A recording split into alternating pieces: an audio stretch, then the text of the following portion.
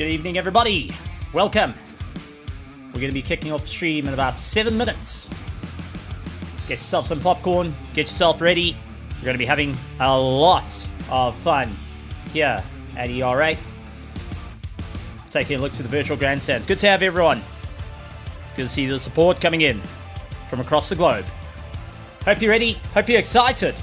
Let us know who you feel is going to score their way to the top. Couple of new tricks coming in for the stream. Let us know how you feel about it.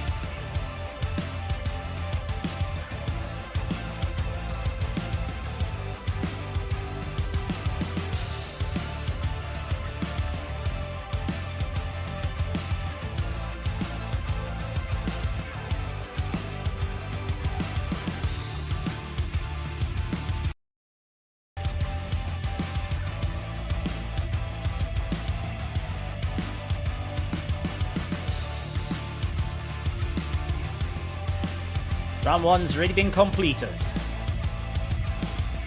Stand by. Get your engines ready. Make some noise. Let's get going here at ERA.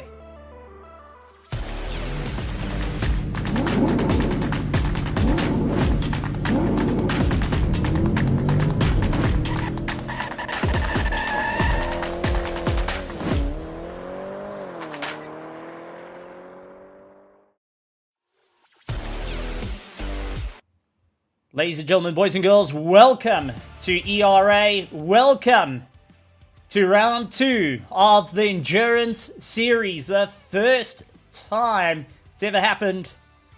We had such an epic battle for round 1. And now we're at the beautiful circuit of Kota. But let's take a look at our championship standings while we look at the amazing circuit of Kota. Lots and lots of action expected to happen here tonight. So it was our PWSR solo one that took the win. That was Dean Nokia. Second place is the LNR Bouncy Boys. Kirstein in second place. They're on 87 points. Reptile Racing currently lies in third. Racob Mokafi is running in fourth. Los Pantos Hermanos runs in fifth place. ERA Racing Team Lambo Manix run in 6th. 7th is the Highway Patrol, looking to really fight it out. We've got the Griffin Sim Racing 2 GSRT, along with the Schizophrenics in 9th place. Core Team in 10th. Griffin Sim Racing Team in 11th. VMV Competition Esports runs in 12th. 13th place is the Griffin Sim Racing 4 with GSRT. Skidmark Racing runs in 14th. 15th is Griffin Sim Racing 3 Pro-Am. French Brigade runs in 16th position. Race Gang in 17th. 18th is Player One Racing, Nebula Esports, and Wise Racing Motorsport Senior Team runs in the top 20. We're at the beautiful circuit of Kota here out in Texas, and we're going to see some amazing battles. Teams have been working out to go and update their times, update their cars, and make sure the setups are working absolutely beautifully here at the beautiful circuit. But it is a rather warm track nonetheless that they're going to be dealing with. So expect to see some close racing action out on the circuit here tonight. And drivers looking to really step up the game of what needs to be done We're in for an absolute wild ride here on this beautiful circuit. With so much on the line, who is going to be able to take the win here at the beautiful track of Kota?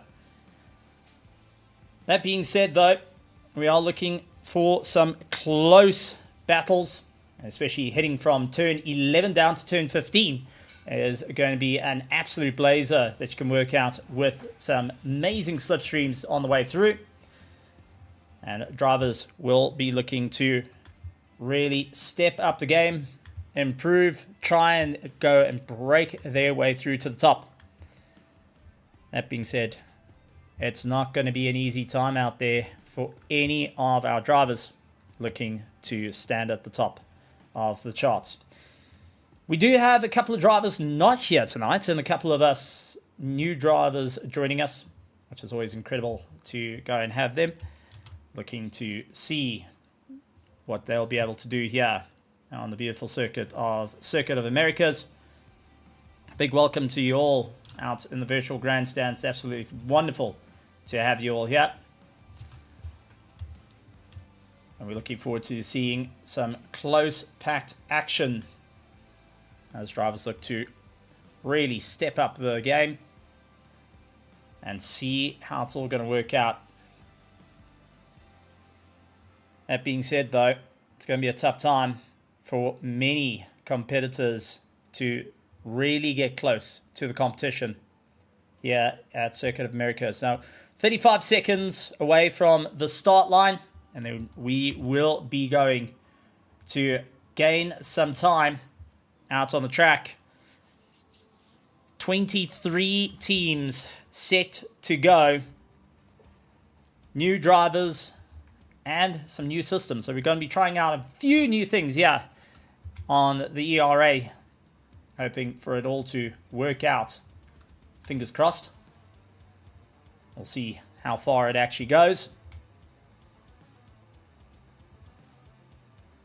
But as we get ready to go, drivers will start making their way to the grid. So let's start making our way to the grid. Ladies and gentlemen, boys and girls, thank you very much for joining us here at the beautiful track of Kota for ERA. And we are ready for some impressive action as we head down to the grid. Beautiful scenic shots coming into play. But it is going to be Mastery out on the top. JS Mastery, one of our new drivers. Please break T1. Going to be having a good bit of fun. And that being said, we actually do have a little bit of comms with a couple of drivers that are in. So let's see if we can get hold of Mastery. This is a contest to Jay. Can you hear us?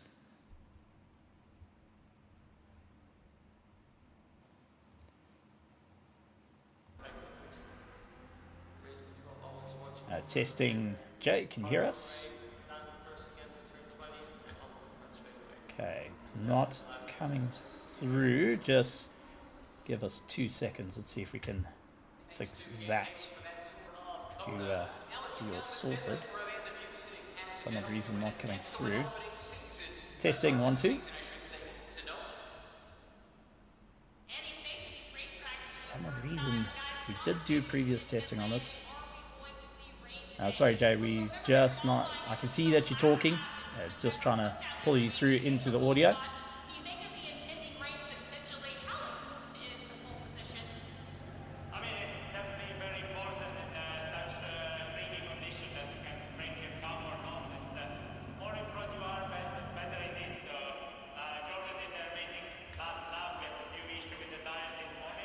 And it looks like we've lost out of everyone.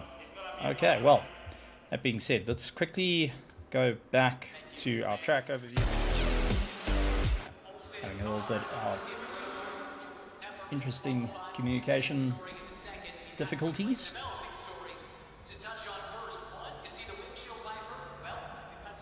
That being said, let's try and figure out what is going on here, because we lost communication. And we are investigating. It looks like there may have been a server reset, so we are just getting confirmation from our stewards. And it looks like we are doing so. But ladies and gentlemen, boys and girls, and we are going to be in for some very, very close action tonight here at ERA. And looking forward to seeing who's going to be able to claw their way to the top. See if we can jump back in. Try and pick up on those drivers. Show them what you got.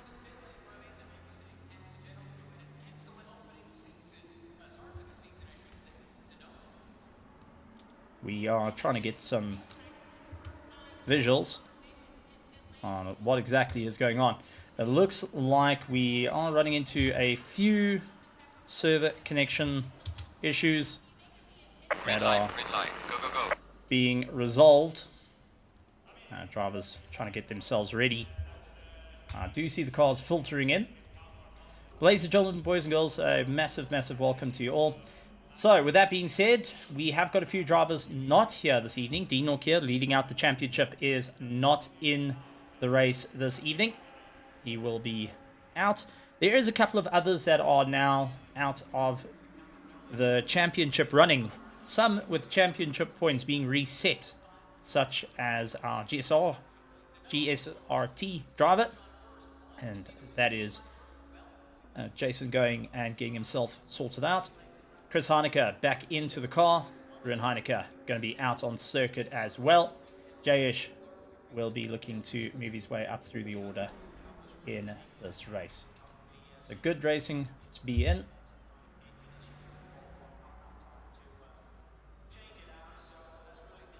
Right, let's test. Jay, can you hear us? There we go. Okay, we have got Jay, who is going to be racing out in the Please Brake T1. Jay, how are you feeling getting ready for this race? It's going to be a bit of a wild one.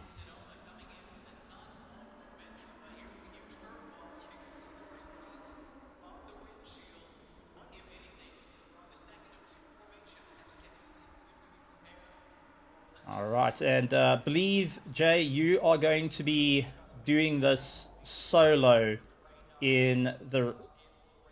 All right, so Jay's going to be one of our solo drivers and looking to really battle it out. And that brings me to our next one. Jay, what was the choice to go solo, especially in a 4-hour race here at Kota? Because none of my teammates like this track, so I didn't really have a choice. I mean, it's one of my favorite tracks, so I really don't mind. The longest I've driven in a solo event is 6 hours, so I'd like to think I can follow through and finish the race. Whether I can win, that's going to be a different order. With that being said, we're getting ready to get going. You feel that your nerves are all set. I mean, this is going to be a long drive for you to battle it out here on the Circuit of Americas. And what's the game plan? To have something to drink, something to nibble? Have you got sweets or just snacks on hand? I've got a couple Snickers bars and I've got a glass of water. That's pretty much it. That should be fine. Been to the bathroom. Should be all good now. Fair enough. Well, good luck, Jay. We're looking forward to chatting to you a little bit further during the course of the race. Thank you. Catch you later. Always fantastic. Getting in-car cams, we've got that little bit is working. We are just waiting for the servers to refire up and get everyone sorted out. So it will be ready in about a 1 minute 40. We'll be out on track. Taking a look over to the virtual grandstands, we got the 7 Tourists, who is with us and turning a gamble. Dylan, all the way out from Sarko here in South Africa. Believe your race went rather well, Dylan. Good to see Sarko coming in, having a bit of fun. We have also got Chris Wall out there, going to be helping us out with a little bit of stewarding, a little bit of work on his side, and having a lot of fun out there with the Mustang. Good to see him out there. And this race is live stewarded, might I add. So a big shout out to our stewards. Massive, massive thank you to them. Absolute commitment on their part to be here at ERA. Can you hear a little bit of the noise in the background of our drivers getting ready? 56 seconds to go. before we will be going. Green light here at the beautiful circuit of Kota. A massive, massive welcome to you all as we are ready to get going. 40 seconds. So, with that being said, let's take a look at our circuit that we're going to be racing on this evening. Drivers are going to be making their way into turn 1. A solid climb up the hill to turn 1. A very, very sharp hairpin to the left that you're going to have to maneuver your way around. That is also where pit exit is. They'll be coming out on the apex to really give a bit of a hammer time. After making your way through, a bit of snaking through the S's till you get to about turn 7. The left-hand kink that can really play into track limits. So you've got to make sure your car is set up to go. Expect to see tires starting to wear off, and turn 7 will be a proper cause for track limits here around Kota. After turn 7, make your way through 8, 9, and into a quick left for turn 10. Short little straight to get yourself all prepped and ready. Turn 11, sharp hairpin.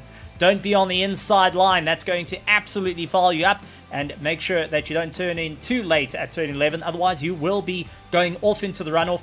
Now, if you do come onto the brakes, let yourself slow down to ensure that you don't have any drive-through penalties. After that, you will maneuver your way down the main straight and get going. So, it does look like we are ready to go back to the circuit. I'm getting reports from Tim, our cameraman, saying all the cars are making their way back onto the circuit. So, quick head down to see the action. Some beautiful shots coming in of our race at hand. Jay going to be leading out the pack, hoping to get himself a little bit further up ahead. And we'll be seeing some incredible action here at Kota for drivers to really be moving forward. And we have the likes of David Schutten in second place in the BMW. Now, we have seen the police car doing rather well out there. And keep an eye on the team. The Highway Patrol, ERA Highway Patrol, is out in full force. Been incredibly strong out on the circuit. Spencer Brown for the Nebula Esports will start out in third. Fourth place is Christoph Peterson and Darius running in Logistical Nightmare Racing Team. Jason Farmer looking to have some fun for the Griffin Sim Racing Team. And we did see him previously racing in the PWSR colours. He's decided to go back to the Griffin Sim Racing Team. Welcomed with open arms there as drivers start making their way off to the start. So, with that being said, let's go through our grid and see who is starting where.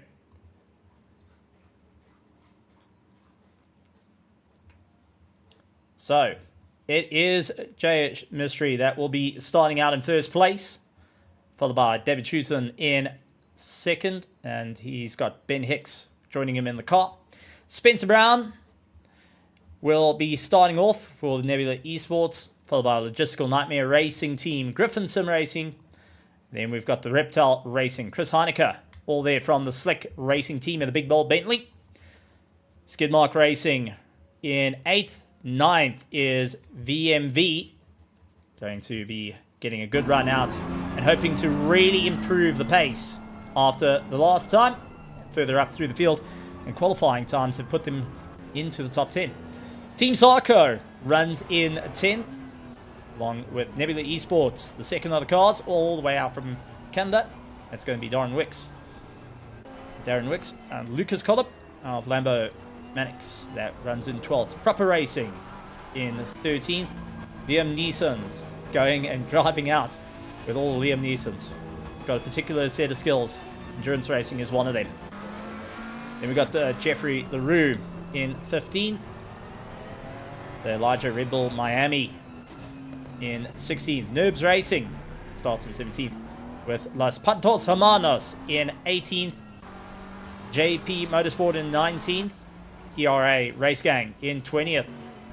And Francesco Enduro will hold that 21st position. Wise Racing Endurance will be in 22nd, followed by the Griffin Sim Racing of Gerald Pretorius, all the way out from South Africa, looking to move his way up through the order. So very, very good line of tight competitive racing. You will notice that the sun has come up and we are seeing a bit of a bright time out there. Many of the drivers are going to have to really compete on a tough level to ensure that they keep going.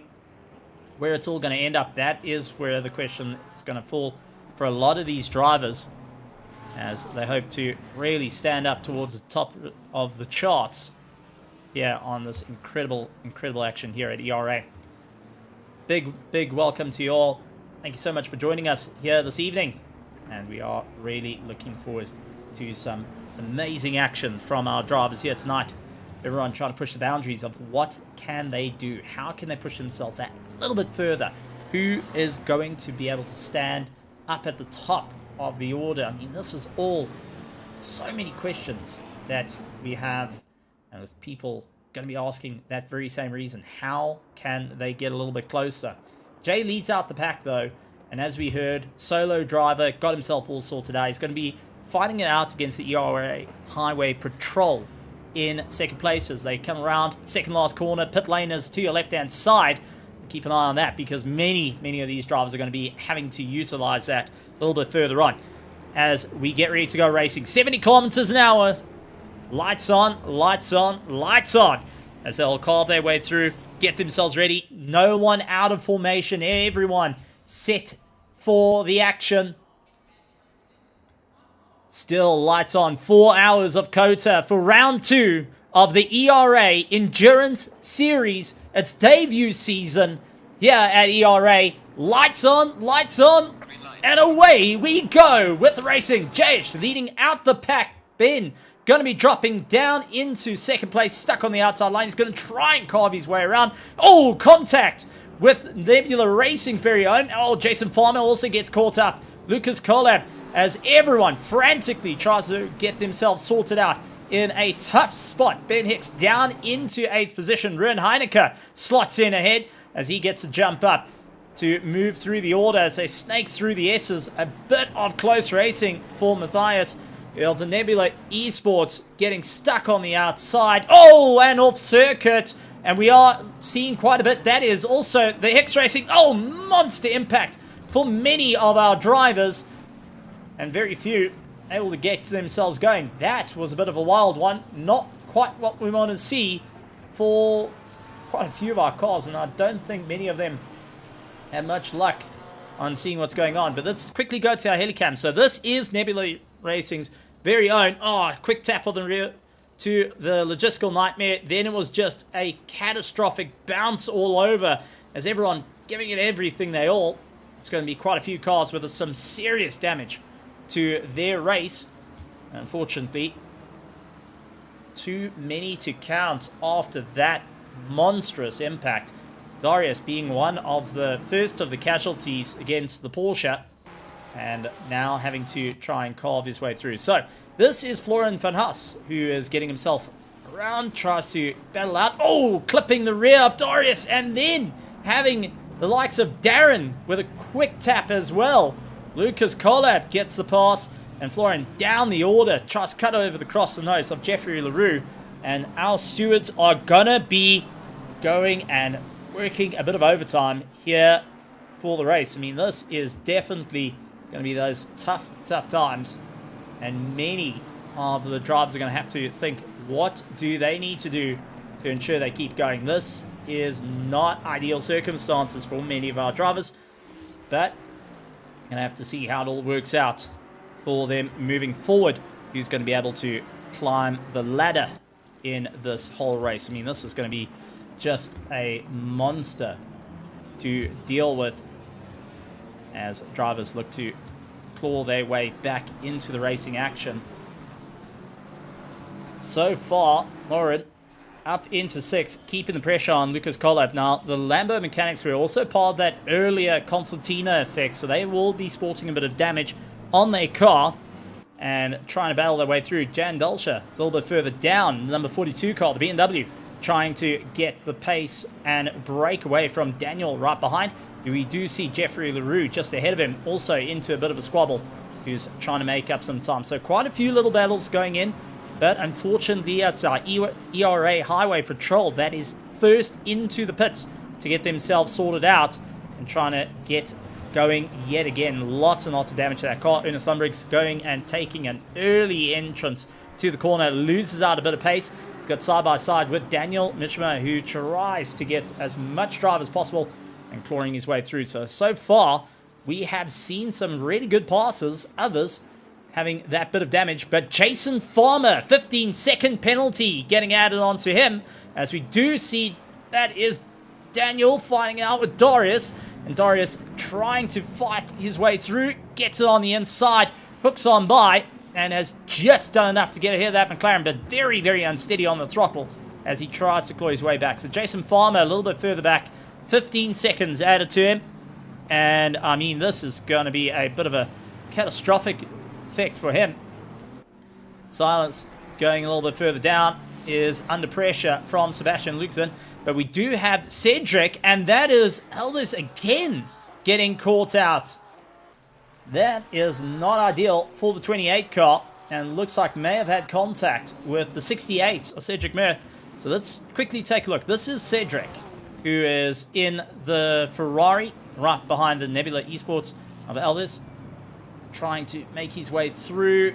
Looks around the outside, dived for the inside line, couldn't get by, and door closed, unfortunately, creating yet another bit of contact to both cars, sporting some serious damage onto them. Jared Pretorius gets a pass on the likes of Ruin Heineke, so does Rolotsky, but Heineke down the order now will have to get onto the power very early on to ensure he stays in for the fight for the Team Sarko. This Ferrari has been working a bit of overtime during the course of the racing seasons. They've been slowly developing it. The Team Sarko have been making sure to step up and make sure the setups can be world class. Late on the brakes, couldn't quite get his nose in, gonna rather sort it out. 4 hours of racing though, and means lots of drivers have huge amount of time to get themselves through. Ernest Lundbrig's in Liam Neeson's car, gets past Jan Daschler. So Jan Jelser of Skidmark Racing down a position. Darius onto the tail as well. Logistical Nightmare Racing is not leaving anything to chance, and also making sure they keeping close to that ideal racing line late on the break. So gonna take a look on the inside, and both Nissans going and having a little bit of a touch. Ernest Lundbrig's going and just looking in his mirror, actually had to straighten up the car to avoid that little bit of contact. And we do see a 5-second for Van Haas coming into play as well. And that's not going to do him any favors, considering just behind them they've got the Gaggles. So Van Haas, who is leading out the train, gets 5 seconds added to his next pit stop, with the likes of Lucas Collab right onto the back of him. Jeffrey LaRue trying to make up some time, lost a bit on that corner, fortunately going too wide, and that allowed Ernest Lundbrig's to get into the toe, pulls himself along, and down the back main straight they're going to pull themselves a bit into the fray and hopefully get into the fight yet again. So some close racing action indeed here on this beautiful circuit as we go nose to tail racing up on the inside. Can he get it done? Tries to go and get it on the brakes, unfortunately too wide. LaRue trying to come do a little bit of a cutback to him, possibly he's got the drive on him, and will ensure he stays in for the fight, but only just at this point to keep going. Some wild racing nonetheless. And Jeffrey LaRue now into the clutches of Darius, who's trying to gain some time at the moment after losing out quite a bit of drive. So good to see drivers starting to get a little bit more settled in racing. We have got the likes of Salas going and dealing with Gerald Pretorius all the way out from South Africa for the Griffin Sim Racing team. Gotta love the purple as he tries to fight it out. Ruin Heineke getting a position over Christoph Rolotsky. Los Pontos Hermanos team going and losing out that little bit of drive. Will have to figure out what needs to be done. Maybe spawning a bit of damage from earlier on is costing him a bit of time. LaRue losing out to Jan and Darius will try and everything he can.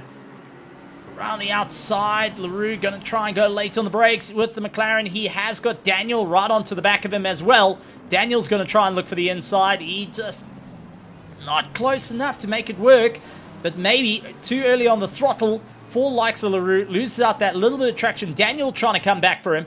And also, take a look, Jason Farmer coming back into the battle as well, as Jayish out in first place. Starts going and stretching that lead even further at the moment. Jason Farmer very, very wide. Loses touch with Daniel, who's instantly onto the back of LaRue. And this is only helping the slipstream a little bit further. Ernest Lumbriggs of Liam Neeson's going and catching up to Lucas Collab in the Lambo Mechanics as they battle their way through and hoping to gain a few more positions. So a couple of drivers out of position, and we are only 9 minutes into this race. We have seen a multitude of different accidents happening out in the first run. Let's see if we can go back to, this is our 30th car. This is Lucas Collab, and take on look from the helicam of the Lamborghini. Lucas Collab hoping to get the run into turn 1, and unfortunately it all went wrong as he tries to go late onto the brakes, sees the whole fight ahead of him, but after that little bit of a touch, it gave him just a little bit too much pace. And once again, we're seeing them back, Ernest Lumbriggs and Lucas Collab, going and fighting it out for position. So always great to see some rivalries out on circuit, but we are starting to spot some more rubbing as racing, as Daniel going and running a little bit off track. And I do think we are going to have some interesting times with drivers looking to get some pace underneath them, but also going and having a little bit of issues with track limits. And yes, that's something we do need to talk about though. Track limits coming into play will dictate how the race goes. It also changes up your entire strategy, as we do see likes of Liam Neeson's going and making up some time. Ernest Lumbriggs up on the inside of Lucas Collab. These two have versed each other many times in the past, and it does look like the Nissan a little bit more settled over the curb. He's able to push it that little bit harder. Lucas going and backing out, giving him a little bit of room to try and come back into the slipstream on the way through. The Nissan's widely known for their straight line power, but can they work their way through the corners? That's the question. Lamborghini's very, very agile through the corners, but not the strongest in the straight line versus any of the other cars. So drivers are having to take that into consideration. Also, what's the strategy plans? What's the fuel plans? Because that's now all changed for anyone that's carrying a bit of damage on their car. Suddenly using 0.1 litre more fuel than you had planned. Daniel dealing with Jason Farmer at the moment, as we do see in the background Jeffrey LaRue and Sebastian Lucasen trying to make his way up into the fight as well. Sebastian hoping that he can get that little bit of momentum underneath him and to stay in for the fight. So great to see drivers pushing that a little bit harder, trying to get themselves sorted. Sebastian looking all over the show. He looked for the inside line, had to cut back though, not to run into the back of the team, and showing that they're doing everything possible to try and get the pass going. John Spriggs a little bit further back for the Wise Racing Endurance has got Jared Pretorius of the Griffin Sim Racing team and Ruan Heineke chasing on by. He's going to have to be well enough aware of the combo behind him, as they tend to work rather well with one another. John Spriggs of Wise Racing Endurance will look to kind of get himself all sorted out. Runs out a little bit wide, tries to get back onto the power, unfortunately just losing out that little bit of time in the running order. So drivers are really going and pushing as hard as they can early on, as Sebastian Lucasen very late on the brakes. Will it work out? And does so. Jeffrey LaRue couldn't quite get the drive. Now it's just to try and break the toe. Goes around holding the inside line. So Lucasen going to go side by side. LaRue stuck on the outside. This is not going to help him out though. Coming into the left-hander hairpin.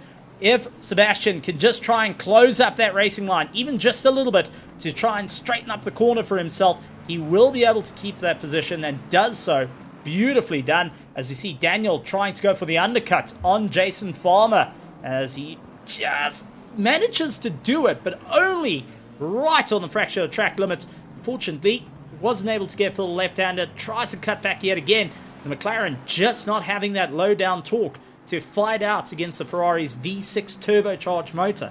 that really goes and pulls a lot of grunt out of the corners to stay in for the fight.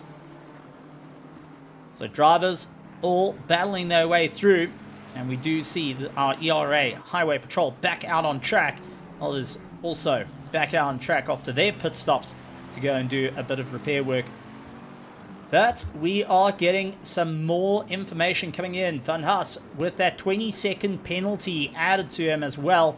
And that is just going and hurting his time and will be added on during the course of the race. I mean, this is going to be just a wild, wild race for many of our drivers who are looking to really push themselves that little bit further up the road.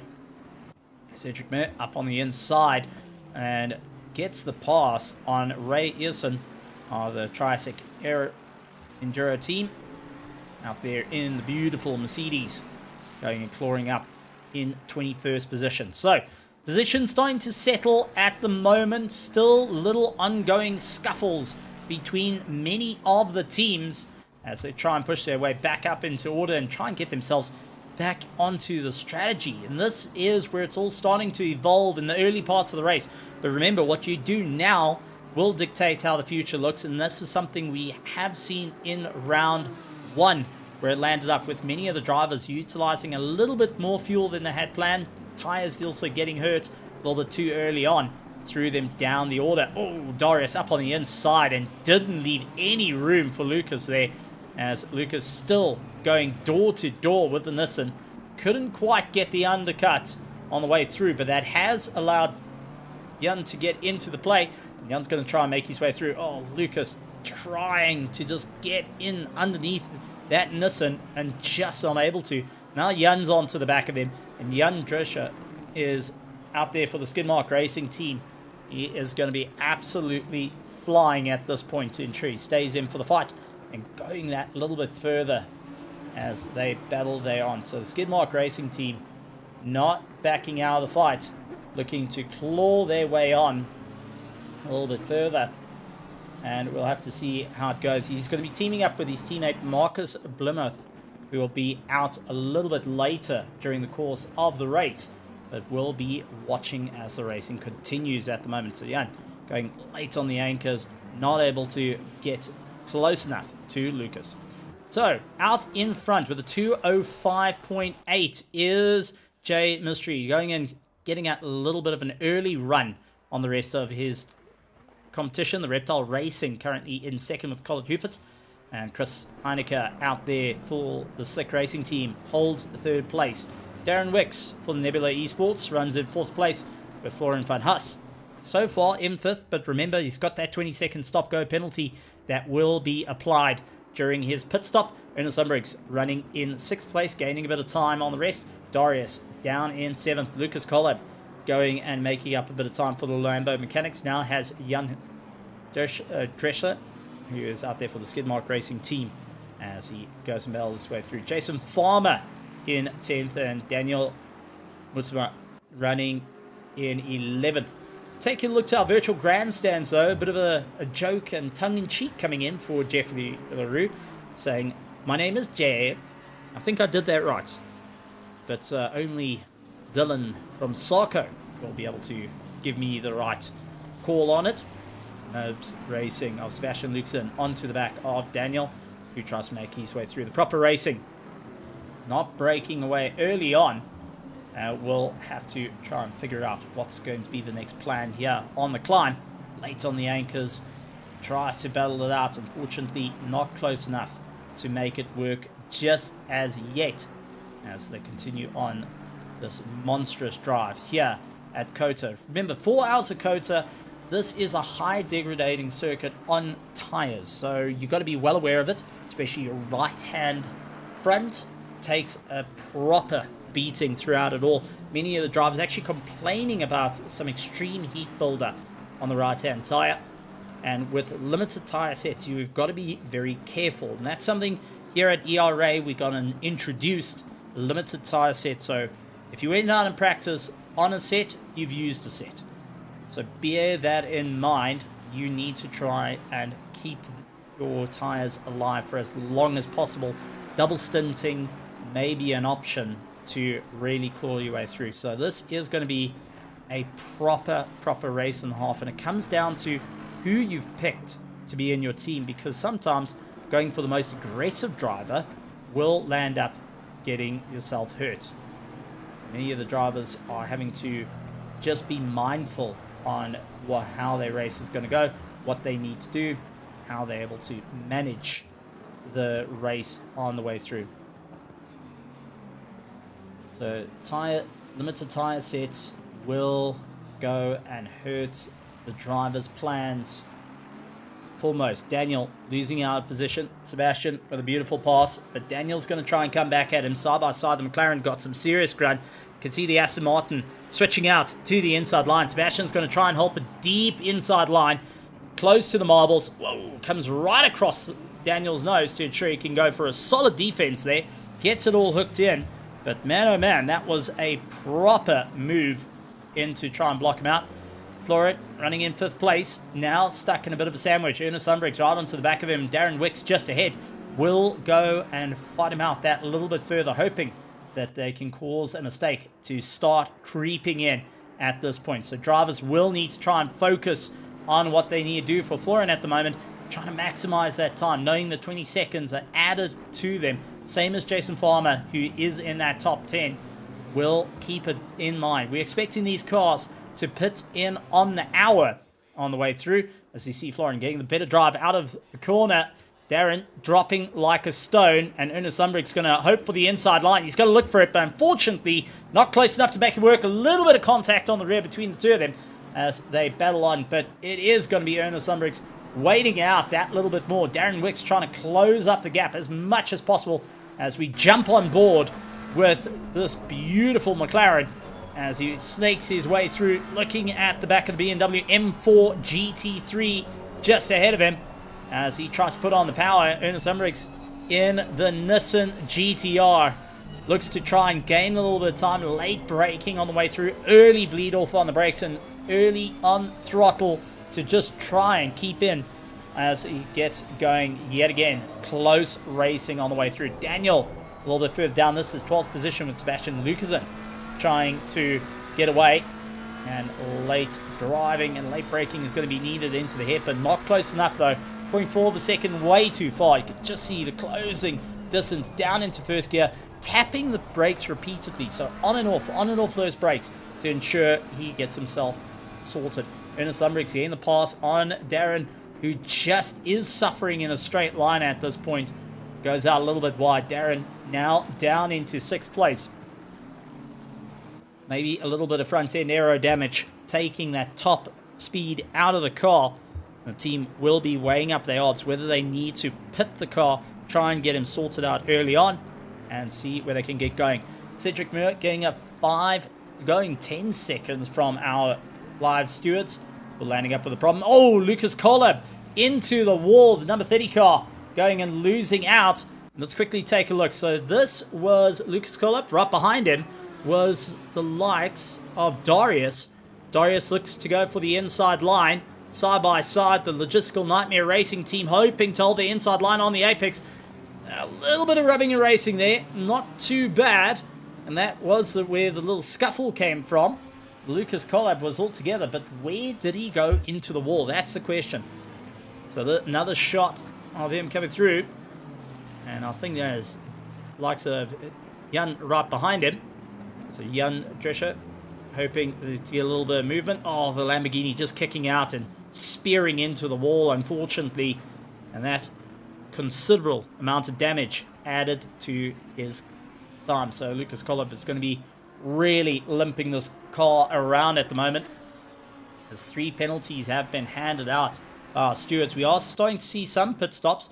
Likes of Jan Dalscher and Ruan Heineke into the pits, getting themselves sorted out. And obviously the damage from earlier on is now playing into effect. Driver saying, listen, let's just get the car sorted, get ourselves back out there, try and make up a fair amount of time as they make their way through. So a short pit stop now should be able to help with the amount of fuel usage. Many of the drivers are saying they can get through about 3 full tanks, not a problem. But it's when you get to a 4th pit stop that it gets a little bit tricky out in the numbers. So many of the drivers are having to figure out that little bit more of a push. How can they really keep going, and what do they need to stay in for the fight? So just a few little moments coming in, creeping in for our drivers. Elvis around the outside as he's got Ben Hicks trying to go up on the inside. Ben really battling it out. And Ruin Heineke, who's just left pit lane, has these two fighting it out. Ben Hicks trying to make up some time after the earlier contact as he fights his way through in 23rd position with Elvis just ahead of him. They are fighting it out for position. Ruin Heineke lying in 21st, looks to try and break away, while likes of Elves tries to make his way further up the order. Mateus not going and getting too much grip. That Porsche sliding around underneath him as he battles his way through. Drivers starting to feel the pressure creeping in at a rate of knots. And we'll have to see how it's going to be battling out here. Beautiful circuit. But it is going to be a wild, wild run indeed. Many of our drivers trying to figure out what do they need to do to ensure they stay in for the fight. And how can they move their way up through the order. Just mean it is going to be a close one for any of it. Late on the brakes though. Going on the inside. Just not able to get that bit of momentum as he fights his way through. So some tough racing out there. And we'll have to see if others can get past the likes of Heineke. Not able to do it. This is one of our closest fights out on circuit at current, with many of the drivers hoping that they could push themselves out a little bit further. But the pit stops are becoming a little bit more inherent as we see Ray a little bit slow into turn 1. He's running in 19th. He is the last of those that haven't gone into the pits. Gerald Pretoria is fighting out with Lucas Collab at the moment. Lucas going and just battling to turn the nose in on that Lamborghini immediately. Gerald in the Ferrari 296 gets that pass and loses out under throttle. Just going in a little bit too hot in this fight. So tough fighting out there. Gerald Pretoria is hoping they can gain a little bit of time and will be fighting their way through. So really good to see. Late on the brakes, trying to get it all sorted out and get themselves running. Man, wondering if we should actually have a fan cam that comes in for our fans out there in the virtual grandstand, give us a bit of a show of support. Maybe that would be an idea. We have got the driver cams that a lot of the teams have access to, and they can go and show their camera perspectives. Unfortunately, not many have taken up that charge, and that's how we actually got the likes of Jay to have a chat with us. But we are getting more and more, hopefully, to do so, to be a part of it. But let us know whether you think a fan cam would actually be a good idea to show off your support to all the drivers out in the amazing racing that we're seeing out on track. Lucas Collab into the pits after his bit of damage to the Lamborghini, and will be trying to get himself sorted out. Fair amount of damage on that car. Expect to see him out for about 2 minutes to get himself back in and back and going. So tough racing. That being said, let's go through after a fair amount of time of racing, 26 minutes so far. Jayesh leads out the pack for the Please Break T1. Well, so far, everyone didn't quite get that name, but Jayesh is cruising up ahead. And then we got Colin Hupert running in second place. Chris Heineke running in third and leading out for those South Africans out there trying to take the fight. But he is getting chased down by Florian van Huss. And Ernest Umbriggs is now close in tone. You can see the difference, how that Nissan has got some serious grunt down the straight line. And it's why its BOP gets pulled in tons in mind. We've also got Cubase going out there in the virtual grandstands, supporting, saying, I'm with you guys in mind. Going and cheering on from the sideline. Great to see many of our fans out there going and cheering on the drivers, being part of the show, as we look to get some pace and really run up through the order. So Ernest Umbriggs hoping to get a little bit more run.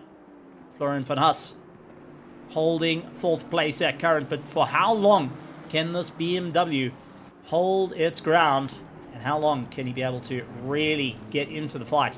Let's see Ernest Lundbrig's now starting to gain a little bit more time and claw his way back into the action. Now, Ernest Lundbrig's and Liam Neeson's, you heard how in race 1, the design of the car was to try something different, shocking, and exciting compared to the rest of the field. And, well, shocking and exciting it was. Gets the pass on Florin, who was caught out going into turn 1, going and keeping an eye on the likes of the BMW of Ben Hicks, and lost out that position. Now we'll have to wait out a little bit further, keeping into the slipstream, pull himself along. But that Nissan is not hanging around and looks to try and open up the gap quite quickly. Darren Wicks has got the likes of Darius trying to make up some time. The Logistical Nightmare Racing team have been on a proper climb of late. A few little incidents here and there, but the likes of Darius is hoping to really change things around. He's joined up with Christoph Peterson,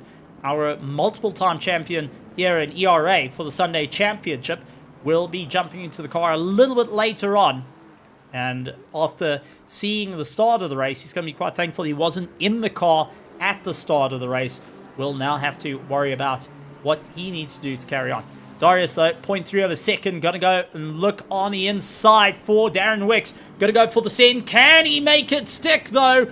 Up on the inside, over the curb, straightening up. And it does look like Darren Wicks is going to have enough to come back and fight him out. Side by side they go, but the McLaren just able to keep up ahead. And will continue on the drive as Darius tries to come back around him, fighting it out tooth and nail. Both of them go. The McLaren having the inside line this time round. And Darius looked to try and go for the comeback. Couldn't quite to go for it. We'll have to wait it out yet again. Really getting onto the power. Hopes that he can get it for the send. Unfortunately, not able to get it hooked in just as yet. Darius trying everything he can. A little bit unstable under braking. That little bit of aero damage he incurred earlier in the race now starting to bleed into effect here. Darren Wicks stuck on the outside. Not going to have the best run into the final corner, but can he get on the power earlier? Misses the sausage curb. It's going to be a drag race up into turn 1. Side by side they go, and Darius is just able to get ahead with that Nissan's pure brute force horsepower, getting ahead of the mighty McLaren. But don't count out Darren just as yet, as we have seen the Nebula Esports go and pull it back from the brink, especially in round 1. Can he make it work out in round 2 out there in Canada, racing here in Texas? Matthias Elders going and fighting out against Ruben Heineke. Interesting combo. The South African fighting out against the Brazilian. Ruben Heineke for Team Sarko, trying to get as much drive as possible. We'll see the likes of Elders looking left, looking right. Tries to peer in for the corner. Couldn't quite get the drive underneath him, and will hold his line as Matthias just couldn't get the Porsche underneath the Ferrari 296 at the moment. They are fighting it out the 21st and 20th position, but it is on track. It is for points, and it is for country pride at this point, as Matthias going and losing out. So Elvis needing to really try and dial the Porsche back that little bit more. A little bit further up, though, as we do see Elvis pulling into the pits. He's going to be serving a bit of a stop there. And we have got Ernest Lundbrig's with Chris Heineke just ahead of him. Chris Heineke out there for the Slick Racing team. Enjoys the Bentley. I don't think he's ever changed away from the Bentley in all the racing leagues I've seen him across the world. He's been quite thoroughly impressed with it, going and taking long developments on the car. And even when it was non-meta anymore, decided to stick out with the Bentley because, well, it just feels that good. Many of the people go and worry about BOP and how that affects the cars. Well, for the likes of the Slick Racing team, they have concentrated on refinement, not really about the BOP, even if it's not working out for them. They're going and saying, we're not quite on that top level as yet, but we want to ensure that we keep going. Ernest Lundbrig's, though, is going to keep him hot onto the tail with the likes of that Nissan GTR, and going and bringing the Godzilla onto the back of the Boatley just ahead of him. Darius will be chasing him down, but we do see the likes of Florian van Haas in 5th position, just close enough to be in shot, just close enough to be in for the fight, and able to give his 2 cents into the fight as well. So keep an eye out on him. I don't think he's out of the fight just as yet. immediately Lundberg's trying everything he can to find it out. Ray isn't going for the pass, and unfortunately just couldn't get the nose of that Merc to get in. Jan getting the pass done and dusted will have to now open up the gap, and Ryan in likes of 19th position. Now Ryan, all the way out from America, quite happy to race this big old Mercedes around COTA out in Texas, going and saying it's a beautiful car, it's a beautiful track, but he's hoping to just score enough points for the championship. Ernest Lundberg's looking for the inside of Chris Heineke, gets a pass down and dusted late onto the anchors. Heineke looked to try and come for the cutback. Unfortunately, he wasn't close enough, and immediately Florian van Haas, right onto the back of him, will step up and try and stay in for the fight on the way through. So this is going to be a multitude of close racing. Yellow flags up ahead, though, and that is going to be for Silas, who is now up and going, but a little bit slow out the corner. Gone and put himself a little bit wrong, and the driver's got a quick yellow flag. Many of the drivers would actually start backing off a little bit to ensure that there's no close contact between them. So always a tough one out there, as Florian van Haas trying to go late on the brakes and keep himself going at the moment. In the tow, pulls himself along and tries to get onto the back of Chris Heineke. 25 minutes left before the likes of the first hour is done and dusted, which should feel like an eternity for a couple of these drivers who are going and sporting a bit of damage to their cars, trying to keep to what strategies they have at this point. Florian van Haas just keeping the pressure on Chris Heineke and hoping they can really keep up that little bit of momentum on the way through. So tough times out there. We'll have to see how it's going to work out for them as the race continues through this 4 hours of COTA, round 2 on a tremendous fight. Now, for any of the turbocharged cars, this unfortunately is not a circuit that you want to be dealing with, as you start to battle a little bit more. For many of the drivers sitting at a beautiful 21 degrees Celsius, they will be suffering a bit of tire wear coming into play, but for the turbocharged cars, the high altitude is not helping them. Want to be a little bit lower to the coast to get all that power out. A little bit of cooler temperatures as well to really work out that drive. So as much as Nissans power their way in a straight line, it also starting to take a bit of a hammering, and you will feel the graining period starts to creep in around this time as well. Many of the drivers are going to be feeling that, where the tires get a little bit snotty underneath them. Think about taking a bar of soap, leaving it with too much water, and you get it all slippery and slimy, where it sort of wants to grip onto the surface, but then with a little bit of a push, a little bit of movement, it just easily slides over. It's a bit of a jarring sensation, and the drivers will have to drive through that graining period to keep themselves going. Once they start losing that grip and finding it becomes a little bit more slick out there, they'll start to consider where their tires need to be. But the longer you can stay out on the track, the more that the temperature starts to come up here at the beautiful circuit of COTA, and you are able to adjust your tire pressures accordingly to ensure that you stay in for the fight. For the likes of Ben Hicks at the moment, he's trying to make his way through. Ruben Heineke, though, big mistake on his part. Not usual, going and landing up, spinning out into the wall. Loses out to Lucas Collip as he gets a little bit of a off-road excursion. Jan trying to look up for the inside line, and Joshler going to go hitting on the brakes, gets past the likes of the JP Motorsport McLaren and beautifully sticks it in and gets it going. So Jan going to be quite happy with that one, and will look to stretch open the gap even further at this point. Silas going to have to be thinking a little bit more in the future of what does he need to do? How's he going to focus on this one? Florian van Haas was right onto the back of Chris Heineke, unfortunately losing out that little bit of time. Is helping Ben Hicks, though, of the ERA Highway Patrol to start closing up the gap. Now, remember, they've pitted twice during the course of this race, so that is not going to be ideal for them on the way through. So they need to be well aware of how things are going to go here.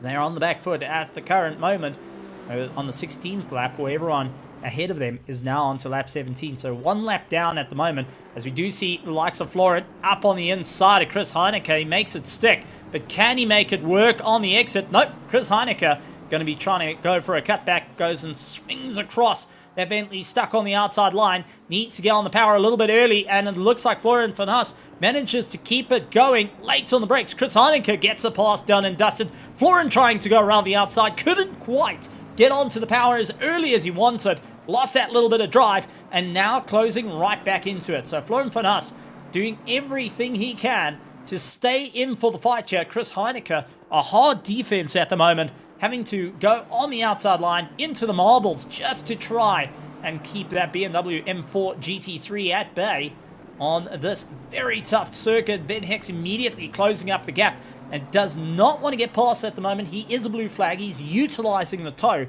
but it is starting to cost him a bit of time as well. And a little bit further back from them, we did see the Nissan GTR of the Logistical Nightmare Racing team, Darius, trying to close up on the VMV and on the Slick Racing team, Bentley. So the more these two get to argue with one another, the better it goes for the Logistical Nightmare Racing team, and you can be sure they are waiting for it. So Alves with a 20-second penalty on his next pit stop, as we do see Florent losing out a lot of momentum through, and that's Ben Hicks immediately having to jump onto the anchors. John Spriggs up on the inside of Jeffrey LaRue, and my name is Jeff, just manages to keep that car going. So LaRue getting the jump on the Wise Racing Endurance. Well, they might be wise, but they definitely not having the pace to fight it out with LaRue into turn 1. Darius scoring a drive-through penalty, and that is going to be for track limits exceeded. And a big blow to the Logistical Nightmare Racing team. That aggressive driving style coming into play and being our first drive-through penalty here in round 2 at Kota. And that is going to take out a lot of punch for them, and having to readjust, rethink, refocus, and get back into it. So some tough racing out there. A lot of mental games starting to come into play. And for many of the drivers sitting with penalties, they're going to have to be looking over their shoulders. And the likes of Darren Wicks out there from Canada has got Jason Farmer all the way from South Africa right onto his tail. Jason Farmer not going to be backing off. Nebula Esports really trying to get the drive as fast as possible. Jason Farmer, who is in it as a solo, and something he's very, very used to doing, now going and make his way through. Remember, his points have been reset. Round 1, he was part of the PWSR team that was battling it out. Unfortunately, going and having those points reset as he's back to the Griffin Sim Racing team. Not in it for the sheer fight of points this time round, but does want to have a bit of a foothold in the competition, as 23 teams around the circuit for 4 hours starts to go and weigh for many of the drivers. We will have a chat to the likes of Jay, who's out there in first place, solo driver, who will give us a bit of an insight of what's happening and how is he feeling. We're going to try and have a chat to a few of our drivers. And a big welcome to those that do want to drive, do want to have a chat. You're welcome to come into the Discord, or you're welcome to join the link that's been put out there. Go to audio, we'll bring you in, have a bit of a chat to you. You can also put the cameras out on show as well. You can utilize your phones, works beautifully. So this is going to be a interesting time, and many of the drivers will have to fight it out.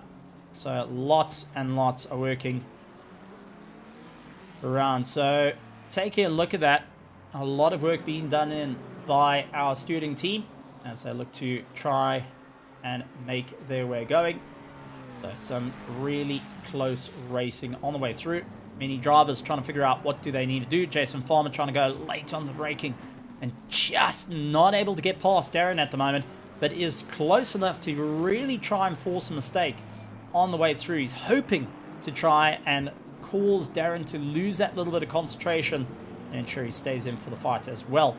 That even when the penalty has to be served during the course of the pit stop, he'll keep going. Now, the question that comes in, Darius has to pull in within 3 laps of this race. Otherwise, goes over that, he will be DQ'd at this point, and that is not what the Logistical Nightmare Racing team need on their conscience right now. Darius still pushing as hard as he can to make up that time. Lucas Collab, after doing his pit stop, and now chasing down the likes of Ryan immediately, forcing Ryan to get into a bit of a defensive move here as Lucas looking left and right. The Lambo Manix trying to close up the gap and really see where he can get into the fight. Ryan, on the other hand, looking to try and make his way through, as we do have the likes of Colin Hupert out there for the Reptile Racing team, second place. Now needs to try and figure out how can he get past the two battling cars as Ryan runs out very wide. Man, oh man, he's into the next state at this point, from Texas to New York. That is Ryan's drive. He loses out to Lucas Collab, but he does open up the gap for likes of Colin to get on by. But this does mean that Colin can become that wrecking ball, can be that way to get past. Colin can put his nose in, force Lucas to come off the throttle. He will be able to utilize that gap to keep going. So Ryan's got to keep just close enough to make it work for him here. And this is always a tough situation when you start to bring in multi-class in terms of your drivers. You've got some of our pro drivers out there, our diamonds, platinums, golds, silvers, bronze, irons, all out racing as John Spriggs into the pit lane, and Jan getting the drive on Cedric just ahead of him. Cedric, you can still see, he's got that little bit of damage on the car as he will try to push himself out a little bit further through the race and going and feeling a fair amount of damage as well to his car. So, I mean, this is going to be a huge run for many of the drivers as they try and carry a lot of their momentum through. So, just going to be a bit of a wild one. Many of the drivers having to think, what do they need to do to ensure that they stay in for the fight, and how can they keep going? I mean, this is just all about the wild drive for many of the drivers to keep going. As we take a look to John Spriggs, he's going wide, trying to catch up to Silas just ahead of him, and he does have another one of the cars right behind him trying to get on by, and that looks to be possibly one of our Ferraris. That is Jay who actually gets on by. Had to really think about that one.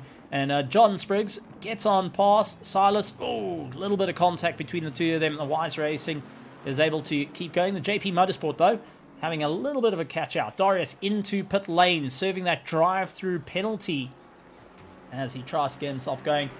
And Darius, our Polish driver, looking to really just get his head resettled, re-in, and get racing. He's going to have to really battle it out with Jeffrey LaRue, making up a fair amount of time as he comes out of pit lane and will be closing up at a rate of knots. Thankfully, if you can just get on the power early enough, out of turn 1 into turn 2, you're able to carry a lot of momentum through and keep the power on the way through. So Silas going and finding out with John Spriggs, going and battling his way into the fight, and will continue on the drive. So great to see many of the drivers hoping that they can make it work here tonight in the 4 hours. So great to see an epic battle of note, as we do have Ruin Heineke trying to get past Ryan at the moment, and just not able to do it, closing up a gap at a multiple rate of knots, and just not able to get the nose to turn in. The Sarko team have been working frantic, and if I remember correctly, the Sarko team is split racing tonight. They have got a 6 hour that's going on as well, so they are in between races, and the team is having to split resources as well, so not only racing here on the global stage against multiple drivers from across different countries, but also those racing back in South Africa as well. And I know Dylan from Sarko is going to be keeping a close eye on both sides of the coin here, trying to figure out where they can go. Darren Wicks and Jason Farmer also closing up on one another, but Ruin Heineke is looking to get pretty feisty against Ryan. He's forced Ryan out a little bit wide, late on the brakes. Can he make it work? Ryan's going to try and come back, and he does hold that inside line, but over the curb, and that's going to unsettle the Merc a little bit.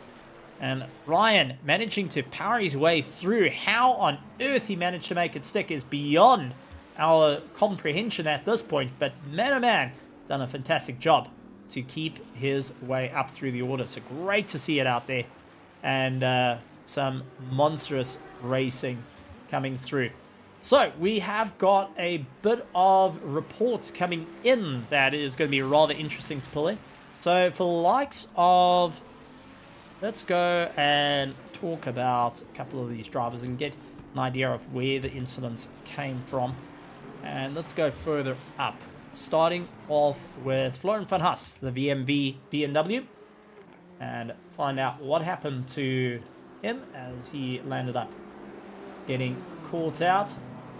There's a car number 930 going and landing up with a multiple bits of contact. Just trying to take a look out on the board of where on earth the cars that were affected, and to get him that 20-second penalty for the 930 car, as he does have Chris Heineke up on the inside, gets a pass done and dusted, and really battling his way through. So he started off with a warning that came through for a bit of contact, and followed by a 5-second as he got caught out, and that was almost pit 751, and that would be likes of Darius on the straight due to previous incidents. So he added 5 seconds onto that, and then immediately coming in afterwards, he lands up with a 15-second for dive bomb, causing collision, gains an advantage. So going and diving in on his competition, lands up with a bit of a contact, and that is why he's sitting with a 20-second penalty. Not just because of just the door-to-door contact, but that dive bomb into the corner, going and compromising him as well. Darren Wicks in 6th, but Jason Farmer in 7th. The 369 car going to be going and thinking what happened to him. He got 5 seconds for a bit of contact with the 28 car, and that threw him down the order. So starting off with that 5-second penalty. That's a 5-second penalty. Oh, bit of contact against the Nebula Esports. So not really getting the drive that he wants there. Sorry, that was the 15 seconds. So that was the only time he got it. That was the contact with the 28 car of Elvis. So Jason Farmer with that contact with Elvis, he gets a 15-second. Ooh, bit of a late dive though to try and get past the likes of Darren Wicks. Trying everything he can, really clawing at his back tail, trying to figure out where he can go here and where he can get that little bit of drive. So tough times, and where many of the drivers need to try and get a little bit more. Lucas Collard trying to get onto the back of Silas at the moment, really getting the drive up on the inside. Couldn't quite get that momentum though. Silas stuck on the outside, does get a poor run. He does get a tank slapper, and Lucas says, thank you very much. Done, dusted, gone by. Absolutely fantastic racing on his part. So great to see him out there, really putting in that little bit more work and hoping that he stays in for the fight. So good to see a couple of drivers battling it out, going and gaining a bit of an advantage on the drive here, not to be caught out in too many problems. So we have got some exciting times out there for many of the drivers. I'm hoping that the drivers can see how they can get going as they battle their way out for yet another fight on the way through. So great to see how many drivers can really fight their way through and who will be on the running order. That being said, we need to concentrate on the racing at hand. 4 hours of this race, and many of the drivers starting to show that wear and tear. Jason Farmer onto the back of Darren Wicks is a very good cause for that, as he tries to figure out how he can get by, going and thrashing tires at this point, trying to battle his way through. Not working out for him, and will be really trying to close up at a rate of knots as they fight their way through. And we got Ryan, who is onto the back of Elvis. Elvis on his climb back up, and unfortunately for Ryan, he's got a drive-through penalty due to track limits exceeded. That's going to cost him a fair amount of time, Alves with 20 seconds on his next pit stop. So we're starting to see more and more of these drive-throughs coming in, and it does wonder how many of the drivers are sitting on that final track warning out there in the world of COTA. How hard are they pushing? Are those tires starting to slip underneath them? As we do see Jason Farmer going a little bit harder on the brakes to try and catch up to Darren into the corner. That McLaren just stepping out of the corners just a bit quicker, and the Ferrari going and battling his way through at this moment. Darius, though, looks to try and make up as much time as possible on the way through his fighting order. So good to see some bit of momentum coming into play, and we'll see a lot of those drivers pushing themselves that little bit more. Jason Farmer, though, looks to try and battle it out in through the running order. Dives on the inside. Has he got past Darren? Looks like he may have done it. Darren's going to go for the inside line. Can he get the drive, though? Side by side they go, and both diving into the pits at the same time. Oh my heavens!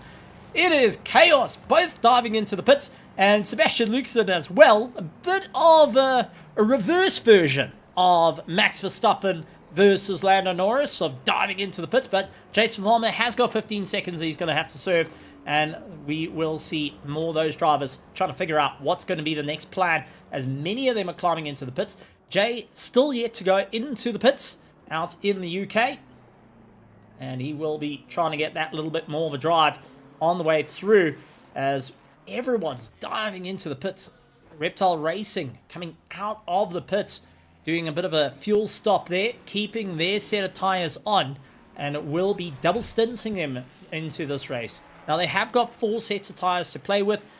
We have got Ryan with that drive-through penalty that he needs to serve. But 4 sets of tyres for the drivers, they're going to have to try and figure out where exactly they can swap out, swap in. And remember, if you go and lock up, it damages the tyres. If you go and slide, that damages the tyres. And that all comes into play for our drivers out there who are looking to really min-max at this point to ensure that they can keep up the pace. Darren Rixell in 4th place is going to have a little bit of breathing room away from Darius, about 4.9 seconds at this current moment, who is starting to get his climb back in. Remember, he did have that bit of contact early on, plus he landed up with that drive-through penalty that was added on to the fact for pushing track limits a little bit too hard. He had to slow it down, bring it back, and get racing yet again. So some interesting races, some interesting pushing, and some interesting looking for drivers to ensure that they keep in for the fight. I mean, this is just all about wild, close racing on the way through. Lucas Collab, though, looking to get a little bit of time, is catching up to Daniel just ahead of him. And Daniel, who is battling it out for the proper racing team in the McLaren. So Darren, hoping to make it work, will look to fight his way through. Lucas Collab onto the back of him, trying with that Lamborghini. Remember, it has taken a fair amount of beating, had some repair work done to it to try and keep in. Looks for the inside line, really pushing onto the back of Darren at the moment, and just can't get that drive. Every step of the way, getting into a bit of a tussle there. Lucas Collab trying to battle his way through, and gonna be tough onto the brakes. Couldn't make it sink in. We'll have to wait yet again at this moment. Lucas Collab and the likes of Darren very close to one another as they push on. Alves still's got that 20-second penalty he needs to serve, and so is the drive-through of Ryan currently being served as they go side by side. Lucas looks up on the inside. Can he get it to work, though? Unfortunately not. Going to go late on the brakes as he tries to go in for the cutback. He has got it done. Darren sitting right next to him, then slows up, went behind, looks for the undercut, just couldn't get the drive at the moment on the way through. As we go to the helmet cam, you can see frantically soaring away at the wheel of this McLaren to just try and get late onto the brakes, really going and feeling all those G-forces coming in on the virtual driver. But for him in the Simrig seat, he is concentrating on just making it work, continuing on and trying to push that a little bit further into the race. So many of these drivers starting to feel that wear and tear coming in, and drivers are looking to get themselves going. A couple of driver changes have come in. Conrad Kuhn back into the race of the JP Motorsports. He is yet to do a lap here at COTA in race trim, but has been a consistently quick driver for the team in practice, and he's hoping to take that little bit of momentum in through the order, going and replacing out one of his teammates, and will be staying in for the fight that little bit further. So good to see drivers are balancing themselves at the moment, trying to see where they're going to work out, how it's all going to work out. But for the JP Motorsport, they're hoping to get that little bit of momentum. Florian Van Haas is onto the back of Jason Farmer at the moment as he tries to push himself that little bit harder to get into the fight, and will be looking to close up on the brakes at the moment. Couldn't quite get it all sorted out. Has to wait it out that little bit more. The VMV BMW M4 is not holding back at this point. Trying to gain that little bit of time. Under braking and just battling his way through. Seeing where on earth can he get himself all lined up. Goes late onto the anchors. Behind Jason Farmer. And he's just not able to get the drive on him. Really pushing as hard as he can. Remember, these two drivers are solo drivers. So not only are they wearing themselves out, now they're going to wear themselves out a little bit further on into the race as well. So it's going to be a tough race indeed as Jason Farmer's going to go at the inside line. Florian's going to try and go around the outside. The BMW is going to try and close off that gap. Couldn't quite get it to work out. Florian back into that 12th position. Jason Farmer lined himself up for that good defensive inside line. He managed to hold it and gets himself fired out the gun yet again to keep his way through. So some tough racing out there on both parts. But glad to see how they're doing. The Griffin Sim Racing team not backing down from the fight in this one as they continue on. Florian Van Haas, though, will have to figure out the next plan as he does go out a little bit wide, carrying a lot of momentum through and just not able to keep up the drive on the way. So tough racing indeed. And after they've done the pit stop, they're getting themselves out there, pushing it that little bit further. But we are 45 seconds away from the first hour being completed with 90% of our field after a bit of contact on lap 1. Landed up taking them out of the race and having to fight their way back from the back of the pack. They are still going and fighting their way through and changing up their plans. Many of them pitting right before the hour mark and all thinking maybe for a possible undercut. That changed. I do expect many of the drivers to swap out their plans, go out that extra 2 laps more, just to concentrate on gaining a little bit of time that way. Try and go for a bit of an overcut on the rest of the field after seeing many have done the undercut and how it worked out there. Just having a huge amount of traffic for them to battle their way through. So some tough racing out there as John Spriggs and Lucas Collab fight each other out. The Lambo Mannix going and finding out against the Wise Racing Endurance at this point. And John Spriggs a little bit late braking. The Wise Racing, unfortunately, missing out the braking marker. Tries to do everything he can. Lucas Collab just not able to get on the power early enough to make it work for him. Will have to wait that little bit longer on the way through. So as they make their way down the back straight, we do see the likes of the Soroko team going and mining out of the way and allowing some passes to happen. But this is Jason Farmer with Florian, who's now got the outside drive. He's going to have the inside in through this left-hander and forces Jason Farmer out a little bit wide. Can Jason get on the power early enough to go for the cutback? Unfortunately not. Florian Van Haas keeps a defensive line at this moment of time and continues on his drive. So great to see out there. Very, very close racing on them. And this is going to be still a monstrous fight nonetheless for our drivers as the first hour is completed, done, dusted, moving on to it all. Let's see if we can try and get in touch with one of our drivers and get a bit of a sense of what's happening and start pushing the way through. So let's see if we can get hold of Jay out in the leading first place car. So, Jay, can you hear us? Certainly can. All right, so we have got Jay to have a chat to us. Jay, how are you feeling after the first hour? Pretty good. Kept it on the track. Not really any mistakes. I kind of made a mistake in the pits. I didn't change the pressures, so they're going to be a bit high for this stint. I wasn't really concentrating. I was kind of daydreaming. So, how's the traffic? We saw you getting into a few tight situations where we're seeing ongoing battles out there on the circuit that's really taking you away from the race. How are you finding it navigating through some of these tough, close battles? It's pretty good. I mean, gives me something to do because it's pretty lonely otherwise. Everyone's been quite fair, not really blocking.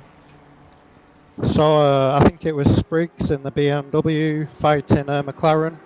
That was quite nice to watch and to be a part of for a second.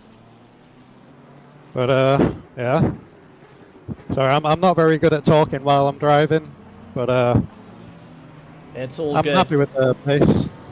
It's all good. You're doing an absolutely phenomenal drive out there. The last lap time was 2:05.5, and we got Heineken Dragon chasing you down. He's running a 2:06.9 at the moment, so holding up a good bit of pace in towards the front. Now, the question that comes in is we managed to get you on the comms to have a chat to us, bless you, but got a better question to ask. Is there anyone else that you are communicating with that's helping you, keeping you going, or are you stark alone and just getting every so often here from the commentary booth? Right now I'm alone. I'm streaming my point of view for my team in the Discord, in our team Discord. I'm deafened at the minute, but I'll probably undeafen for the last stint, because I don't know, it'd be nice to have some company from them and try and figure out if we're going to do a splash and dash or change tyres and go for a fast lap. We'll see. Absolutely fantastic. Good to hear, and happy racing out there. Thank you. Try and not go and interfere too much. Absolutely great stuff to go and hear the likes of Jay, who's leading out the pack, a bit of in-car chat with him to give us a bit of an idea of what's happening. Utilizing some new tech out there, which is always fantastic. Some of our other tech that was meant to be working, found out doesn't quite work if you're in spectator mode. So, a bit of unfortunate. Hopefully we can try and get it resolved, but only time will tell. We are seeing a fight here with John Spriggs battling it out against Darren Christie, and we also got Mateus also looking on the inside, gets a pass. John Spriggs in one corner has lost out 2 positions and 1.3 seconds back as Ruin Heineke as well. So Darren Christie got to drive for the proper racing team. Now Darren needs to open up this bit of momentum. Mateus stuck to the outside line, and here comes the brutal speed of the BMW M4 up on the inside line. Couldn't quite do it under braking and forces Elvis to go run out a little bit wide. Remember, Elvis got that 20-second time onto him as well, and will be figuring out what he can do. I mean, this is going to be a proper run. Unfortunately, no other drivers have joined the tech. I would love to see that there's a little bit more. We can actually bring in-car cameras as well, so I mean, this is going to be interesting to have, as it does allow those with webcams or utilizing their phones to give us a bit of a sense of how it is in the sim rigs and how they're fighting it out, and be able to show those at home. As you do see Ruin Heineke trying to go on the inside of John Spriggs, and Elvis trying to look on the inside of Darren as they make their way through the 14th, 15th, 16th, and 17th position, all in tight battles with one another and trying to make their way through. So great to see a lot of great timing coming into play, but remember, it's all about how you carry the momentum. A lot of these drivers have not changed tyres, except for Darren. Darren will spend some time in the box, 45 seconds in the box, and that will be for a tyre change. Maybe a bit of work on the car as well, needing to be done. Ruin Heineke is on still the same set of tyres he ran earlier in this race. 24 degrees now as temperature starts to pick up that little bit more. We did hear from our leader, Jay, who gave us a bit of an understanding of what is going on with the cars, how they're trying to contend with tyre pressures and relate back. And for a solo driver, they're having to do that all by themselves and pass their way through. So that's definitely going to be an interesting one to see. Florian van Haas up on the inside, going to go for the pass. And Gerald Pretorius stuck on the outside for the Griffins and Racing Team under braking, though, tried to go around the outside. Side by side they go. And Florian van Haas needs to try and get it back as he still puts his nose in to try get a little bit of a pace. Unfortunately, he runs out a little bit wide, and Gerald Pretorius is able to claw back some time after some very tight maneuvering between the two. So So Florin just doing everything he can at the moment to really keep the power on, to keep going that little bit further, and to keep battling their way through.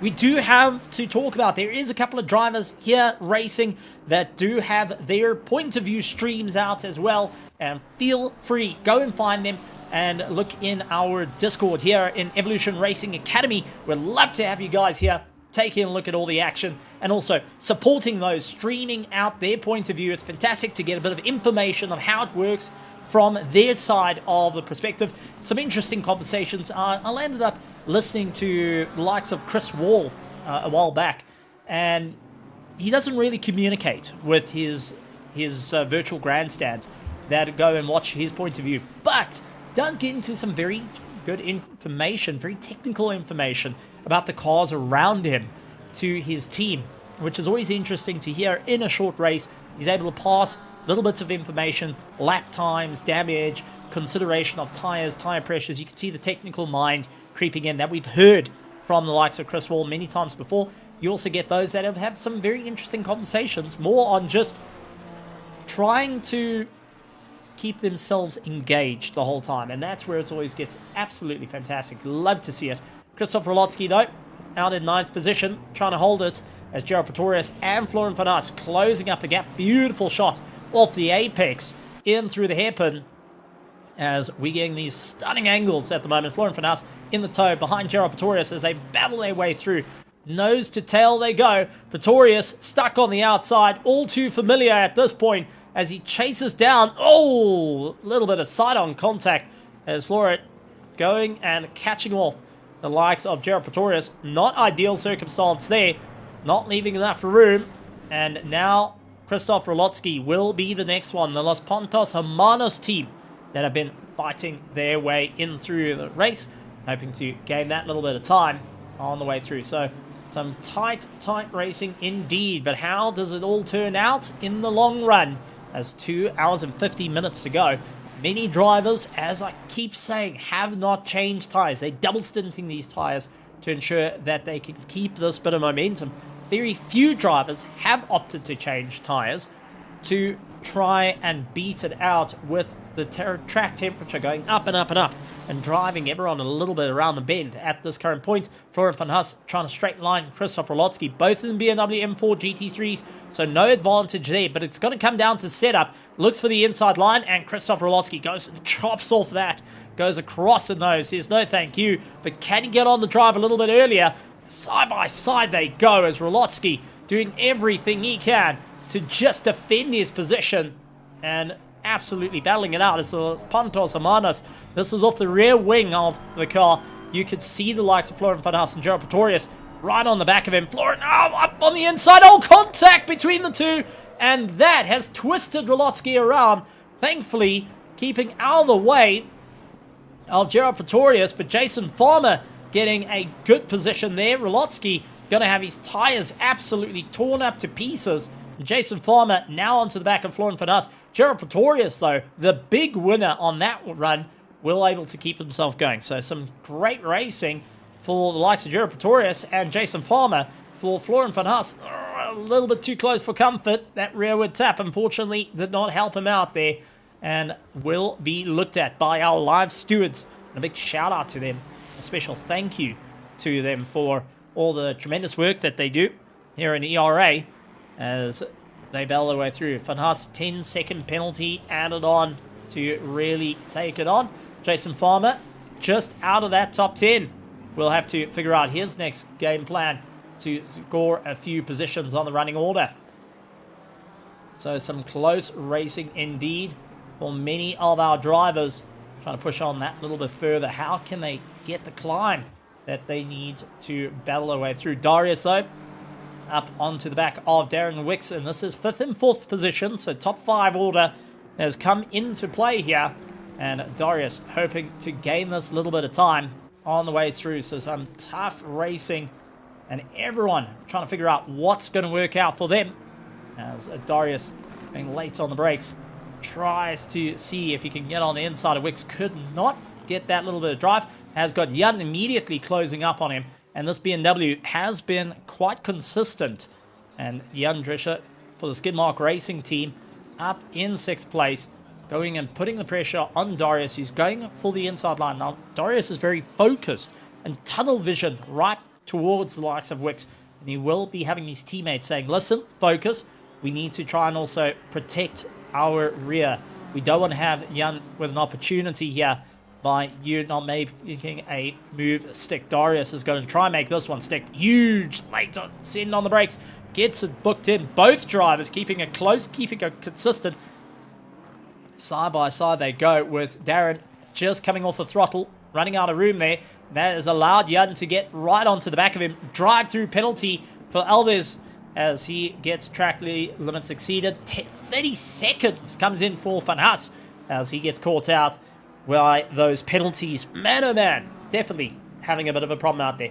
New name to the field that's been going on is Arul Jot, who is for the HR's Red Bull Miami team, keeping it consistent. And a new driver, Annie Pulcott, out there for the ERA race gang, trying to get the little bit of a climb on the way through. Ruud Heineke on to John Spriggs, and Heineke looking to carry a lot of momentum. Ferrari just not having the straight line over the BMW here at Kota, trying to get him on the brakes. Unfortunately, not close enough to the Wise Racing, who so far has been making a few mistakes when he gets cars in the mirrors.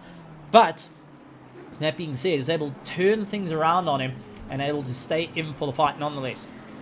Jan right on, Jan onto the back of the likes of the Nebula Esports. Just ahead of him, the McLaren, Darren Wicks, is really focusing on now getting a little bit more defensive on the run through here. And Jan is trying everything he can.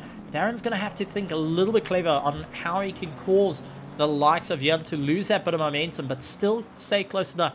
They get pulled along by that Nissan GTR that now has a lot of clear area in front of it and is able to keep up that bit of momentum on the way through. So good to see some close racing action. Lucas Collab getting the run on Christoph Rolotsky. Side by side they go into turn 1. And Rolotsky, unfortunately, not good enough on the brakes to make it stick. And that is Lucas Collab saying thank you very much. Gets past Doug Elvis into the pit lane, serving his drive-through penalty, and will be heading out onto circuit yet again to try and get himself back up and going. The track limits being exceeded, coming into play. Many of the drivers starting to feel the pressure at this point and seeing how it's going to go. So Elvis really needs to try and knuckle down to carry on the momentum. He does still have his 20 seconds on him as well. He needs to serve, so definitely not having the best time out there for the Brazilian driver. And we'll have to think about how is this all going to work out for him in this great racing. Oh, Ryan getting into a little bit of a tough situation here as Ruud Heineke goes and splits him down the middle with John Spriggs on the outside. And John managing to keep himself going. Unfortunately, he picked the wrong line through that one. Got absolutely munched up. But Ryan, with nowhere to go other than keep the car straight as he can, will go and carry on his bit of momentum there. So tough racing indeed for the big Mercedes as they got late on the brakes. 33 of Ryan Essen trying everything he can to now hang on to the back of Ruud Heineke as John Spriggs and then fight it out a little bit just ahead as they corner their way through. Jan Dolscher into the pit lane, getting his pit stop done and dusted, and thinking maybe a bit of an earlier stop on this one to try and get himself going. Maybe the tyre's feeling a little bit too off, but he's not able to continue, and thinking what can he do to carry on this little bit of momentum as he fights out for the top 10. Big points to be scored here by the teams for round 2 here at Kota. 4 hours of Kota before we start stepping up the amount of hours. We had a 3 hour, we had a 4 hour, and we are going a little bit further up the road as well for many of our drivers. Rowan Heineke pulling into the pits as Ben Hicks now pushing on to the back of LaRue. So this is the 4 hours. We're expecting next one would be on May 17th, the 6 hours of Silverstone, and ending it off with the 4 hours of the Red Bull Ring on the 14th of June. So feel free to join up on SimGrid for that epic action. Ben Hicks getting past Jeffrey LaRue. The RA Highway Patrol looks to try and get away from LaRue, who carries up the run at the moment. So some tough racing out there Lots and lots of drivers pushing themselves that little bit more, trying to see where it's going to work out for them. LaRue doing everything he can to battle it out with Ben Hicks just ahead. So Ben now getting on to the likes of Marcus Blimendroth, who is part of the Skidmark racing team. Also, driver that's had a bit of a switch out from his teammate, trying to get used to the circuit, the conditions, becoming a little bit more lively out there, and now feeling the pressure from the ERA Highway Patrol has been in a huge fight. We do see Jay starting to make his way through. Jay's Mystery, who's looking to get past LaRue just ahead of him. Will keep in the tow, try and duck around and clear the battles as soon as he can. Ryan's going to also get a big turn of events for him as he sees Ben Hicks closing up at a rate of knots. Marcus runs out wide, tries to come back for the inside, and unfortunately couldn't quite get that undercut to work out for him. Looks to go around the outside, battling his way through, not able to make it stick, switches back, and now Ben Hicks starting to open up the gap a little bit more throughout this pack. So some tough racing out there, some close fights, and yet being said, drivers are needing to go and battle it out that little bit further, trying to figure out how can they get it all in running order around this very technical circuit. A lot of straightaways can catch you out. Let's go through our running order at the moment, as is the Please Brake T1 team leads out the pack with Reptile Racing in second. Liam Neeson in third place with Ernest Lumbriggs going and fighting it out. Darius for the Logistical Nightmare Racing team is in fourth. Then we have got Nebula Esports trying to gain up some time. They're running in fifth. Sixth place is the Sick Racing team, followed by Nubs Racing in seventh. Griffin Sim Racing follows suit along with VMV, closely followed by Griffin Sim Racing. Lambo Manix running in 11th with Los Pontos Hermanos in 12th. Proper Racing chased down 13th along with Wise Racing Endurance in 14th position. ERA Highway Patrol in 15th after being bumped right down to 23rd. Skidmark Racing runs in 16th along with Jeff 27 on LaRue going and fighting his way through there. Nebula Esports in 18th position with the likes of Team Sarko in 19th. 20th is ERA Race Gang, followed by JP Motorsport and Jurassic Enduro, along with Elijah's Red Bull Miami, looking to fight his way through. Gerald Pretorius getting onto the back of Florin van Haas after Florin managing to get the pass done and dusted. The South African, though, not going to be taking that lying down, and will be clawing his way in for a fight at this precise moment. Gerald Pretorius just runs out a little bit wide, fortunately breaking that a little bit too hard, and now starting to feel a bit of pressure. He does have his teammate behind him, Jason Farmer, for a bit of company, and Jason Farmer will be going and talking his way through, saying, listen, no pressure here, focus on what you need to do, I'm going to focus on my side, monitoring the tires, monitoring the fuel, and allowing his teammates going for the fight. If there is that sense of losing out a bit of time, there will be the communication. But Jason Farmer says, listen, I'm pulling into the pits. I'm going to get myself sorted out and get going yet again. So back into the pits. 23 teams still out there and racing. 23 started. So great to see drivers going and focusing on finishing up this race, getting and push it across the line and ensure that they can keep going. Ben Hicks along with John Spriggs as Ben Hicks pulls into the pits. Lucas Collab and Jason Farmer into pit lane. Darren Christie will be happy on that one, gets a little bit of a move, and John Spriggs as well, as there's a bit of breathing room between them. So many of the drivers now pitting a little bit earlier, maybe try and take away that splash and dash, and we'll focus on their next order of business on the run through. So many thoughts coming into play here. How are they going to get that little bit of a climb? What do they need to do to stay in for the fight and to really push themselves up that order in a tough race indeed? 2 hours and 38 minutes to go in this 4 hours race, round 2 of the ERA Endurance here at Kota as they power their way through. Unfortunately, not many drivers utilizing the new tech that we brought in, other than the likes of Jay, who is leading out the pack.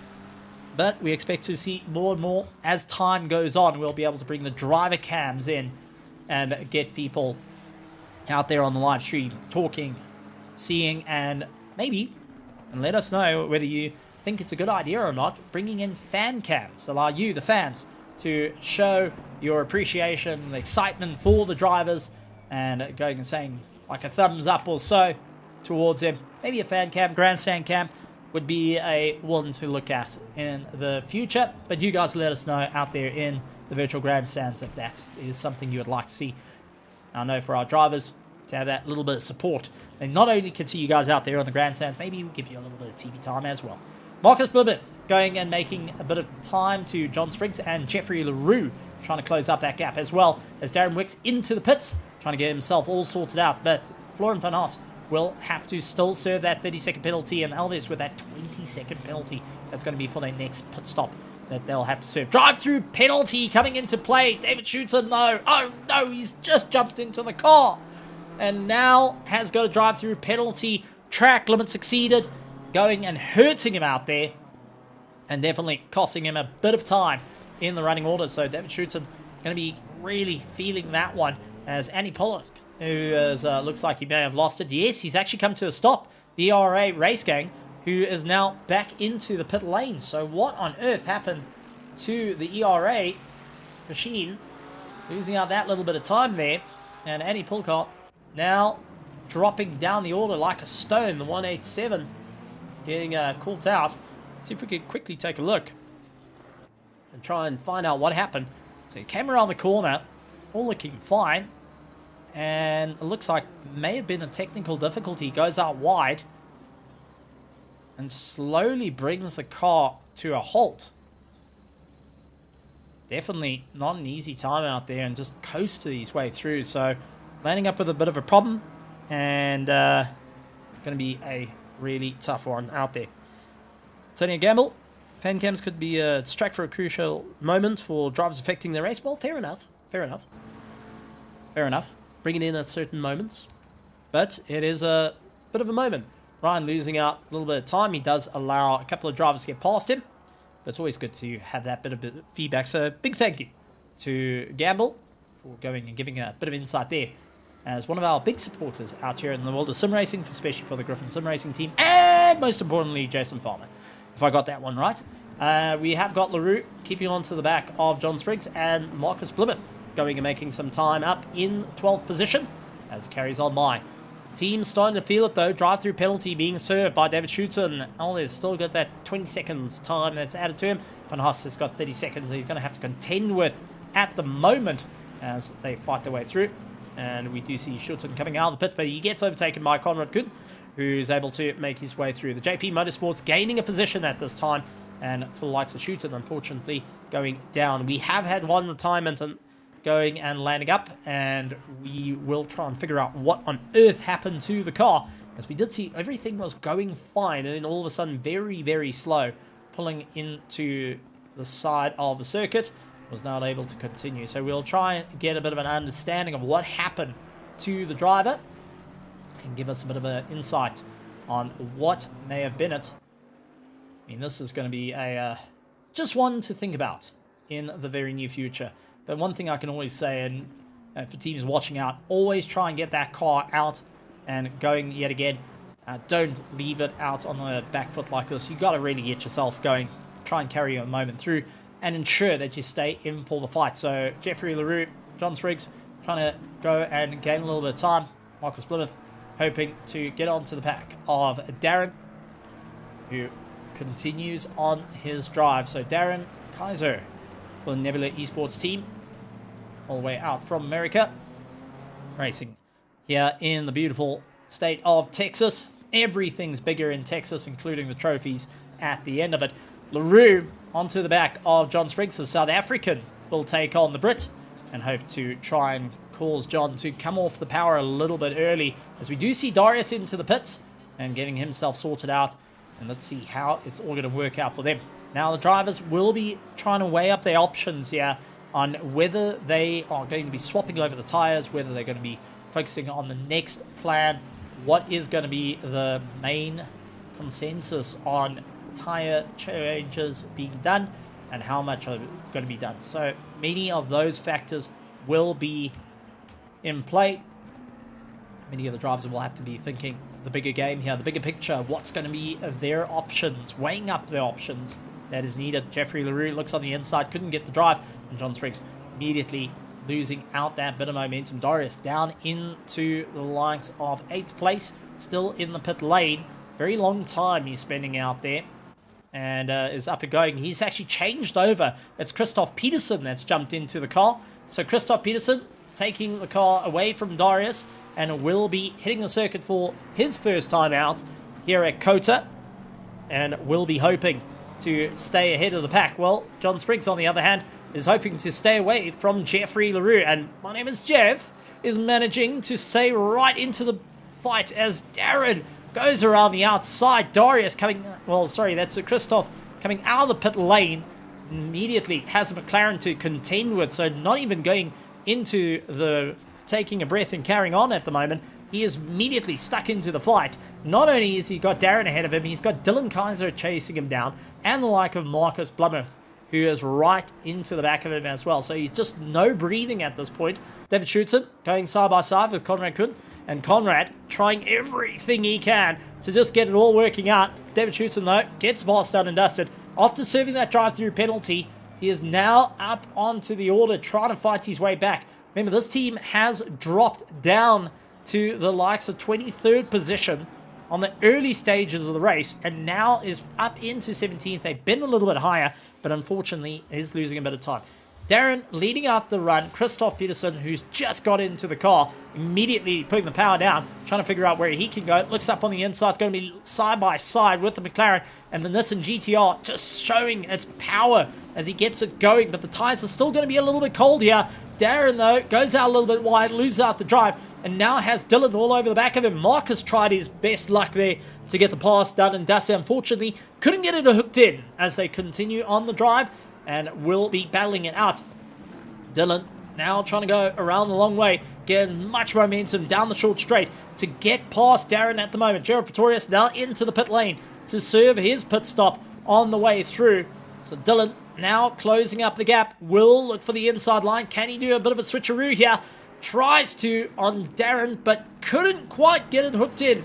We'll have to wait that a little bit further into the slipstream. Turn 1 is an option for many of these drivers. For Darren, this is worst case scenario, as that Nissan is going to have legs to run away from him. Gerald Pretorius, who is still in pit lane, will be passed by the train of 4 on the way through. And right behind them is John Spriggs and Jeffrey LaRue trying to close up the gap as Darren sees Dylan looking to the left-hand side. He's outbraked himself, and that is it. Darren's outbraked himself. Oh, Dylan also getting all out of shape, and John Spriggs gets on by. Marcus gets on by. Bit of a wild show there, and the big win goes towards the BMW M4 driver as he goes and deals with Darren going and running out a little bit wide, nearly side-by-side contact between them. Marcus taking a deep breath on the way through. Will have to continue on his drive, really putting the power down. Early stages, big slide on the way through as well. That pushes the tire pressures up and up and up at this point, and he's having to be very careful on that way through. So just not wanting to damage tires too much, and that's allowed Dylan back into the fray and really trying to close up that little bit of a gap on the way through. So drivers are really hoping that they can get that forward momentum, get that push, stay in for the fight, continue on the bit of momentum on the run through. So Ryan is into the pits, Christoph Rolotsky is into the pits, 21st and 22nd into the pits. They're trying to get themselves sorted out and will be heading back into this race. And honestly, they're going to be getting right into the fights as we see LaRue and John Spriggs trying to go at each other. But Marcus up on the inside of Darren Kirsey got himself sorted. BMW M4 gets it done and dusted. Darren now trying to defend against Dylan, who's got the outside, backs off, waits for his opportunity, looks for the undercut, not quite going to get it. Couldn't quit that apex all sorted out. And we'll have to wait his way through as they fight it out yet again. Dylan doing everything he can to stay in for the fight on this way through, seeing where he can go. How can he fight it out at this very moment of time? It's going to be a tough time for the inside yet again, not able to get it hooked in. We'll have to wait it out that little bit more as they carry on. So it's some really, really close action out there. Some really exciting action from our drivers. Now, I've got to say, it's got us on the edge of our seat here in the commentary box. Tim, who's out there on the cameras, frantically cutting in and out, trying to spot what the battles are going to be. John Spriggs into the pit lane, trying to get himself sorted. And Dylan trying to go and make up some time here as Darren just ahead of him, trying to go late on the brakes and sees Marcus just ahead. A little bit too early on the anchors, and that's got Dylan. Stop go 30-second penalty still on Van Hasse. He's going to have to serve in his next pit stop. That's going to pull him out of that top 10 very, very quickly. And Dylan is not holding back at the moment. We jump on board to the helmet cam as he fights his way through, constantly putting the power on and focusing where he needs to be at this point. As Dylan trying to claw his way back into the live fray of it. And Dylan needing to really keep that moment and keep themselves going. So Dylan really tries everything he can. Darren hoping to go a bit more defensive. You can see takes a little bit of an inside line at the moment to battle their way through.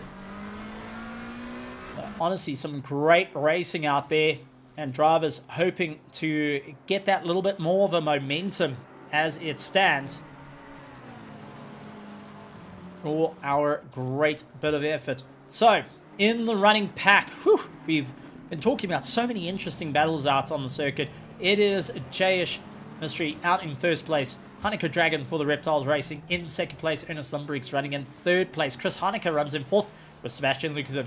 Florian van Haas in sixth. Christoph Peterson, Marcus Blimeth, Darren Christie, and Dylan Kaiser right onto the back of him is trying to make up that bit of momentum. Jeffrey Leroux, Gerald Pretorius, the two South Africans have got the likes of Jason Palmer gaining a bit of time in 13th position. Martin Spritzer in 14th along with Ryan Heineke. Adam Stewart coming out into the race. Good to see him in the 499 car, trying to make up some time. He's got the likes of Darren Shooten and the Wise Racing. Ooh, has the ERA Highway Patrol going and putting in a huge amount of pressure there. No police brutality, but Adam definitely going to be saying, hey, listen, that was a little bit too close for comfort, especially for me just coming out of the pits. Christoph Rolotsky coming out of the pits. We'll have to see Ryan a little bit way up the road to contend with. One retirement so far in this race, in the second hour of our race. The first hour being a lot of cars into a bit of contact, but still many able to keep on going regardless of that effort. As we are starting to see a little bit of a move on. That's Gerald Pretorius getting past Leroux, and he will carry on the drive. Dylan Heiser, on the other hand, has got Darren just ahead of him. Now, Darren holding a defensive line. Both McLarens very nippy through the corner, can get the straight line to pull themselves through and continue on their drive. So many other drivers are having to figure out what's next for them. How can they get that drive? What do they need to do to stay in for the fight and really get back into it? How are they going to close this gap up? That is so far the question that many will be considering, especially here at the beautiful circuit of Kota, and where tyre wear is starting to become more and more prevalent to many of these drivers, and they have got those limited tyre sets to play with. So a lot of balancing games here. You don't want to get into too many attacks. You want to focus on that fuel usage. You want to focus on that tyre usage being as minimal as possible. Leave some life in it towards the end of your stint to be able to put the power on early on and get his way through. Sebastian Lucasen, though, going and putting a wheel wrong into the dirt, losing out a bit of time. Now has Van Haas trying to close up the gap as he goes and sees the cars ahead of him.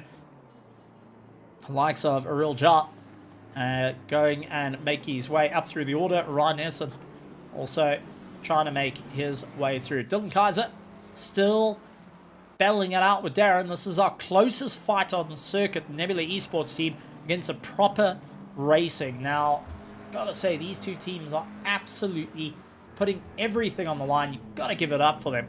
And with likes of proper racing, they're hoping to score some good points here in the running order, especially to try and keep up the momentum going into the race and into the championship. Being round 2, though, means that they do have a bit of time to play with. And for the team not going and battling out or losing out too many times, the proper racing will have to think about the long-term effects of their race. How are they going to make up this time?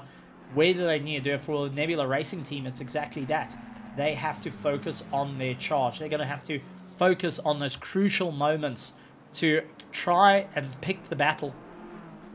As we do see a bit of a long pit stop coming in for Christoph Rolotsky, who is still sitting in pit lane. And those Pontos Hermanos team really starting to eat it out a little bit there, and starting to wonder what's actually gone on with that car. Now it's got them caught out. Elvis with a 5-second penalty added to his time, as we do get Dylan up on the inside of Darren. gets the drive side by side, unfortunately losing that bit of momentum, and will be focusing on the next charge. So what on earth caused that penalty to come into play for Elders? Oh, and gets another 5 seconds, so that's 10 seconds, and that is for causing a collision and spinning out car 28. So unfortunately, sorry, you're spinning out car 33. So not a good run out there for the driver. Now there's going and spinning out Ryan Anderson, and will be suffering on that one as we cut across to Conrad Kuhn up on the inside of Adam Swart and Adam Stewart. I do apologize. And Adam able to defend, but can the Wise Racing keep up the momentum as they side by side heading in through the S's? And it's going to be a tough one out there. Adam Stewart just keeping up the momentum, carries on the drive, and Conrad losing out of the drive at this point. Will be focusing on his moments. We got Dylan Kaiser on the back of Darren at the moment, still fighting out these two. We're starting to see little breakups now. Many of the drivers that have been trying to stick in for the fight, really pushing themselves out a little bit more. They start to feel that pressure creeping in. A lot of drivers are finding a bit of room to play with here, and now just focus on concentrating on those lap times, keeping that consistent pace, as we do see Dylan going around the outside. He's going to try and carry the momentum through. He looks for a bit of a switch back into the S. He's got the outside line, switches for the inside, but unfortunately just couldn't get the nose onto the apex. Darren was able to just slow the car enough, stop him from getting on the apex. Beautiful way through, and now we'll carry on the momentum. And Dylan's going to have to think about this very closely. Now we jump on board through the S, and you can see how smooth you have to be, keeping it very tight to the right here, quick on to the left, hit the chicane. You want to avoid that sausage curve as much as possible. It can upset the car really badly before you carry on the momentum down the straightaway, into the hairpin, on the brakes, down the gears, into second, into first. Turn it in nice and deep, and you can see this might work out for him as Darren runs out a little bit wide. He was early onto the power, but just couldn't get the hammer down enough. And Darren lives to see another day at this point. And for Dylan, it is just nightmare fuel. What does he need to do to keep this going? He's going to look for the inside line. He's going to go for the dive. Oh, he backed out of it though, just second guessing it. Really thought maybe, just maybe, and couldn't quite get that bite to stick in. Wait out that little bit more, and we'll focus on the charge as Dylan trying to figure out where he can get into the fight here, as Jeffrey LaRue leaves pit lane and will be back out onto the circuit. The 127 car will be clawing his way through, but this is Dylan trying to find it out. He's going to go up all around the outside. Can he carry the momentum through? And Darren just managing to keep ahead, slowing up on the apexes, defending that inside line, not going to allow that loss. And there is Dylan hunting him down left, right, and center, not able to get that bit of momentum. And Darren is clawing desperately to try and gain that little bit of drive at this moment. So honestly, well done, and great racing, and none all being said. But this is allowing a certain factor to come into play. Gerard Pretorius in 11th position sees these two fighting it out for the top 10 as Dylan's up on the inside. He's got the apex. Can he get the hammer down? Darren trying to come back at him. Will go side by side, and they backed out of it. Darren loses out that bit of momentum, and that has just given Dylan Kaiser a brilliant run to break through the S's and carry on the momentum. Good to see it out there and finding it out. Gamble, just to give you a bit of an idea on the fan cams, it doesn't actually interfere with drivers. That is running with a separate camera system, separate to the drivers. Oh, massive contact for Conrad, just as we were talking about that, and that was with Florent van Haas going into the back of him, the 930 BMW going and capturing a little bit of contact there. So late on the braking, most probably timing in. So this is on board with him in the helmet cam, and down through the gears, third, fourth, second, oh, bang. Oh, just couldn't slow the car down enough, and unfortunately that rearward contact will have the ire of our stewards onto the back of him. So back onto it. Our fan cams are on a separate system, and that will be able to bring in, so the drivers will not be able to see. The only time it will be seen is actually on the live stream itself, and that's to try and show a little bit of you guys out there, and it doesn't affect the drivers in any way. I do understand the worry of what happens, all this technology coming around, does it affect the drivers? No, first things first is make sure the drivers are okay, they can enjoy their racing, such as our leader Jay, who can't hear a darn thing we're saying right now. Whoa, as we see Elvis going and having a bit of contact. Oh, he's into the wall, and that was with our Wise Racing Adam Stewart, who goes and has a bit of a problem there. Man, oh man, that was a big impact for the 28 car. I mean, let's go and quickly jump to a helicam. So they were having a big fight out, and that's Sebastian Luxon, who is not in their fight. Elvis goes around, nearly rear contact, goes up on the inside, there's a contact. And unfortunately, it was his rear meeting the nose of Adam, and that put him into the wall. So Adam stayed alive after the contact, but unfortunately, for his way of going on things, not quite working out. So hopefully I've answered that question on how the technology is being brought in to try and show the racing a little bit more, show the fans a little bit more, show the drivers. But once again, this is a trial system that we are running. And so far, we tested on one driver. It's working in a race. So I've got to give it to that. And a big thank you to Jay, who has been first up to raise his hand, saying, listen, I want to be brought in. It also allows us to interview the drivers, such as what we had, and that are solo and are in Discord with friends, so they're on radio comms with friends and family, trying to keep them going and keep them motivated. But we're able to patch in, have a chat to them, and then patch out on the way through. So we're able to get that little bit of radio communication with the drivers.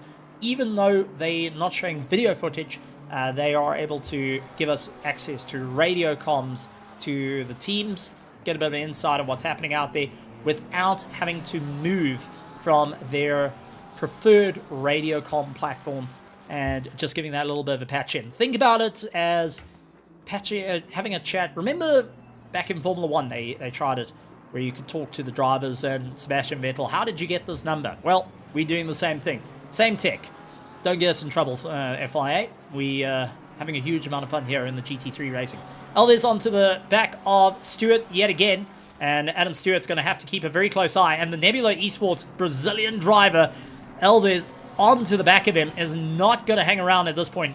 Did look for a bit of a lunge, couldn't get it done. Oh, a little bit of rear contact there, slowed it down, and Conrad Krun says thank you very much. Adam Stewart into the wall, and slowed it down just enough, though, to keep himself in check. And unfortunately, that's going to cause a little bit of time. Here comes Earl Jar, who will hear about the contact. Unfortunately, Adam Stewart for the Wise Racing team will have a little bit of damage. He did slow the car down sufficiently to not have that massive impact, but it's definitely not what they wanted to have. Losing out not one position, but two positions in the running order here, and depending on how long that pit stop is going to come into play. As we do see Conrad Krun coming and lifting off the power, he allows JS Mystery, our first place car, to get on by and carry on the rest of his race, and doing it down the straight to ensure that he doesn't lose too much time here. A slight little lift. All he needs to do is lose about 3 kilometers an hour and allow that slipstream to come into play. Gets that pass done and dusted. Now he can focus on utilizing our leader to get past the likes of Elvis just ahead. So now Elvis will be under question, as we do see a 40-second penalty for Van Haas.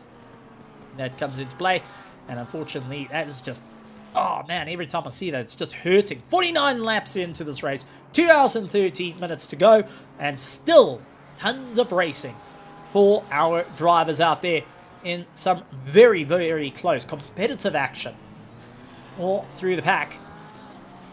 I gotta say, some monster running through. Sebastian Luxon into the pits to get himself sorted, and will be taking a look at Nubs Racing. Losing out to Florian Van Haas at the moment, and trying to serve their pit stop, get it out of the way. Ran in a little bit later than planned, maybe going for the undercut, but didn't want to go too early on the trigger there. He's hoping that's going to work out for him a little bit better. That'll be the second of their pit stops here, and the second time they've visited the pits on the way through. So a couple of drivers, unfortunately, drive-through penalties, incidents, and damage have brought into effect a couple of loss of positions in this running order. does look like the race has stabilized out at this very moment, and drivers now just trying to focus on getting the momentum and ensuring that they keep on the drive. Gerard Pretorius and Jason Farmer, they're keeping close to one another. The two South Africans of the GSR team are making their way through. The Griffin Sim Racing team a little bit split here tonight and going and focusing on two different enduros at current, and will be communicating with not only the drivers here racing in Kota, but those racing in South Africa as well, who are going and fighting out in the 6 hour. So a lot of different things coming into play for the drivers. Now, we do have a lot of the bigger names that were racing, like the PWSR team, that were out here, unfortunately, missing out this round, will be losing a bit of points. Couple of pit stops, though. Take a look at this. The Reptile Racing team into the pits and getting themselves sorted, and so does Liam Nielsen. Goes into the pits. The Slick Racing team of Chris Heineke, also a solo driver, getting himself sorted out. So the three of them will get themselves out there, and the Reptile Racing team focusing on that undercut. We've seen it before. Round one showed a lot of it, but I do want to point out, this by far has to be my favorite livery for the teams out there. And with Heiko Dragon behind the wheel at the moment, but the Reptile Racing just showing off a spectacular livery. And once again, we have to give kudos to the teams out there for putting all these massive effort into the different liveries to not only differentiate themselves from the competition, but to also show the team colors, to try something a bit different. A lot of run special liveries for particular races, and ensure that they stay in for the fight. But it does show that creative side on many of them. So a lot of people that you don't think would be creative get to show quite a bit of creativity, and it's always fantastic. I mean, David Roth, now behind the wheel of Liam's Nissen. I mean, this is Liam's Nissen. You don't want to mess around with it. It's got a particular set of skills. And at this current moment, David Roth, who's a very consistent driver in the world of endurance racing, whether it be here in ERA or anywhere around the world, has done a phenomenal job on just keeping lap times going the whole time. He might not be the quickest out there, but he's definitely a very consistent driver that knows how to protect his tires and protect his fuel tank on the way through. And that's what you need to get into the closing stage of this race, is to try and get that little bit of length. As we heard a little bit earlier with the likes of JS Mystery, who's out in first place, the consideration that comes into play is, what are you going to do for the splash and dash? If you can try and take away those laps, if you can try and save a bit of fuel, that is what you ideally want to bring to the party. That's what you want to keep going and able to carry on that bit of momentum. So we'll have to see how it works out. So we do see David Schutzen getting the pass on Darren Christie. Comes out of the pit lane. He's handed over the car to Daniel Machiba, who started out the race. So Daniel will be out there for the proper racing team.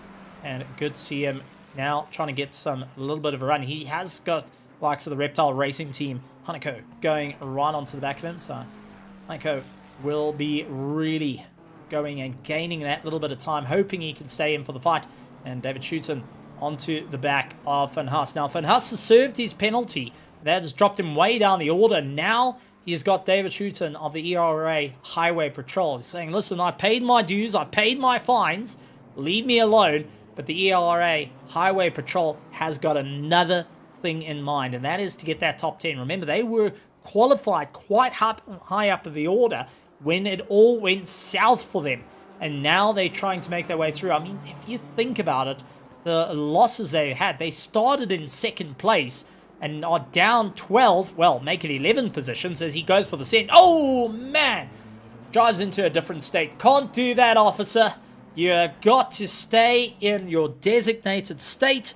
You can't go out too far. So David Schutten being told by the entire police force, listen, go back out of your jurisdiction here, buddy, and focus back into the race. So unfortunately, that is how it turns out for him.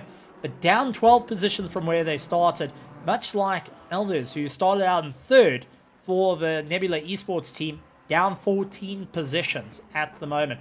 Most positions gained, though, Gerard Pretorius. started in 23rd, up 16 positions, up into the likes of 7th. He's now fighting out with Chris Heineke. He knows it very, very well. The Slick Racing team has been on a proper charge. It's only down 1 position. And this really does show how the drivers are trying to manage the gap at the moment. Second that has gained the most positions is going to be David Roth in the Liam's Nissan. They're running up in 4th place. They're up 10 positions on the gain. So this is definitely helping him out on the running through. Oh, this is Schuten and Florian van Haas, who may have had a bit of contact with one another as Daniel gets a pass done and dusted. We do see our flags coming up. So this is the 911 against the 930. And David Schuten going up into turn 1. Florian van Haas on the outside, trying to keep it all together as they come up the hill into the braking zone. They go side by side. Ooh, door closing out. And unfortunately landed up with both BMWs turned round. And David Schuten now just getting himself going on that. The door closing across the nose and unfortunately creating a bit of contact there. Tyres will be going and overcooked for the like of Van Haas. And Daniel, who gained a lot of time, will be going and smiling at this point to continue on his drive on the way through. So absolutely great to see the racing out there. Also some tough times, but it's going to be a really, really bit of epic action for our drivers to continue on the momentum. We are getting reports, though, that some of the teams are battling to get their drivers, get hold of the drivers. The communication lines seem to be broken down, and they are unable to, well, swap drivers out of the cars. And we do have limitations on how many people can be on pit wall due to safety, so a lot of them have to be in the back of the garage. But you can't move into the pit lane unless you're designated to do so. Oh, stop-go 30-second penalty handed out for Aldez. Unfortunately, that's going to take a lot out of him. Ruben Heineke up on the inside of Robin Volt. Oh, the Sarko team taking on the Nubs Racing. The Aston Martin just managing to get the power underneath him. Getting a little bit out of shape out there, but Team Sarko not done yet. Is fighting it out. And Robin Volt is constantly staying on the back of him. I mean, this is just tremendous racing coming out of the box for many of our drivers. And some great racing all the way through. I mean, this is going to be some wild, wild racing all the way through. No one's able to get the upper gain here. No one's able to continue the momentum and really gain that little bit of time as Ruben Heineke gets a pass on Robert Volk, but only just a little bit of a leaning on there to make things just a bit uncomfortable for both drivers. But both still up and going, both still racing, both still standing. A little bit of rubbing paint. You got to just take that breath, slow yourself down, refocus, get back into it, and put yourself that little bit further in through the running order. So, I mean, these are just all factors coming into play, really starting to claw into it, and drivers having to figure out what is their next step. What do they need to do to stay in for the fight on the way through? So, just amazing races coming apart at the seams, and we have got Daniel Mutuma, who's dealing with the likes of Florian van Haas onto the back of him, and Jeffrey LaRue a little bit further back. But take a look at likes of Dragon, who is out there for the Reptile Racing team, trying to keep up that bit of momentum, but not getting the pass done. He's keeping consistent, but he's running 208s at this current point. Not trying to get the pass done just as yet. He's going to try and really see where it all works out for him, where he can gain a bit of time, how he can gain that little bit of time, all that bit of momentum coming through. So, that being said, so many options coming to play. Adam Stewart having a bit of contact as well, and that looked like it was with Chris Heineke, who was trying to get past Adam, the Wise Racing Endurance team, having to really focus on a little bit of an idea here. And we'll see right behind him Gerald Pretorius, who will be trying to look to figure out on by. Does show his nose a little bit, show a little bit of intent, saying, listen, I do need to get by. You are blue flagged here. I know that you don't move off the racing line. That is as per the rules. But if you can be a gentleman here, please just give me a little bit of room, bit of lift and coast. The Wise Racing just trying to keep it for the corner and does let the pass, does help facilitate the pass, but a little bit of trying to dance around each other. Not quite that signaling saying, hey, listen, you go this way, I go that way. But being said, both drivers made it work. and both teams are able to continue. Not too much time lost there, but Gerald Pretorius is 2.6 seconds back behind Chris Heineke, who had a little bit more of a charge. So through the running order there, just some great racing as they make their way through. 22 cars still out on the circuit, and we do have Lou Vez, who's behind the car. So Los Pontos Hermanos team out on the track with Lou behind the wheel, and good to see him having a bit of fun out there. Is a bit down on the rest of the order, but that being said, is still out there for the Los Pontos Hermanos team. Love to see it, absolutely enjoy it, and can't wait to see more of it, actually, where drivers just keep that little bit of effort in, keep going. And that's one thing I have to say, and I repeat it. Doesn't matter where you are in the world, doesn't matter what you're driving, how you're driving, what sim you're driving, even in the world of real racing. If the car can get across the line, keep going. You don't know how the race is going to go. You don't know, it even comes down to the final lap. Things can happen. And if you've got a bit of damage on the car, keep going. Just figure out how to get that car across the line and ensure that you can stay racing for your competition. Ensure that you can be a part of this race and finish under your own steam, because that is the most crucial part of the race. You don't want to be at a loss. You don't want to go and toss your towel in before anything, because that's a dash to your confidence. That's a hammer to your points. That, unfortunately, will sit in the back of your mind. And when you further down the line in the championship, and you're sitting there going, I just needed that 1 or 2 points to gain that little bit of time, you'll think back to where you've given up on the race. And that is what we keep saying here at ERA. Keep your head in it. No matter what, you got to keep going. If you got the worst car on the grid, so what? Keep going. If you got the worst luck on the grid, keep going. Just try and stick it out to the very end, especially here in endurance racing, where anything can happen at any time, and you've got plenty of hours to contend with, to think about at this current moment. Let's go through our running order, though. Enough with the talking on and bashing and super on the soapbox. I'm going to jump off the soapbox, get on the megaphone, and say that it is Please Break T1 leading out the pack with JH Mystery. Remember, solo driver in this car leading out the pack. Reptile Racing running in second, along with Logistical Nightmare Racing in third. Fourth place going to Liam's Nissan, and followed by Skidmark Racing. Nebula Esports in sixth, along with Slick Racing Team. Chris Heineke in seventh. Eighth position is Griffin Sim Racing, along with Griffin Sim Racing in ninth. There's Jason Farmer behind the wheel, trying to catch up to Gerald Pretorius. Monten Spritzer for Lambo Maddox, going and running in 10th, along with Team Sarko in 11th. Nubs Racing following suit, followed by ERA Highway Patrol. Proper Racing in 14th. 15th is a VMV BMW M4 GT3 of Florian van Haas, who has got Jeff 27, Jeffrey LaRue, going and battling his way through. And Stewart of Wise Racing Endurance in 17th, as we got Elvis pulling into the pits. Here's stop go 32nd. And there's Nebula Esports. Been on a tough drive out the way through, not having the greatest of races. JP Motorsport running in 19th.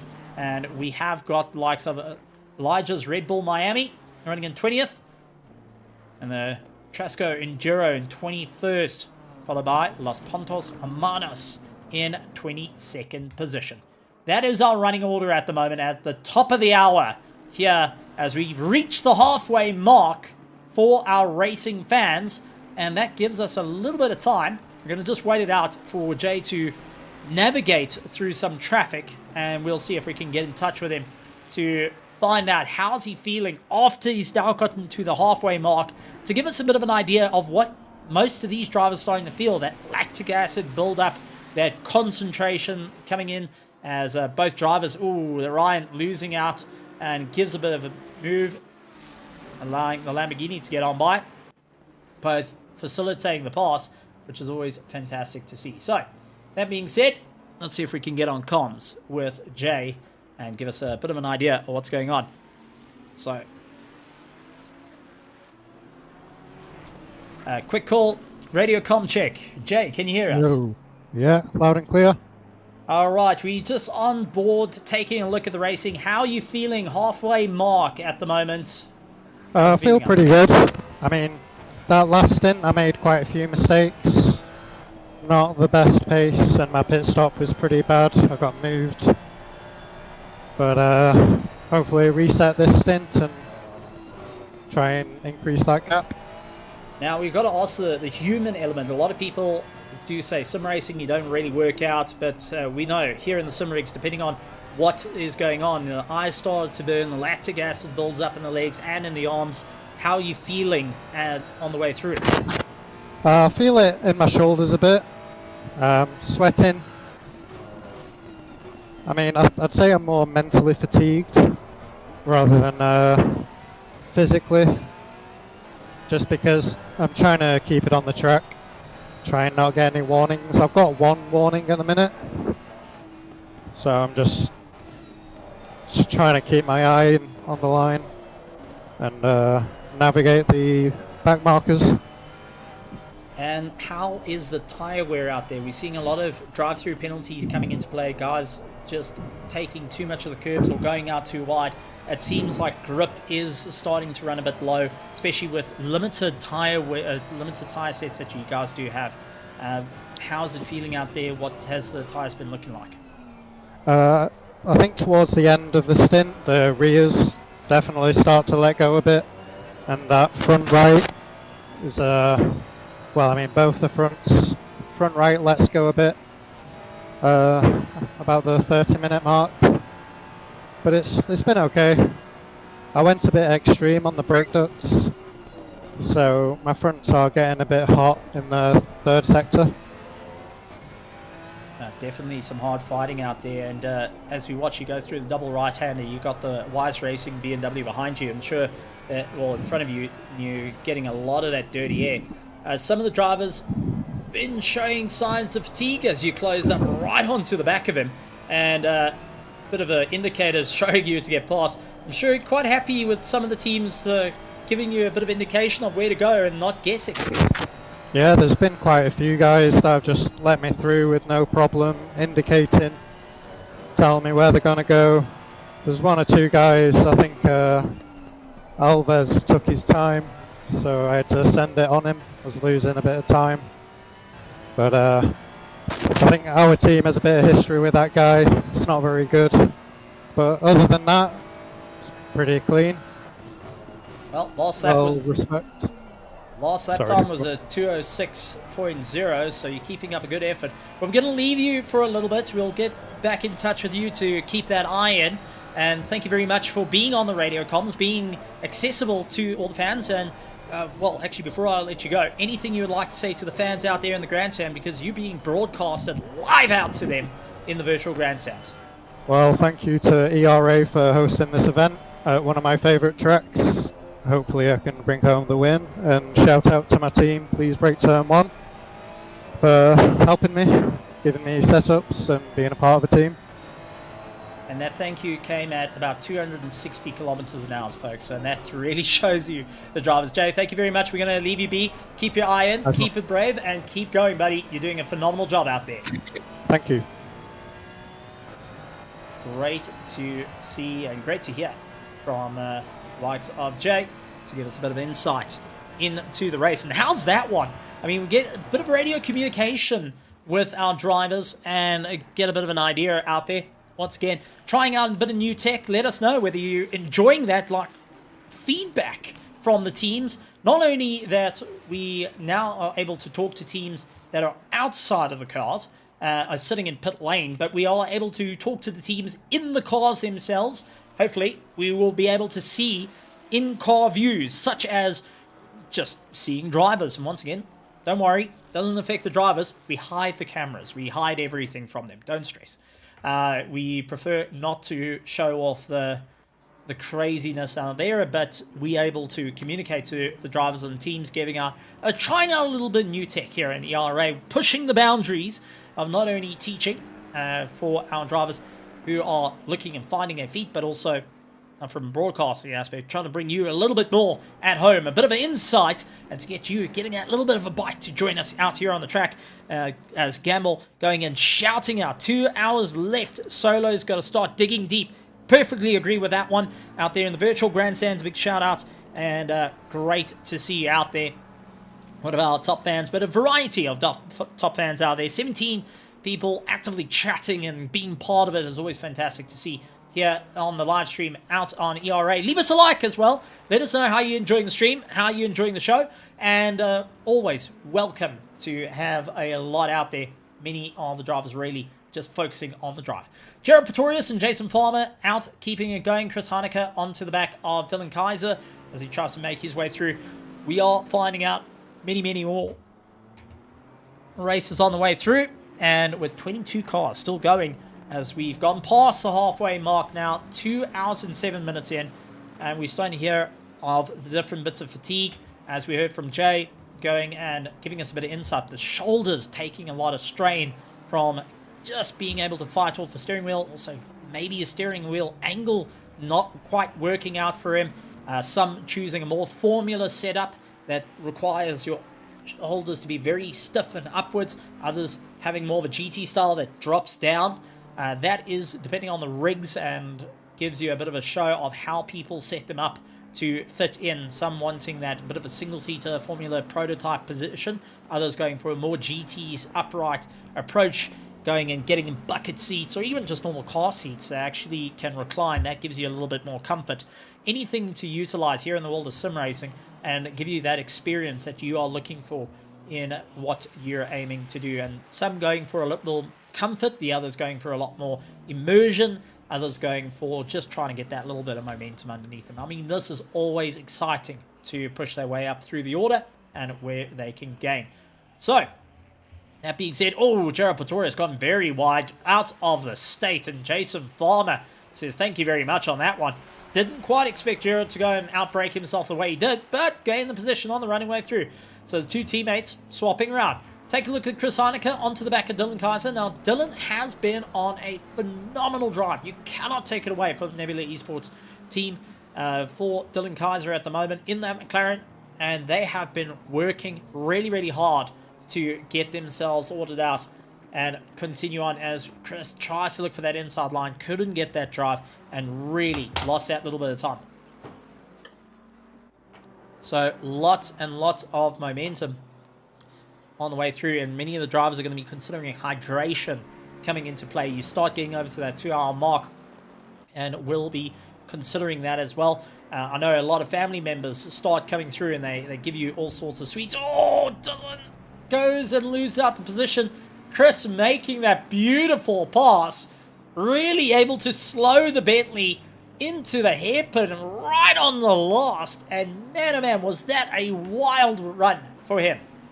So good to see it out there, and very close on the way through. I mean, that is just wild on the brakes and just tremendous stuff for the teams to really gain that little bit of time. So Dylan now losing out into 7th position. Chris Haneke checking out of the fight, already 1.8 seconds up the road, as we do see Marcus pulling into the pits for the Skidmark Racing team.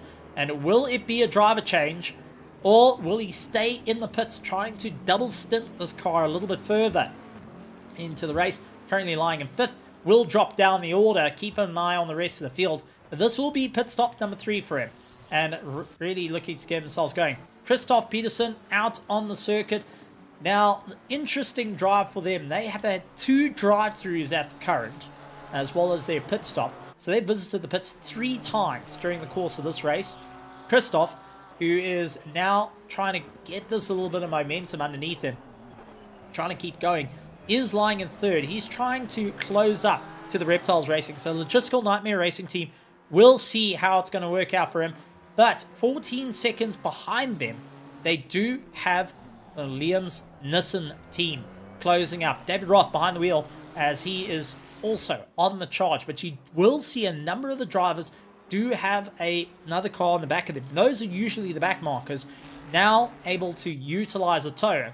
This is where it gets interesting, because you as a back marker might not be as fast as the rest. As we see Ren Heineke into the pits, Marcus coming out of the pits, and he's handed the car over to Jan. Now Jan Doscher of Skidmark Racing now gets himself going into 10th position and will continue on his drive. And we've seen Jan put in some really good lap times.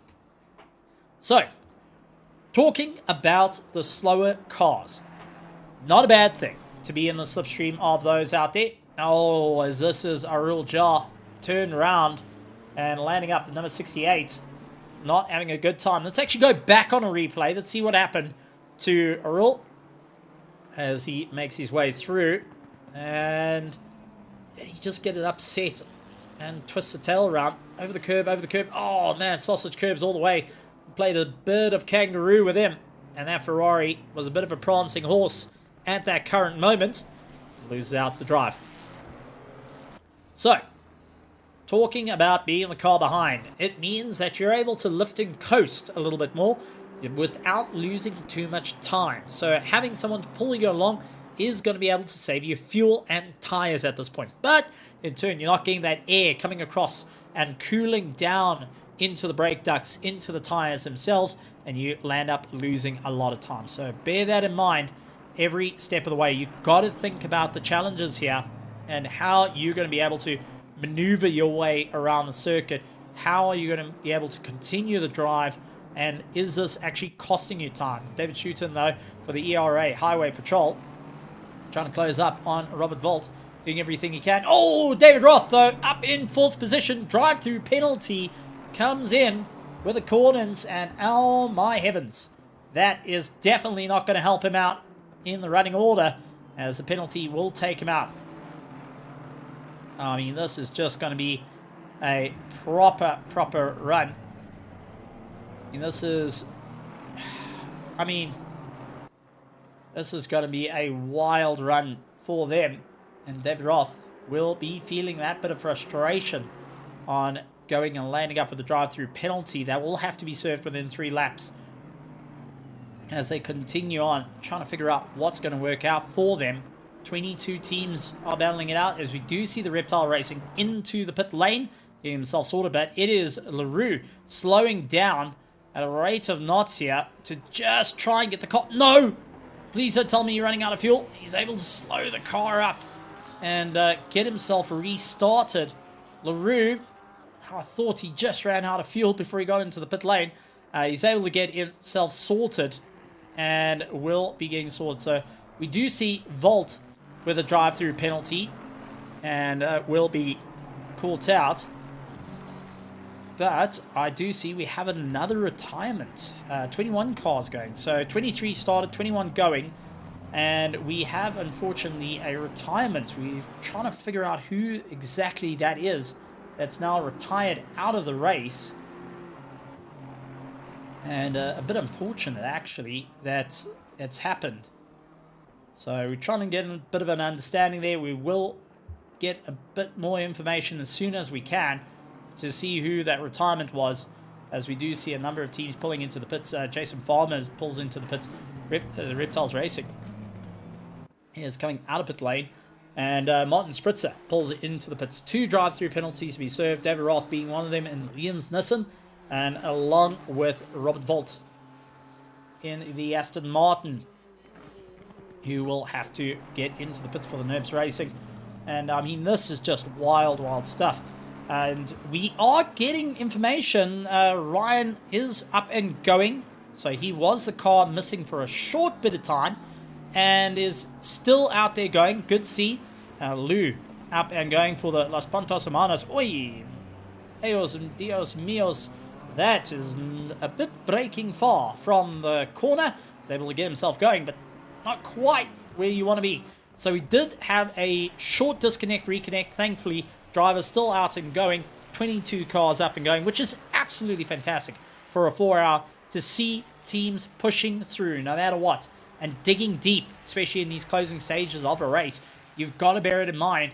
You've gone through 2 hours and 16 minutes. You slugged it out this far. You don't want to be caught out. Gerald Pretorius will have to see the likes of Colin Hooper back into the car for the Reptile Racing team.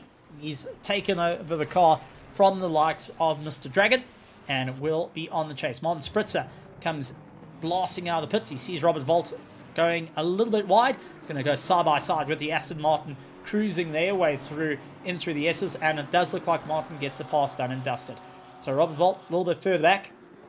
They will like to see Christoph Peterson trying to close up at a rate of knots here, and he doesn't want to lose too much time. Dylan Kaiser into the pits. Florian van Haas into the pits. David Schutten into the pits, and will be getting themselves sorted. Adam Stewart into the pits.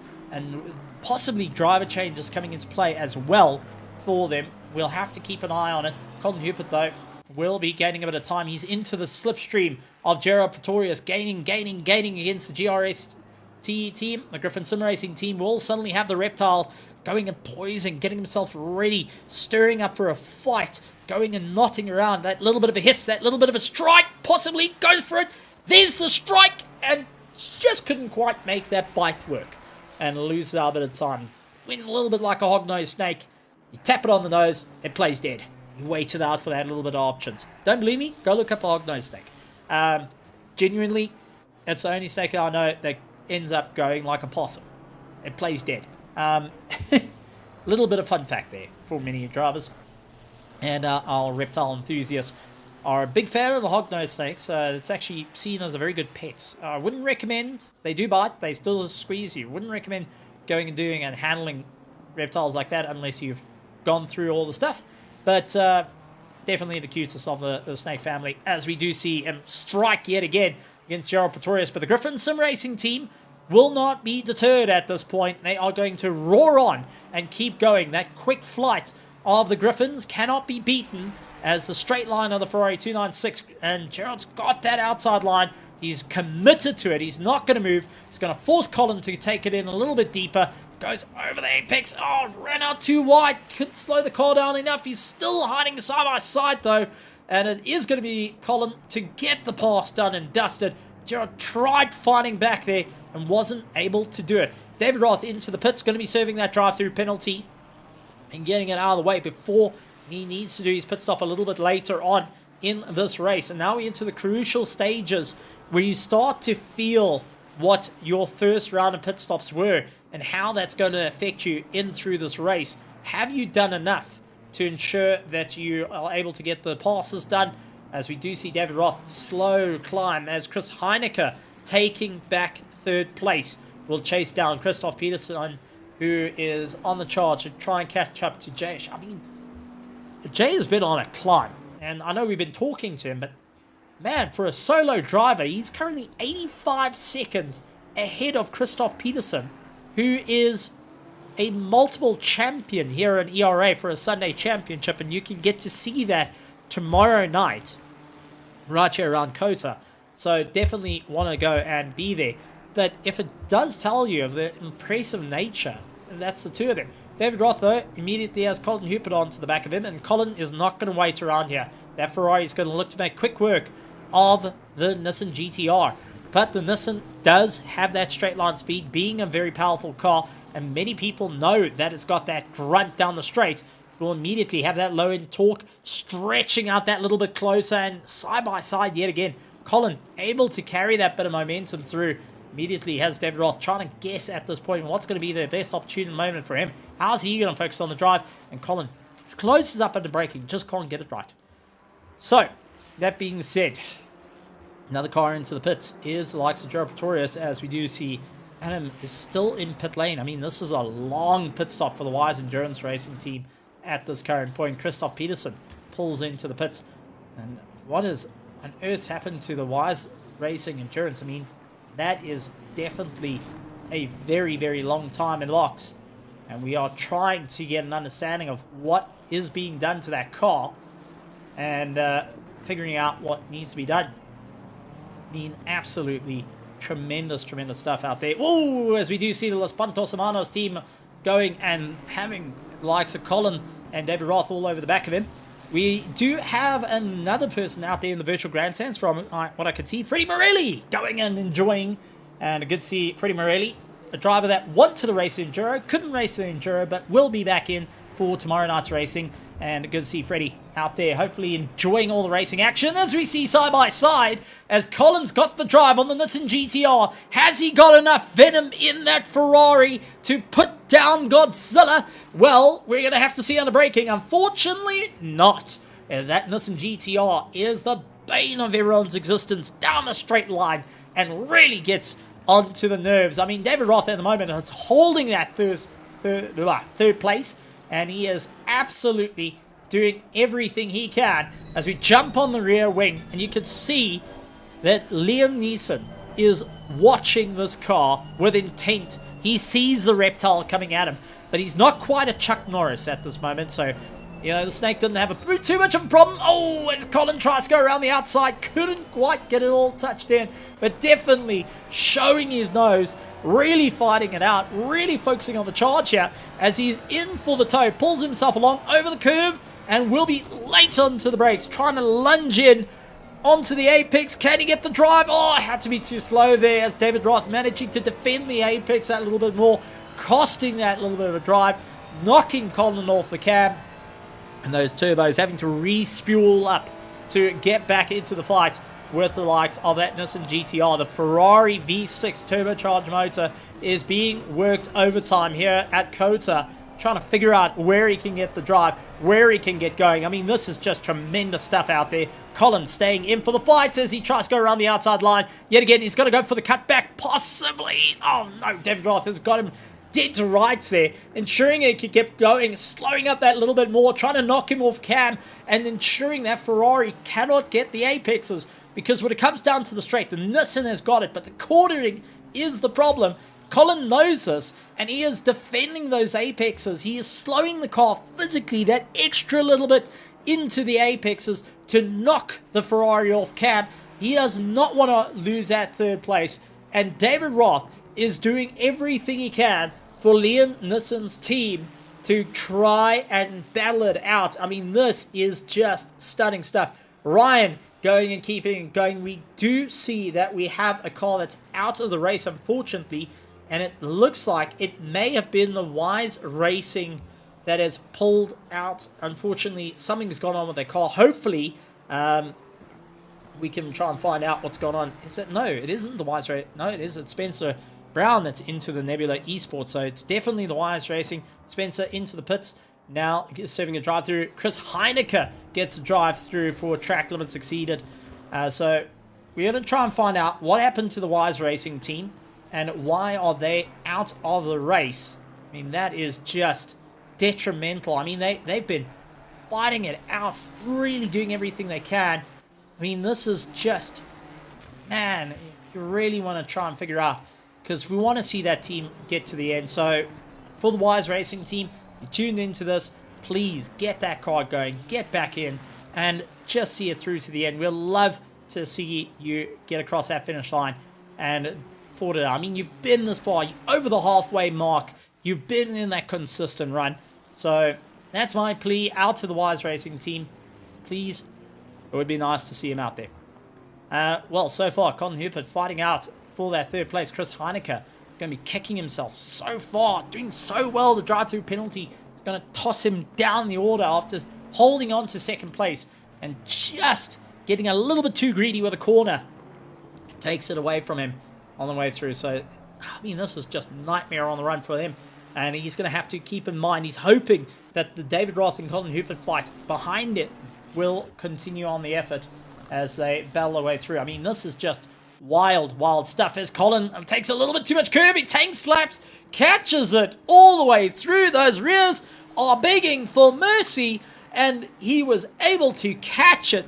Most of the drivers have gone barreling into the wall, but for some odd reason, that Ferrari did not go and have too much of an issue there. He was able to save it, but man oh man, is he on the hard charge as Colin tries to take a bit of a wide line, switches in, going for the apex. He's got the drive though. Is it going to be enough to get ahead of David Roth? It looks like the two of them are going to go side by side in through the S's, and it is the Liam Nissans managing to just try and keep a little bit there. Unfortunately, it is Colin Hupert for the Reptiles Racing. In, out, gone, and he is out of there in the fight. So well done. Beautifully held together, and now needs to continue on the fight. So really some tough fighting out there, and honestly great to see. We do have that the Wise Racing is back. Adam Stewart is back in the car and will be getting going. Fantastic. Good to see it, guys. Good. I love to see that, and take my hat off to the Wise Racing team for getting back in. They were looking as a retirement. They got themselves back into it, back to 22 cars strong. But honestly, I love to see guys not giving up the fight, not throwing out that towel and saying, listen, we're going to stick it in whether it's through hell or high water at this point, we're going to see it through to the end. We've gotten this far into the race. We are not going to quit. We are not going to give. You will not break us. And that's what the Wise Racing team taking some wise notes there. Well done, guys. So definitely a bit of support out there to the teams. And this is my one out to you in the virtual grandstand. You guys have been sitting through some amazing action that we've seen here at the ERA Round 2 Endurance Race. The 4 hours of Kota. But got to show some support to the teams out there, really digging deep, being part of this, whether they're solos, whether they're in a team, whether they are down the laps or leading out the pack. They are out there giving out a fantastic show. So please show some support out there for the teams, fighting it out, bringing you the entertainment. And are you not entertained? As we see Jason Farmer onto the back of Darren Wicks. Nebula Esports now having to deal with the Griffin Sim Racing team. Jason Farmer in tow in the Ferrari. Late on the anchors, trying to battle his way through and just seeing what he can try figure out. Needing to go a little bit further down, 14th and 13th position. Ben Hicks going after Ruan Heineke, but we do get the alert. Real job with a drive-through penalty. Track limits exceeded. Yet again, another driver falling to track limits. It's not his first drive-through that he's going to be getting. This is his second one during the course of the race. And unfortunately, going to be taking that bit of hammering as well. So, a couple of drivers feeling it. Really trying to dig deep at this moment. And drivers feeling a bit of a move as Ben Hicks takes the dive on the inside. Ruan Heineke giving him that bit of room. You can see the indicator on the right-hand side showing that, listen, I'm going to give you the gap. We're going to let you go. I'm going to get in the tow, pull along. You are giving me a little bit of a hard time, and we've got to concentrate on fuel usage. A lot of these drivers will be re-looking back at their strategies, trying to figure out what's going to be the best option here. Jason Farmer onto the back of Darren Wicks, who will be trying to get a little bit of time. Darren in 8th place with Jason Farmer in 9th, pressurizing him, trying to figure out how can they get going in through this amazing order. I mean, man oh man, it's got to be a tough one out there. A couple of entertaining. We got to talk about some of you guys out there in the virtual grandstands. Good to see you as we got Rich Strike going and putting in a bit of a chat saying, listen, if Jay wants to take a break, he can. We don't mind it. Please do take a break. You can climb back in the car. You've got a little bit of a gap to everyone else. And don't think that's quite going to happen, Rich, but we'll try and pass on the notes for that. We've got the likes of Adam back out on the track. He's got a drive-through penalty that needs to be served. And he's just trying to keep himself going at this point. He has got Ruan Heineke onto the back of him. The Team Sarko will try and maneuver their way through this. Is in through the S's. Very difficult to try and get past the cars here. And Adam, who's just trying to get a bit of temperature back into those tyres after rejoining the race. And man, guys, well done. Good to see the Wise Racing team back out there. The 499 car has been through a lot this past little while. Gets that drive-through penalty. But it's still going, still out there, still pushing, and still putting on the competition. Los Pantos Hermanos, they've also been through the wars, but are going. They're lying in 21st position, trying to catch up to Ryan Essen in the Merc. As we do get side-by-side battle, Robert Volt and Ben Hicks. Oh, a bit of contact between the two of them. Here they get to the corner. Oh, Robert Volt into the wall. After that bit of side-on contact with the likes of Ben Hicks. That was definitely not planned. Let's quickly try and take a look at what happened, because that was out of the hairpin. A little bit of pressure coming both sides. There's the first bit of contact, second bit of contact, and there's the wall. Bounce over. And unfortunately, Robert Volt going down the order. Our stewards will be taking a look into that matter.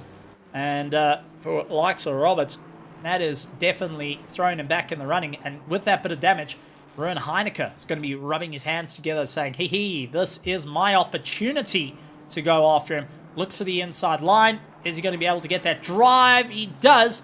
And Roberts diving for pit lane. They're going to get some repair work on that car. Try and get it all sorted out and get themselves back out and racing. Jason Farmer going on to the back of Darren Wicks, as they've got LaRue just ahead of him. He is a blue flag at the moment, and I know that Jason Farmer is going to be saying, listen, LaRue, just give us a bit of a room here. We need to get on by. Darren is going to be keeping that slipstream as tight as possible to ensure he stays in for the fight, but wants to protect himself as Jason Farmer does look for the inside. He's showing his nose, showing a bit of intent. Quick move across as Darren goes for the inside line. Oh, forces LaRue out wide. He took the move to try and get past, and unfortunately, that led to a little bit of contact. Jason Farmer gonna have the inside line, says thank you very much on it, and that was all that he needed. Darren Wicks to go for the lunge, to not quite work out on him. And now Jason Farmer gains a position. Darren Wicks will have to claw his way back into this fight after losing out that little bit of time on the way through. So really, really tough fights out there. Really digging deep and hoping that they can keep that consistent drive on the way through. Some great racing nonetheless. Jan Dolscher out there in 6th place, chasing down Chris Heinecker, who served his drive-through penalties out in 5th, trying to make up some time. At one point was up in 2nd place and will now be trying to concentrate on his drive. Robert Volt, unfortunately, it looks like we may have a disconnect for Robert Volt and his team, and it is unfortunately a disconnect as we do lose him. And it looks like we lost another car as well. Went from 22 drivers to 20, so try and figure out what happened to those drivers and see what's going on out there, and try and figure out what happened to a lot of them. We do see a bit of a comeback though. So one of the drivers having a bit of problems with the internet and getting caught out here in their running order. So not ideal circumstances, as it looks like Spencer Brown going to be in number 28 car. Took over from Alves and will carry on his merry way at this point. Ryan Wilson, Loves, Adam Stewart pulling into the pits, serving that drive-through penalty. Trying to see who may have disconnected or reconnected, but whatever the case may be, everyone is out and racing. 21 cars. We do have one car that is disconnected, and I think that is, unfortunately, the Aston Martin of Volt, who we saw into the pits a little bit earlier. Looks like he may have not been able to get that car back out and going. 5 seconds coming in from our stewards, giving in to the likes of Wicks. Unfortunately, that's going to be taking a bit of a bite out of them on the running order in this race. 1 hour and 25 minutes to go, and Wicks getting 10 seconds for that penalty. And oh man, that is definitely going to be an ouchie situation for him. And let's quickly go and take a look. And that was for a dive bomb collision. Going and scoring on the 29 car. Not quite what he wants to have, especially after going and having a bit of a fight out there. Stewart with a stop-go 30-second penalty. Man, oh, these drivers have just been having an absolutely tremendously bad time, but still going. Oh, the wires raising is still going. This is a little team that could at the moment, and they've had their drive-throughs, they've had their pit stops, they've now got a stop-go 30-second penalty, but I gotta give them a due. They're still out there, they're still going, they're pushing on. And that's what we love about the sport, is the drivers are able to just keep that motivation to keep going. And we will try and take a look. We do have another driver that looks like may have joined into our system. Try and get an idea who that may be that's into this system.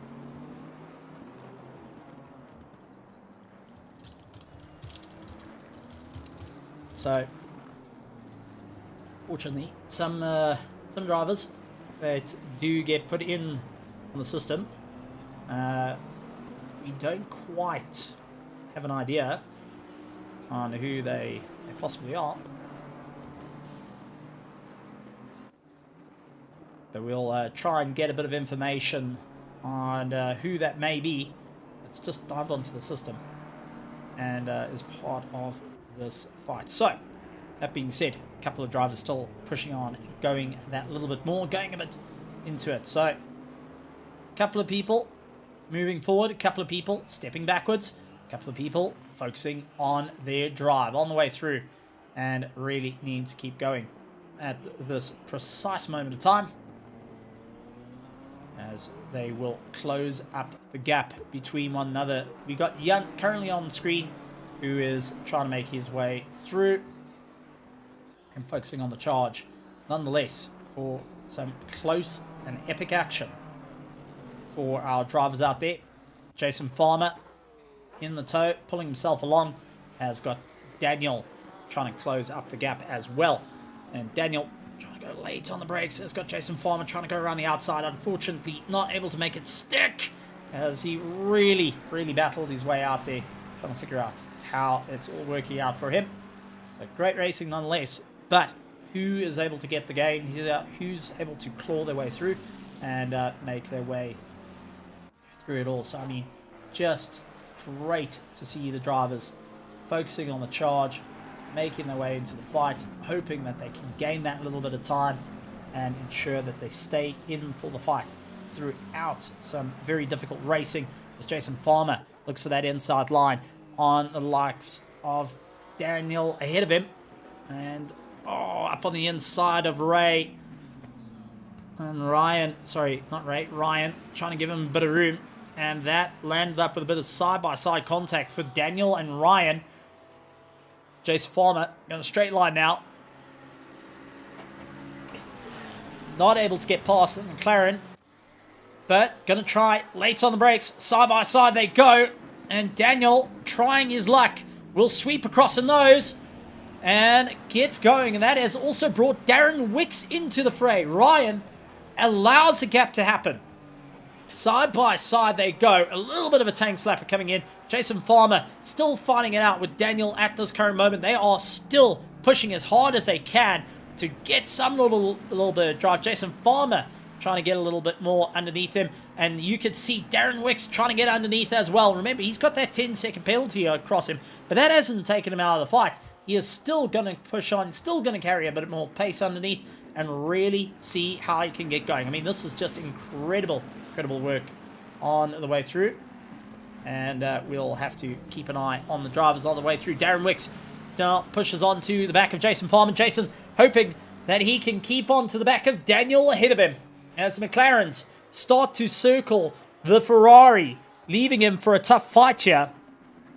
Farmer looked for the inside line, couldn't quite get it, tried for the apex, didn't get that drive. Daniel going and costing him a bit of time there. Darren tries to outbrake the rest of the drivers. Unfortunately, lost out too much time in through the S's, and Jason Farmer's going to hold it close towards the curb. And also, the likes of Daniel just ahead of him doing exactly that to try and close up that gap to ensure he stays in for the fight, pushing that little bit harder on the way through. I mean, this is just some phenomenal fighting, and it's turned into a three-way pack for 7th, 8th, and 9th position, respectively. Darren Wicks going for the Nebula Esports team, onto the back of the Griffin Sim Racing team, onto the back of the Proper Racing. And Wicks and Daniel has got 10-second penalties. All their next pit stops are going to hurt into the final stages of this race. That is definitely not how they wanted to get played. Jason Farmer trying to relax into a bit of a sandwich here and having to watch his mirrors left, right, and center as Darren is getting ready to hunt him down, but he doesn't want to lose any time to Daniel. He's looking for the inside. Can he go late on the brakes again? He tried, but just hasn't got it underneath him. Tried for the apex and immediately loses out that drive. I mean, this has just been a tremendous fight nonetheless. Jason Farmer all over the back of Daniel. You could see from the likes of onboard of Darren Wicks, who's keeping all over the show. You could see the fight happening. Sees that Jason Farmer goes out wide. He takes a little bit more shallow and tries to get as much drive as possible. And that's not working out for him. And we'll have to go and see what is going to be able to get a little bit of drive here. David Roth into the pits for Liam Neeson's team.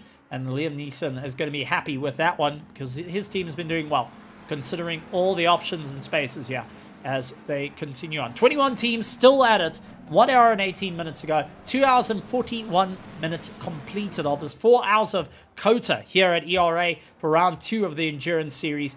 And gotta say, as a debut run for our debut season for our Endurance Series here at ERA, it's been absolutely tremendous. Drivers have been giving some great support into really how the whole race goes. And it's good to see that there is great bit of interest on going in and building up and seeing how it's going to go. I mean, this is just a proper race of note, guys. Fighting out for positions, really trying to dig deep and see where it all comes in and play. But with those that are pitting now, would it be their final pit stops? That's where we're going to start asking the question. We're starting to get to that point of the race where it is into the final pit stops of the race. We know that they can get an hour and a bit into it. We know about the splashes and dashes coming in, as we do see Jason Farman trying to hunt down left, right, center. Over the curb. That definitely did not help him out there. Jason Farman being bounced around, and that allows likes of Darren Wicks to get onto the back of him as we jump onto the rear of Jason Farmer's Ferrari 296, and he does see the likes of the 720S McLaren gaining, and really utilizing its power to try and draw in as Darren Wicks looks around the outside. That Nebula going and showing a bit of intent, but over the curb, that sausage curb, costing so much time to the drivers as they lose out. I mean, this is just some tough racing out there. Chris Heineke now into the pits to get himself sorted out in the running order. As we do jump a little bit further back, this is Lucas Collab of the Lambo Mannix onto the back of the Griffin Sim Racing team, Gerard Pretorius. And remember, Gerard's been racing solo through this race as well. Lucas Collab has been sharing the car out for the Lambo Mannix team. And they've been really trying to focus on a hard charge at this point to continue on going. I mean, great stuff out there. And really trying to deal everything they can. Chris Heineke into the pits. Daniel Mutba coming into the pits. And Vic getting himself done and dusty. He's going to be serving that 10-second penalty on top of it. But is getting the last of the pit stops out of the way. Remember, we spoke about the splash and dashes. We spoke about how the race is going to go. And where it's all going to work out in the running order. As they carry on the drive. Drivers trying to think what can work out for them, how they're going to gain a little bit of time, and where it's going to be a little bit more on the pace. So Lucas Collab trying to gain as much momentum as possible and really focus on the charge, will be in the battling out. So we have also got Spencer Brown chasing down the like of Silas, trying to close up that gap. And will be trying to make up a bit of time here on the running pack. Wild races nonetheless for our drivers as they push on a little bit further into the race. And we have got a disqualification, first of those, and that is Van Haas getting a DQ. How on earth? That must have been for a drive-through penalty. Going too fast in pit lane. Well, we're going to have to try and get a bit of an understanding for the Van Haas team.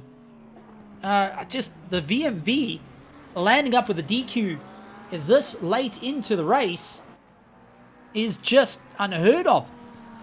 I'm a bit taken back, and hopefully we could get a bit of an understanding of what on earth happened that's cost him this bit of time. And, well, by the time he's out of the race, he's done. Game over. Go to bed type of thing. I mean, this is just turned it onto his head. I know it hasn't been the easiest run for the BMW, but, man, you don't want to see that come into play, as we do see the likes of Spencer Brown going onto the back of Silas. Silas is just going very far out. He's now trying to defend. He's going for the inside line, heading into T1. He's going to try and protect it. And now will force Spencer Brown to figure out how he can get around the corner, see if he can go for the undercut, and back onto the power. Porsche may have the overlap here to get it going. He runs out a bit wide and holds the inside lining. He's got it, but only just. But you can be sure there was a track warning limit there kicked into place. That is for certain. So monster run on the overlap for the Porsche, and having to maneuver their way around.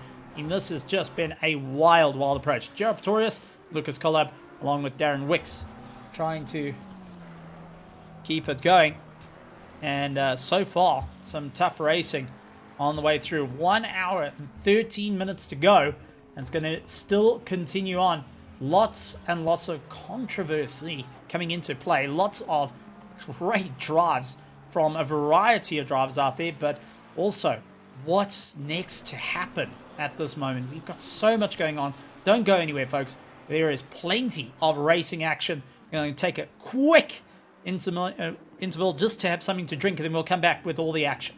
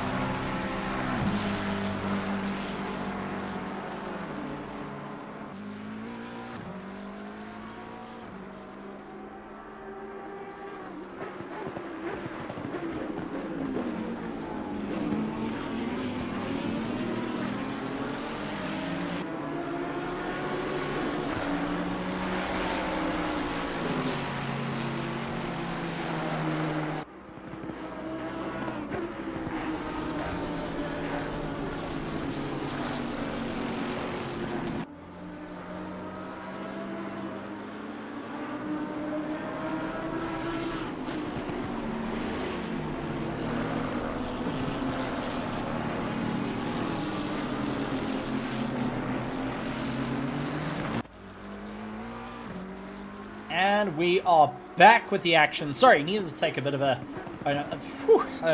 something to drink there, because the incredible action we're seeing out on track.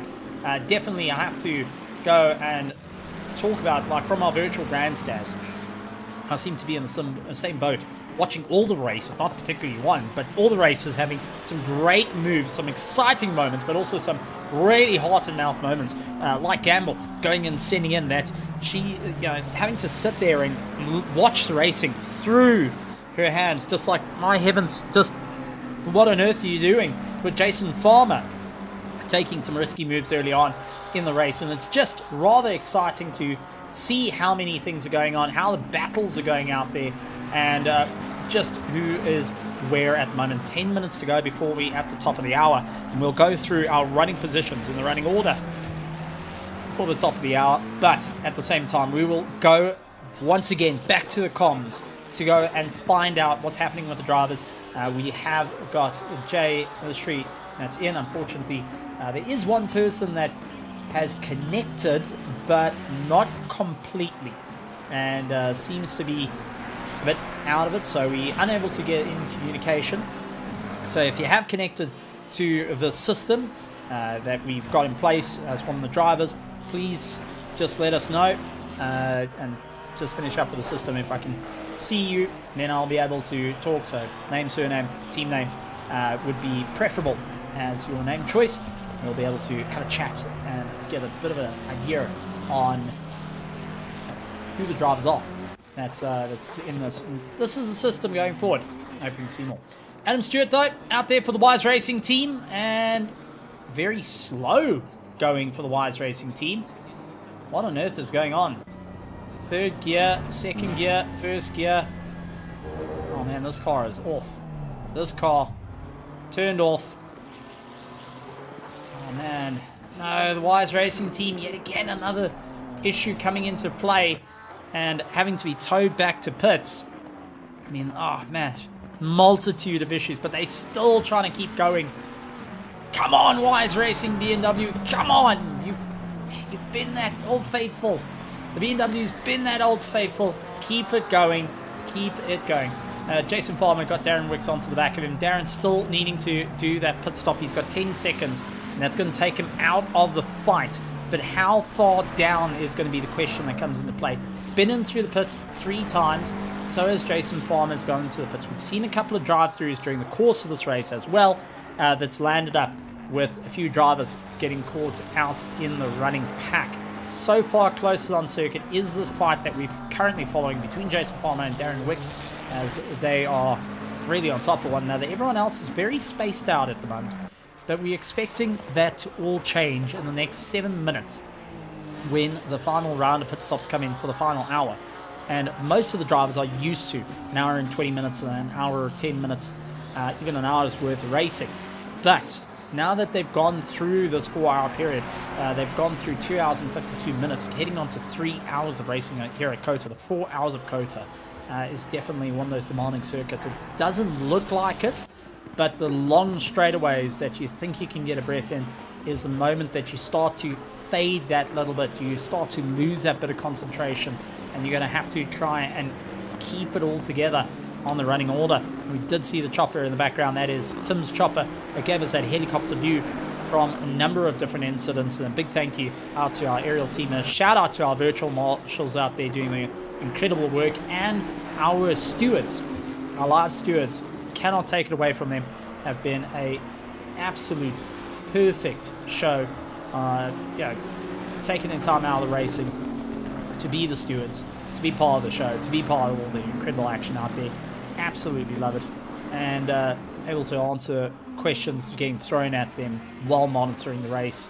I mean, that is something you cannot take away from our stewarding staff here at ERA. One of the few places I actually think that's got live stewarding during the course of a race. So shout out to them. David Rotho out in 9th has got Chris Heineke onto the back of him. Now Chris has had a little bit of a problem with the drive-through. He's done 4 trips through the pits thus far, 3 of them being pit stops, 1 of them being a drive-through, lying in the top 10, but has got David Rolfe ahead of him, who has also done a drive-through during the course of this race. And the team now trying to make their way through. The big Bentley, though, very close onto the rear of the likes of Liam's Nissan. And so far, well, the Nissan tends to hold out against the big Bentley. But that being said, this Bentley was not built when the King was still around. This Bentley was built while the Queen was in power. And if you know old Elizabeth, the Queen, well, she did not take things lying down. She demanded perfection. She demanded power. She demanded you do it right. And so far, Chris Heineke has got that. The Bentley power going and shouting out, the crown was built and was made in years and years and years and past, handed down through the generations.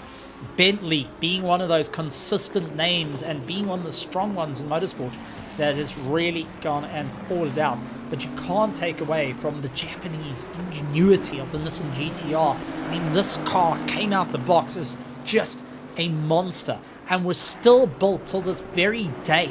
And only of recent, in the last 3-4 weeks, was actually taken off the production line, as no more GTRs will be around. But iterations of them from Japanese past that took over not only GT3 racing, touring car racing, everything you know about streets, and those cars, those tuner cars you want to grab onto. And we're getting to see this right now. Luxury versus the beast. We have got the power of the Queen going up on the inside of the Nissan. Can he make it stick? And he does get it sorted out. Forces David Roth to go a little bit harder on the anchors there and gets him sorted out. I mean, this is just wild, wild stuff. And great to see some great racing in the order here. And this has just been a monster race right the way through.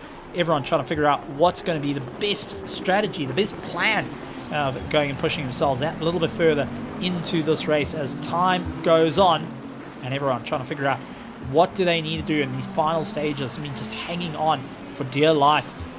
Focusing on those tires. What are they doing? The fuel usage coming in. Is that splash and dash going to be a thing in the next 3 minutes of the time? I mean, these are all factors that you're going to be thinking in the back of your head, going, man, what do I need to do to go and get that little bit of drive? What do I need to do to really sink it in? And so far, David Roth losing out the positions to Chris Heineke. And Darren Wicks still hanging on to Jason Farmer as much as he can at this point. The Canadian driver has been doing really, really well out there, but that 10-second penalty that is out on the Nebula Esports team is going to be hounding him until they get it done and dusted. They don't want to carry it till the end of the race. They want to try and get on their final pit stop, get it over and done with, and focus out on an all-out hour sprint as we get closer and closer down to the time in this 4-hour enduro. Races once again starting to open up between drivers and everyone trying to just put themselves in order, trying to figure out what's going to be the ideas here. What is the strategies, the plans, the ideas of moving forward in this running fight.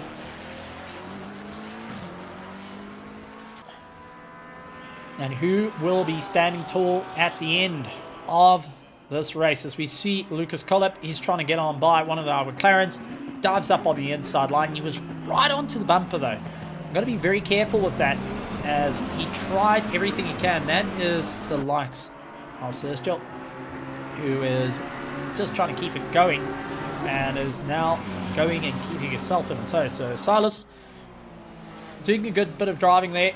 Was a bit cautious with the Lamborghini on the back of him, but has really motivated himself to move forward, and he's nice utilizing that slipstream to try and bring him up through the order. We go to JS Mystery of Please Break Turn 1. He gets past the Los Pantos Hermanos BMW on his way through, trying to figure out where his climb is going to be and where he needs to focus. And this is where teams are just starting to mingle, starting to talk, trying to understand what's going on, heading into the final hour, and where the pressure starts creeping in of how far can they go, what do they need to do, they need to try and battle it out, what's going to be the up and down orders through this all as they battle on for it. And so far JS Mystery has been on a dominating feat so far, a lap ahead of his closest competitor. Lucas Collab in 7th position will be eyeing out the likes of LaRue just ahead of him. The South African in the McLaren will see Lucas Collab. That is a 7th place car. The Lambo Mannix team have been on a huge climb back through the order after having some nightmare starts. One of them being into the wall quite hard and having the car pretty broken after a snap oversteer from the Lamborghini in the second last corner in the early stage of the race in hour 1. And it really does show the pullback coming into it on the running order, and it's just fantastic to see many other drivers focusing on what they need to do to keep going. So with 27 seconds left before we hit the top of the hour, and getting ready to talk about who is where and give a radio contact in once again to our driver on call, likes of J Mystery of Please Break T1, and see what the number 5 car has got in store. So with 5, 4, 3, 2, 1, we are now at the top of the hour, the final hour in the 4 hours of COTA. Let's go through our running order. It's Please Break T1 in first place. Reptile Racing, 80.2 seconds with Colin Hupert in the behind the wheel. They are in second place. We're followed by Logistical Nightmare Racing in third. How's that for a bit of a climb back to the order? Skidmark Racing lying in fourth, along with Griffin Sim Racing, Jason Farmer, Darren Wicks of Nebula Esports running in sixth. Seventh place is the Lambo Mannix with the likes of Chris Heineke. The Slick Racing team gets on by and launches past Griffin Sim Racing team driver Gerard Pretorius. Two of them rather good friends, been racing with each other over a variety of seasons in a variety of leagues, and a good show of sportsmanship on the way through. Liam Snitson closes out the top 10. A little bit further down, we got the ERA Highway Patrol back on the climb, looking towards that top 10, as he will have to try and figure out how to get past Team Sarko at the moment. But they're lying in 11th, with Proper Racing in 12th, Jeffrey LaRue Racing, Jeffrey LaRue behind the wheel in 13th, Spencer Brown of Nebula Esports lying in 14th, JP Motorsport runs in 15th position with Team Sarko in 16th position. They will be getting the blue flag from behind of the likes of ERA Highway Patrol, Cedric Muir of Elijah's Red Bull Miami, Triassic Enduro Ryan Essen goes and melodies way through, he's in 18th. Low Wiz of Los Pantos Habanos relies in 19th, and the likes of Wise Racing Endurance still going. Man, they still going. Fantastic. Is running in 20th position. Absolutely love it. Really, really love it. See drivers getting a bit of an insight there. But let's see if we can get in contact with our driver on it, and it happens to be our first place driver. Let's see if we can try and get a little bit of inside talk with him. So, quick chat. This is to Jay. Can you hear us? Yeah. All right, Jay, good to have you, and glad to see you going and having a good time out there. Final hour, how are you feeling? Pretty good. I'm basically just trying to go for another fastest lap now. I kind of messed that last lap up. I lost 2/10 because I missed shift. But yeah, try again. Absolutely great stuff. So, starting to wear down a little bit, seeing the circuit, sick and tired of Kota yet, or just enjoying the sights and sounds? Nah, never get bored of this track. I mean, it's a bit lonely, but you know, it is what it is. It's always good to get some practice. Always good to see drivers having a bit of fun out there. Now the question comes in, splash and dash. This is something we're seeing a couple of drivers do. How are you feeling on it? Is it on the cards maybe, or are you feeling a little bit that you've saved some fuel here and there?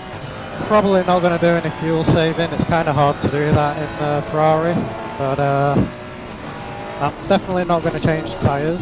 It might be like a 15-20 second pit stop for the fuel. I think maybe 35 litres to be safe. I'll want for the final stint. So we'll see how much fuel I end this stint with. I think I'm like 10 litres over fueled, so we'll see. Good to hear. And as you're manoeuvring your way around the circuit, anything you want to say to the teams and drivers out there? There's a good number of solo drivers racing, and you are definitely feeling it. Any words of wisdom from your side, or anything you'd like to say to the teams just on the racing going on? Well, thank you for all the back markers, for one, for being very nice and being predictable. I guess, keep focused. Not long left now. Be nice to see the checkered flag. Absolutely great stuff. Well, we're on board with you at the moment, but we're going into the final corner. We do have the Wise Racing team. They've had a nightmare of a run. Heading into turn one, what is the absolute thing you need to do to get this corner right? We've seen a couple of people get it wrong. Can you give us a bit of a sense of how to maneuver around the circuit? Well, the apex is very early. Like, I'm apexing here rather than at the actual curb. So I'm on the throttle before I even get to the curb on the left hand side. And here it's just trying to keep in between the white lines, tap a brake. Try not to go too wide at this corner, keep it tight. This is these corners I see a lot of people struggling with. You don't want to go too wide on the entry here. Again, keep it between the white lines, watch the exit. Now I've got some nice, yeah, it's one of my favourite corners.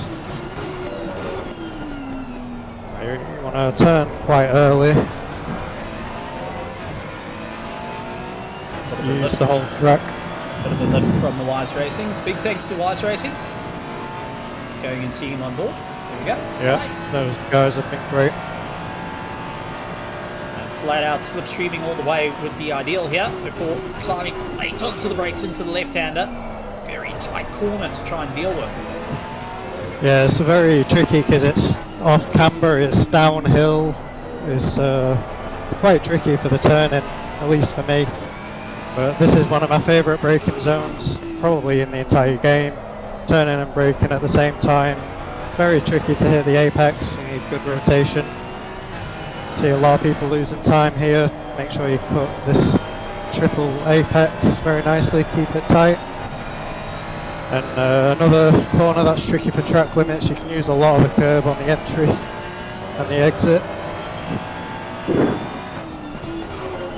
Remember to turn earlier than you think for the final corner. Back on to the power. Well, Jay, absolutely great stuff, and masterclass, going and giving us a bit of masterclass with a 206.2. I mean, that's incredible stuff. Giving a bit of a teaching lesson while out there. Jay, thank you very much, and good luck for the final hour. Looking forward to chatting to you out on the podium. Nice one. Thank you very much. Great stuff. Wow, what a bit of talking out there, and a massive well done. I mean, just to get that little bit of feedback from Jay to give us a bit of an insight of how it all went, but also great to see out there, and well, getting a sense of speed. Let's go back though down to the circuit as we get away Jay's graphic and we keep an eye on the graphics ahead of us. Ben Hicks in for a fight with the likes of David Roth.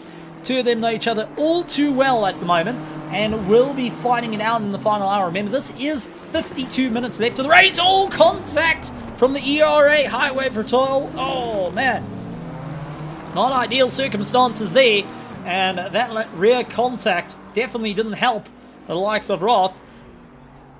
Well, who will be waving his fist in a little bit of anger there. Unfortunately, Ben Hicks getting a little bit too close, under braking. That rear contact coming to play. Lucas Collop into the pits. Will be waiting it out. Jeffrey LaRue waiting to get himself back out and going. So a couple of drivers now serving their final stops, but David Roth getting a 1.3 second gap to Ben Hicks at the moment. The ERA Highway Patrol in full steam ahead, trying everything they can to close up on the fight, to be sure they aim for the running order.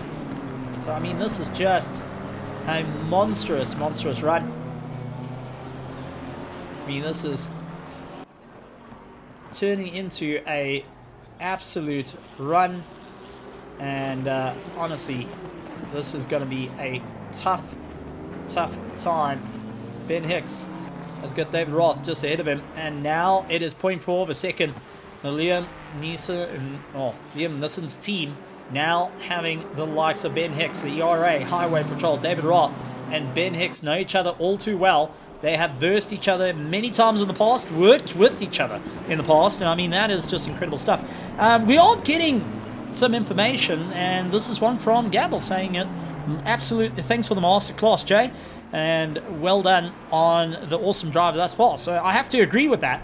I mean, not often that we get to talk to the drivers while they're driving and get a sense of how the speed is, differentiation, and just absolutely going out there, giving us a great bit of information, a wealth of it, utilizing a little bit of new tech coming in, and will be developed in the future to have a bit more, and hopefully with drivers going and putting on cameras and all that, we'll be able to see them in the sim rigs actually working behind the steering wheels, as we do see both Ben Hicks and David Roth choosing the same idea into pit lane and tried baiting each other there. It didn't quite work. Spencer Brown getting a drive-through penalty for track limits exceeded for Nebula Esports, and that Porsche has been through it all at this point and really going and finding out.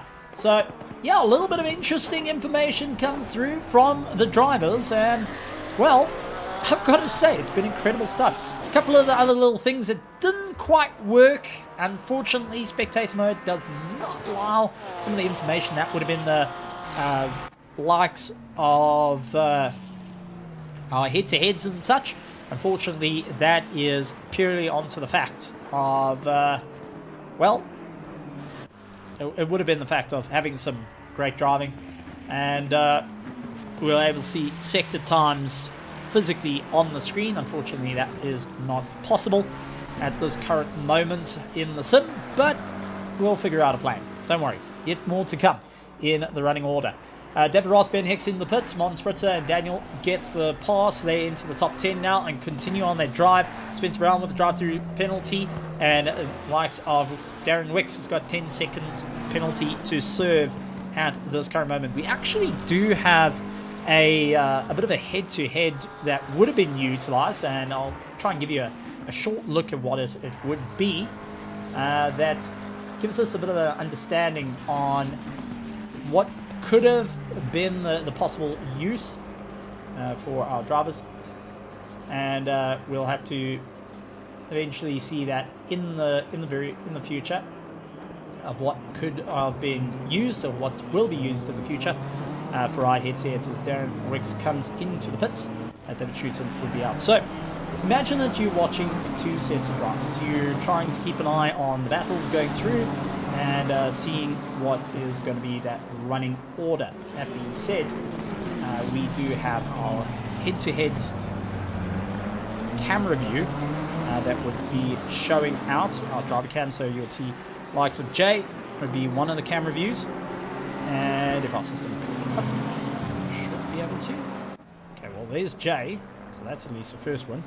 Our cam 2 quite not showing. Let's see if we can try and pull cam 2 in and give what will be our second head-to-head on the running order, which would show both drivers in for the race. And let's see if it's going to pop up. There it is.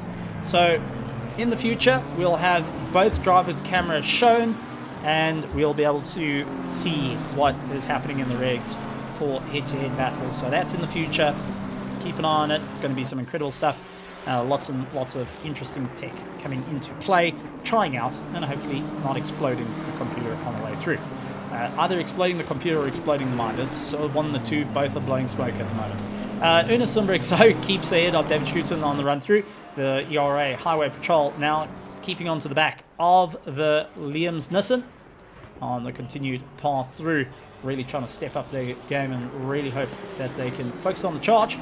Is there going to be enough though? Schutten looks to try and get around Ernest Limbricks at the moment. Couldn't quite get the momentum to battle it out on the way through. So definitely a hard fought 90 laps in, 46 minutes to go, 4 hours of Kota, maximum points here to score here at ERA. And next one, this is 4 hours. Next one's 6 hours. And I mean, that is going to be a tough one. Silverstone, not an easy circuit to go around, and 6 hours of battling, high degradation circuit is definitely going to try out a different one. For a lot of our British drivers, everyone's looking forward to it. For a lot of drivers, European drivers, not too much of a fan of it. Spencer Brown now finally into the pits. He's getting himself sorted out. Remember, he did have a drive-through penalty. They had to serve first before he can get himself sorted out. Jared Pretorius pulls into the pits. He's done his final stop. And now we're starting to see those final goes. Those splashes and dashes are going to become an order. Who has saved enough, or who's carried enough fuel to get themselves into the fight. Darius up into second place for the Logistical Nightmare Racing team. They are continuing on the drive, but they are a lap down on our leader. And then we have got the Reptile Racing team. Consistent effort on their part, and so far third in the championship. They are behind the likes of the LNR team in that Nissan GTR, not by much. So these two are fighting it out for position, and now the big factor comes in. They're fighting it out for first, because I do have reports here that unfortunately Dean O'Keefe, due to business work, is coming to play. He will be unable to carry on for the rest of the season, which means first place will be open up to the rest of our running orders, and that means we will see some big changes in the championship all the way through. Ernest Limbricks though trying to deal with big changes at the moment as Limbricks gets a serious drive underneath him. We do see Spencer Brown just at the top of the mountain coming in, getting himself going, and he will continue on his up and the climb through. So some wild stuff for our drivers and for you guys out there in the virtual grandstands. A massive thank you to you all for joining us here in round 2 of the ERA Endurance Championship. 4 hours of Kota, and to have us on a Saturday or a Sunday, depending on where you are in the world, happy festivities to you, and thank you for joining us on this absolutely stellar time. As we do see Eleanor into the pits, that is going to be the Reptile Racing to continue on further. And might I say, Reptile Racing, it looks like they've completed all their pit stops. If my math works out here, Eleanor was not going to finish on the fuel that they did, and it was a proper splash and dash towards the end. So they are going to be chasing down the Reptile Racing to try and gain a little bit of time, because whoever wins between that little battle will ensure who's in first come the end. As we see Ernest Limbricks going and lining himself up on the inside of Jared Pretorius. Gets the pass, done and dusted, sweeps across the nose. Jared Pretorius not done yet. Looks for the inside line, backed out of it. And here comes David Schutten up on the inside. Oh man, the ERA Highway Patrol not holding back. It is a bit of Need for Speed Most Wanted happening out here, and it looks like Gerald Pretorius, after losing out one position, immediately getting into a boxing match with the likes of David Shooter as he fights his way through, staring at the back of the Godzilla ahead of him. Ernest Sundberg's doing everything he can to try and keep it in order, has been really clawing and just desperately hanging on to the fight at the moment, and David Shooten looking left, looking right, not getting past just as yet. Will have to continue his way through. David Shooten doing everything he can just to ensure he stays in the fight at the moment. Ruan Heineke is into the pits. He is getting himself sorted out, but he's dropping down the order like an absolute lead balloon. He is going down, down, down, and will be going and looking at the racing ahead of him. Shooten looking for the inside line. Gerald Pretorius is going to have to go defensive here. Around the outside, is he late on the brakes? Try and get it sorted out. Oh, looks like a little too wide. David Shooten gets a pass, done and dusted. Gerald Pretorius in that Ferrari 296, not able to keep on going. He's going to have to get into the toe, pull himself along, and Ernest Sundberg is checked out 1.8 seconds ahead of this little fighting pack here. And it looks like Conrad Curtin getting it past, and Ruan Heineke only just getting to the end. Now off pit limiter. Oh man, that is just absolute heartache in to get going as he watched Conrad come on by. He's seen the fights and just going and having it taken away from him is just definitely finding out there. 23 cars started, 3 hours and 18 minutes back.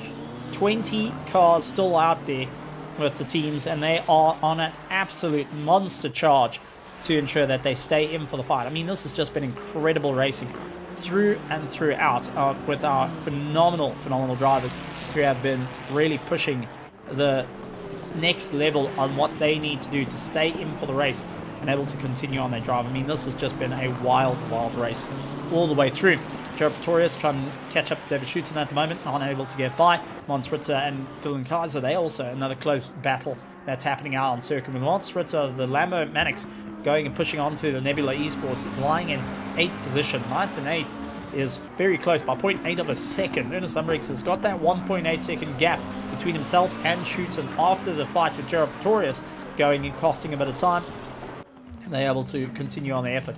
Dylan at the moment, watching his rearview mirror, seeing that there is a McLaren starting to guide his way through as we jump on board into turn 1. And as we heard, you have to take that corner very, very early, try and get yourself all in. You slow up quite a bit for it, but you have to make sure that you're coming over the crest first and then onto the brakes and turning in to get it sorted out, and then just line yourself up through the S's on the way through. I mean, just absolutely tremendous pace and concentration needed. As, we're talking about that Mons Spritzer having the Lamborghini starting to break out underneath him, and he is fishing to get grip underneath him to ensure he stays in for the fight. I mean, this has just turned into one heck of a race, and the Lambo just being a bucking bronco at the moment. This raging bull is definitely one to hang on to at this current moment. Not one that you're going to be riding. This is just hanging on for dear life. This is bull riding right now. And, you're going to come off second best, and something that the Lambo Mannix team know very, very well of what happens when it decides it is sick and tired of you. Cedric Muir also dealing with Spencer Brown at the moment. So the Nebula Esports team dealing with just Red Bull Miami, who is making a huge move up through the order, lying up at 14th position. Many of these teams, just by finishing here tonight, will be scoring significant points for their championships to ensure that they keep up and keep going, which is always a great thing, considering there is a lot of rounds in the championship. A lot of people tend to forget about that and concentrate on endurance races just being that's a big endurance race. In a championship where it's all about consistency, well, you're going to have to do that over 4 races. We're at the halfway mark of the championship right now with round 2, with round 3 being 6 hours at Silverstone happening on the 17th of May, and on the 14th of June, we've got the 4 hours of Red Bull Ring being right in the mix as well. So many of the drivers are having to consider the factors there and really focus on the charges, what they need to do to stay in for the fight, as we see Modern Spritzer still trying to get him to the round. But take a look at the likes of Spencer Brown. Takes a dive up on the inside. Does he run out a little too far wide? No, he gets a little hooked in.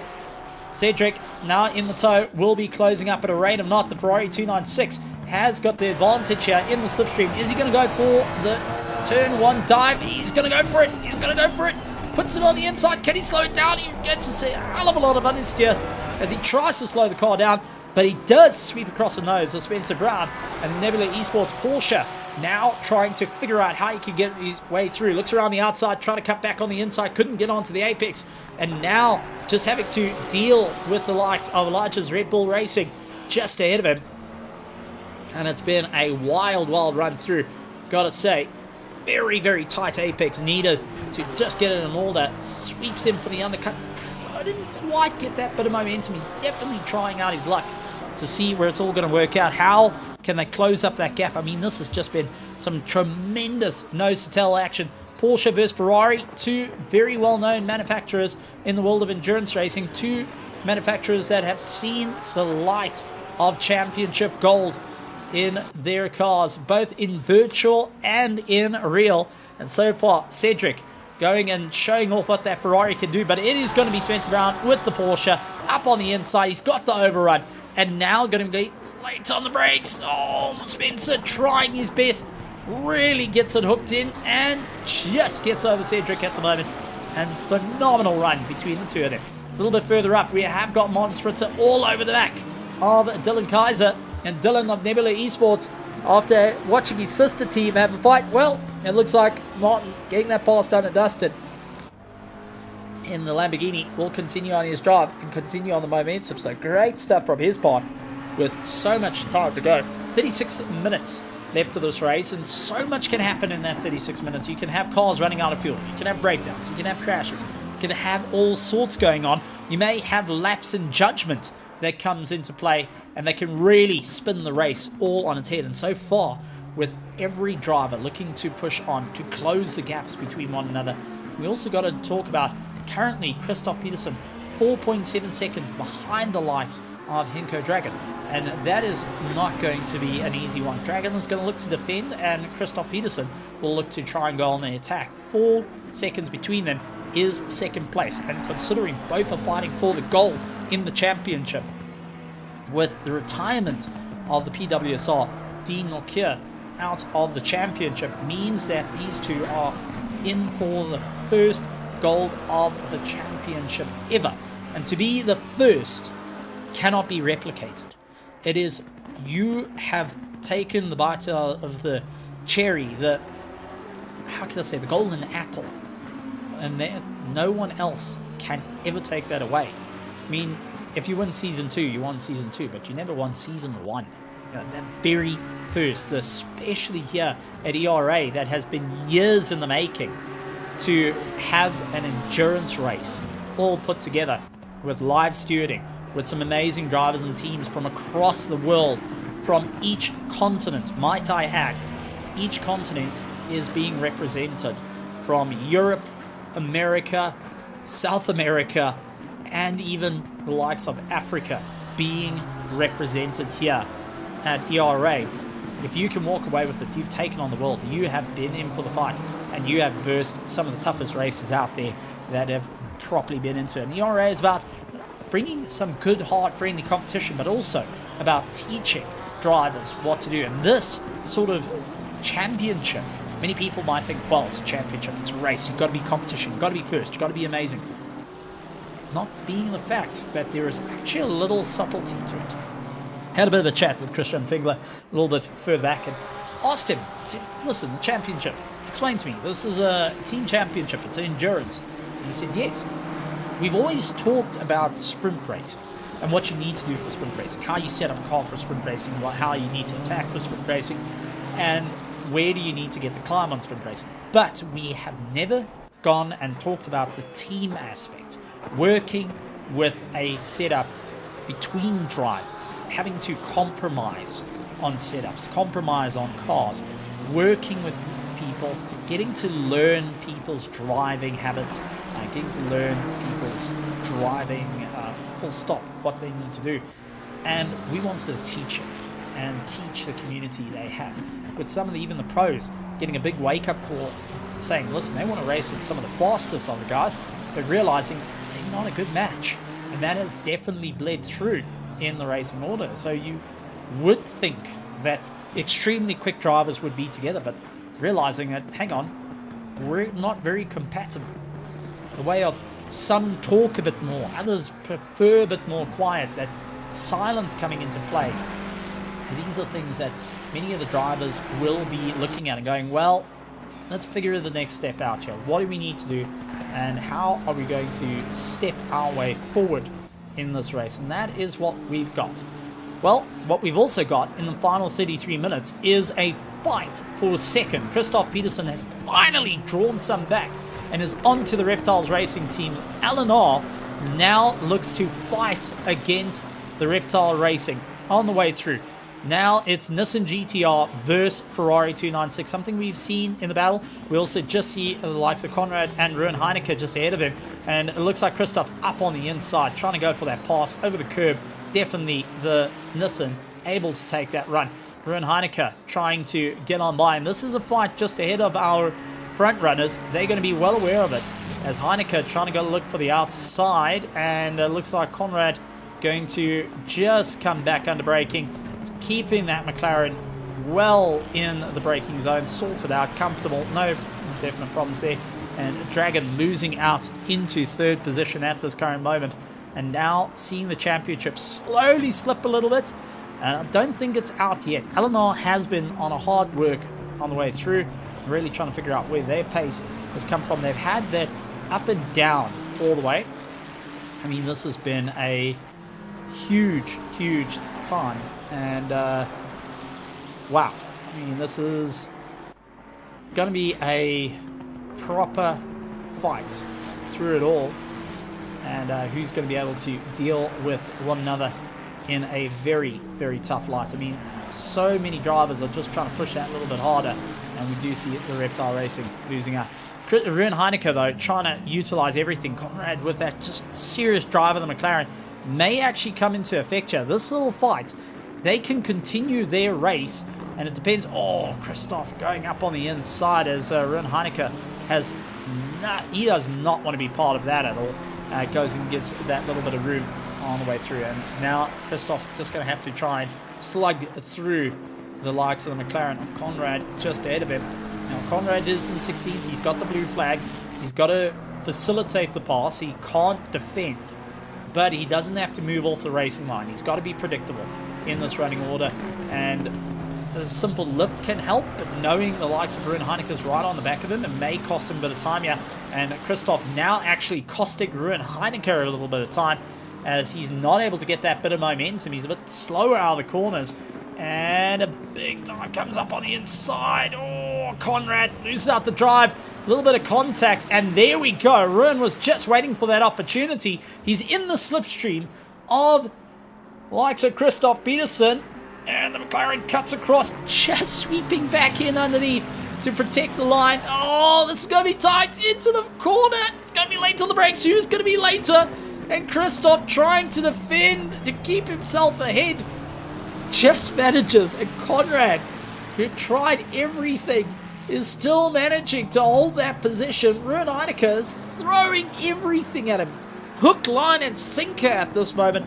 And Conrad in that 808 car of the JP Motorsport. Oh, contact between the two of them. Both go missing. Reptile Racing clears it. And unfortunately, that is not how we want to see the pass getting done. A little bit of contact between the two. Both trying to go for the same piece of circuit. And unfortunately, both walking away with the battle scars on the run through. David Schutzer and Ernest Sumbrick, so trying to battle their way through as they still continue on. This is a fight up for the loss of the top 10, with Schutzer just in 11th position for the ERA Highway Patrol, that have started out in second place, might I add. They have had a nightmare of a run. They've been through the pits 6 times during the course of this race, one of them being a drive-through, so they've done 5 times through the pits. And that is unplanned, unscheduled stops going and affecting them, and they are now in this situation of trying to keep it going for the team to see where the fight's going to lead out here on a running order. I mean, this has just been a absolutely monstrous run, and drivers are going to have to figure out what they need to do to carry on that bit of momentum, to see who's going to carry the climb, who's going to be able to stick it through. And David Schutzer not backing down from the run. Ernest Sumbrick's just ahead of him. is continuing on the drive. 28 minutes to go, folks. 3 hours and 31 minutes done and dusted as they make their way through. It's been a wild, wild race. And what a time it has been as we do see Daniel into the pits. That is a very late pit stop. And I think the splash and dash did not work out in their favor, because here comes Ernest Lundbriggs and David Schutten. They'll be gaining a position and Daniel will be dropping out of the top 10. The proper racing now down into 11th. And here comes Gerald Pretorius, who's going to also drop him down further. That is definitely going to take a bit of an impact. Cedric Miller into the pits as well, getting himself sorted. Oh, Adams into the wall. That is our 499 car, the BMW, that has had it all at this point. Really trying to figure out how they can go. Ruben Heineke with a 5-second penalty added to his time. I mean, this is just absolutely... Oh, no, what a snap. Oh, man. The Wise Racing team. Oh, the heart goes out for them at this point. Ruben Heineke with 10 seconds added to his time. I mean, this is just a tough time out there for it. We trying to just see some of the racing out here and what's going on. Drive-through penalty for Chris Heineke. Track limits. I mean, it's all falling apart in the last little bit. And we are seeing some falling apart. GTR 35 good now. GTR 35, car number 35. We'll try and take a look for car number 35. I don't think we have car 35. We have got two. We've got the likes of the 420, which is Ernest Lundbriggs for Liam Neeson's team. They are currently lying in 9th. The second of our Nissans is Christoph Peterson, running in 2nd place ahead of Dragon. So they've definitely opened up that gap that has come into play and will continue on the dive. David Schultzen, though, trying to gain some time to Ernest Lundbriggs, but drive-through penalty for Chris Heineke. He was in the top 5. Oh, and he's going to have to serve that within 3 laps. And that's going to be an absolute heartache for him on the run through. Ruben Heineke with a 10-second penalty getting added on to his time. And let's quickly go and take a look at the notes of what happened to the likes of Ruben Heineke, the 69 car. And that was for a push to pass that actually came in. That a side-on contact with the driver, unfortunately, scoring him a 10-second penalty.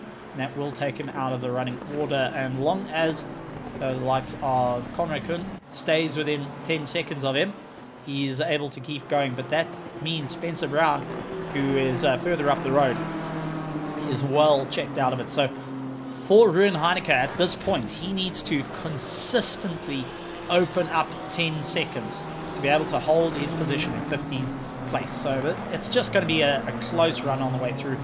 He doesn't have to serve it in the pits. He can serve it at the end of the race. It will be added to his race time, but he needs to open up 10 seconds to the likes of Conrad at the moment. And that is turning into a bit of a tough time. Conrad is putting in some really good laps at the moment. Last lap time was a 2:10.2. Ruben Heineke was a 2:07. But expect that to change. Conrad is trying to get a little bit of life back into those tyres to ensure he gets back into the race. David Schutten, though, looking to try and gain a bit of time. And will hope to make his way through. Chris Heineke serving his pit stop. His drive-through penalty. Oh, as David Schutten a little bit late on the brakes, going and missing out. Here's Marco Ernest Lundbriggs is going to get a bit of a gap and continue on his drive on the way through. So definitely a couple of drivers, a couple of teams will be scratching their heads, holding on to whatever lucky rabbit's foot there is at this point throughout this long weekend. And it will be thinking out in the final moments as Chris Heineke comes out of pit lane. We do see Adam Stewart coming out of pit lane. Jason Farmer gets into the top 5. Jason Farmer now needs to get going if he wants to stay in the top 5 as Chris Heineke came out behind him. The two friends, the two teammates that have worked with each other, now looking to duke it out in the final 23 minutes at this point. Adam Stewart, who went into the pit lane to get the car fixed. They have been through the pits 8 times during the course of this race. They have been through disconnects. They have been through everything. But the Wise Racing not throwing anything out. Oh no, the big loss though. Reptile Racing, drive-through penalty coming into play for them. And unfortunately, that is Reptile Racing going out of the top 3. Drive-through penalty. Marcus Plymouth, who is running in 4th place for the Skidmark Racing team. They're going to be smiling ear to ear on this one. And it looks like Jason Farmer will be too far back. If I look at Chris Heineke's time, he was 36 seconds. Jason Farmer currently 37 seconds away from Marcus. Marcus is currently 8 seconds away. So Reptile Racing now serving their drive-through penalty. Track limit succeeded. And that is going to bring Skidmark Racing into 3rd place. Skidmark Racing will be into 3rd place. Now it's going to be all about keeping that momentum. For every driver, they are on the fringes at this point for drive-thrus. They want to ensure they keep it going. And so far, for Skidmark Racing, consistency is paying off. And Marcus out there gets ahead of Reptile Racing, who is just chipping away and waiting to get on by. Jason Farmer a little bit too far back to capitalize at this point. But it is going to be Reptile Racing out of the top 3. They have got quite a bit of time, nearly 20 seconds to catch up to the likes of Marcus Plymouth Head. Looking at their lap times though, Marcus, last lap time was a 2:08.097. So if they can keep within that time, it's going to work out. Adam, oh man, they into the wall again. Oh, the Wise Racing Endurance. Come on, guys. Come on. Get that car across the line. Get it into repair work and get back out and racing. I mean, this car has gone through it all and right by pit lane into the pit wall. Chris Heineke into pits. What is wrong with Chris Heineke? He is dropping like a stone. So Heineke into pit lane. He's lost out 2 positions, down, up. Oh no, he needed to go and do a pit stop. And it does look like quite a few cars are running into a bit of problems as Darren Chrissy going into the dirt as Chris Heineke loses out, and seeing the fight ahead of him with David Shooter and Ernest Lumbricks. Chris Heineke went from top 5 down into 11th position. He is officially out of the top 10. Chris Heineke is out of the top 10. He's got Gerald Pretorius 2.8 seconds up the road here. And Pretorius is able to get the bit of momentum. He's going to try and climb it up. David Shooter now closing up to Ernest Lumbricks, trying to figure out where he can get by. Looks left, looks right, trying to figure out where he can go. Oh, BMW getting out of shape though, as Ernest Lumbricks looking a little bit more settled. Ruin Heineke still with that 10 second on the top of his head. He is 14.2 seconds ahead of Conrad. So if he can maintain that, he will maintain position till the end of the race. But that is what's needing to be done. But absolute heartache after heartache with 20 minutes and 24 seconds to go. So far left of this race. 3 hours and 39 minutes and 41 seconds left in this race. It's just all or nothing for many of these drivers to really push themselves. But we saw those drive-thrus coming through. Christoph Rolotsky into pit lane for the Los Pontos Hermanos team. And they are trying to get their car worked on, as it does look like Adam Stewart will be getting back out and going. The team that has got 0 quit. Come on, Wise Racing Endurance. You are just out there. Christoph Rolotsky of the Los Pontos Hermanos waiting to get his car up and going.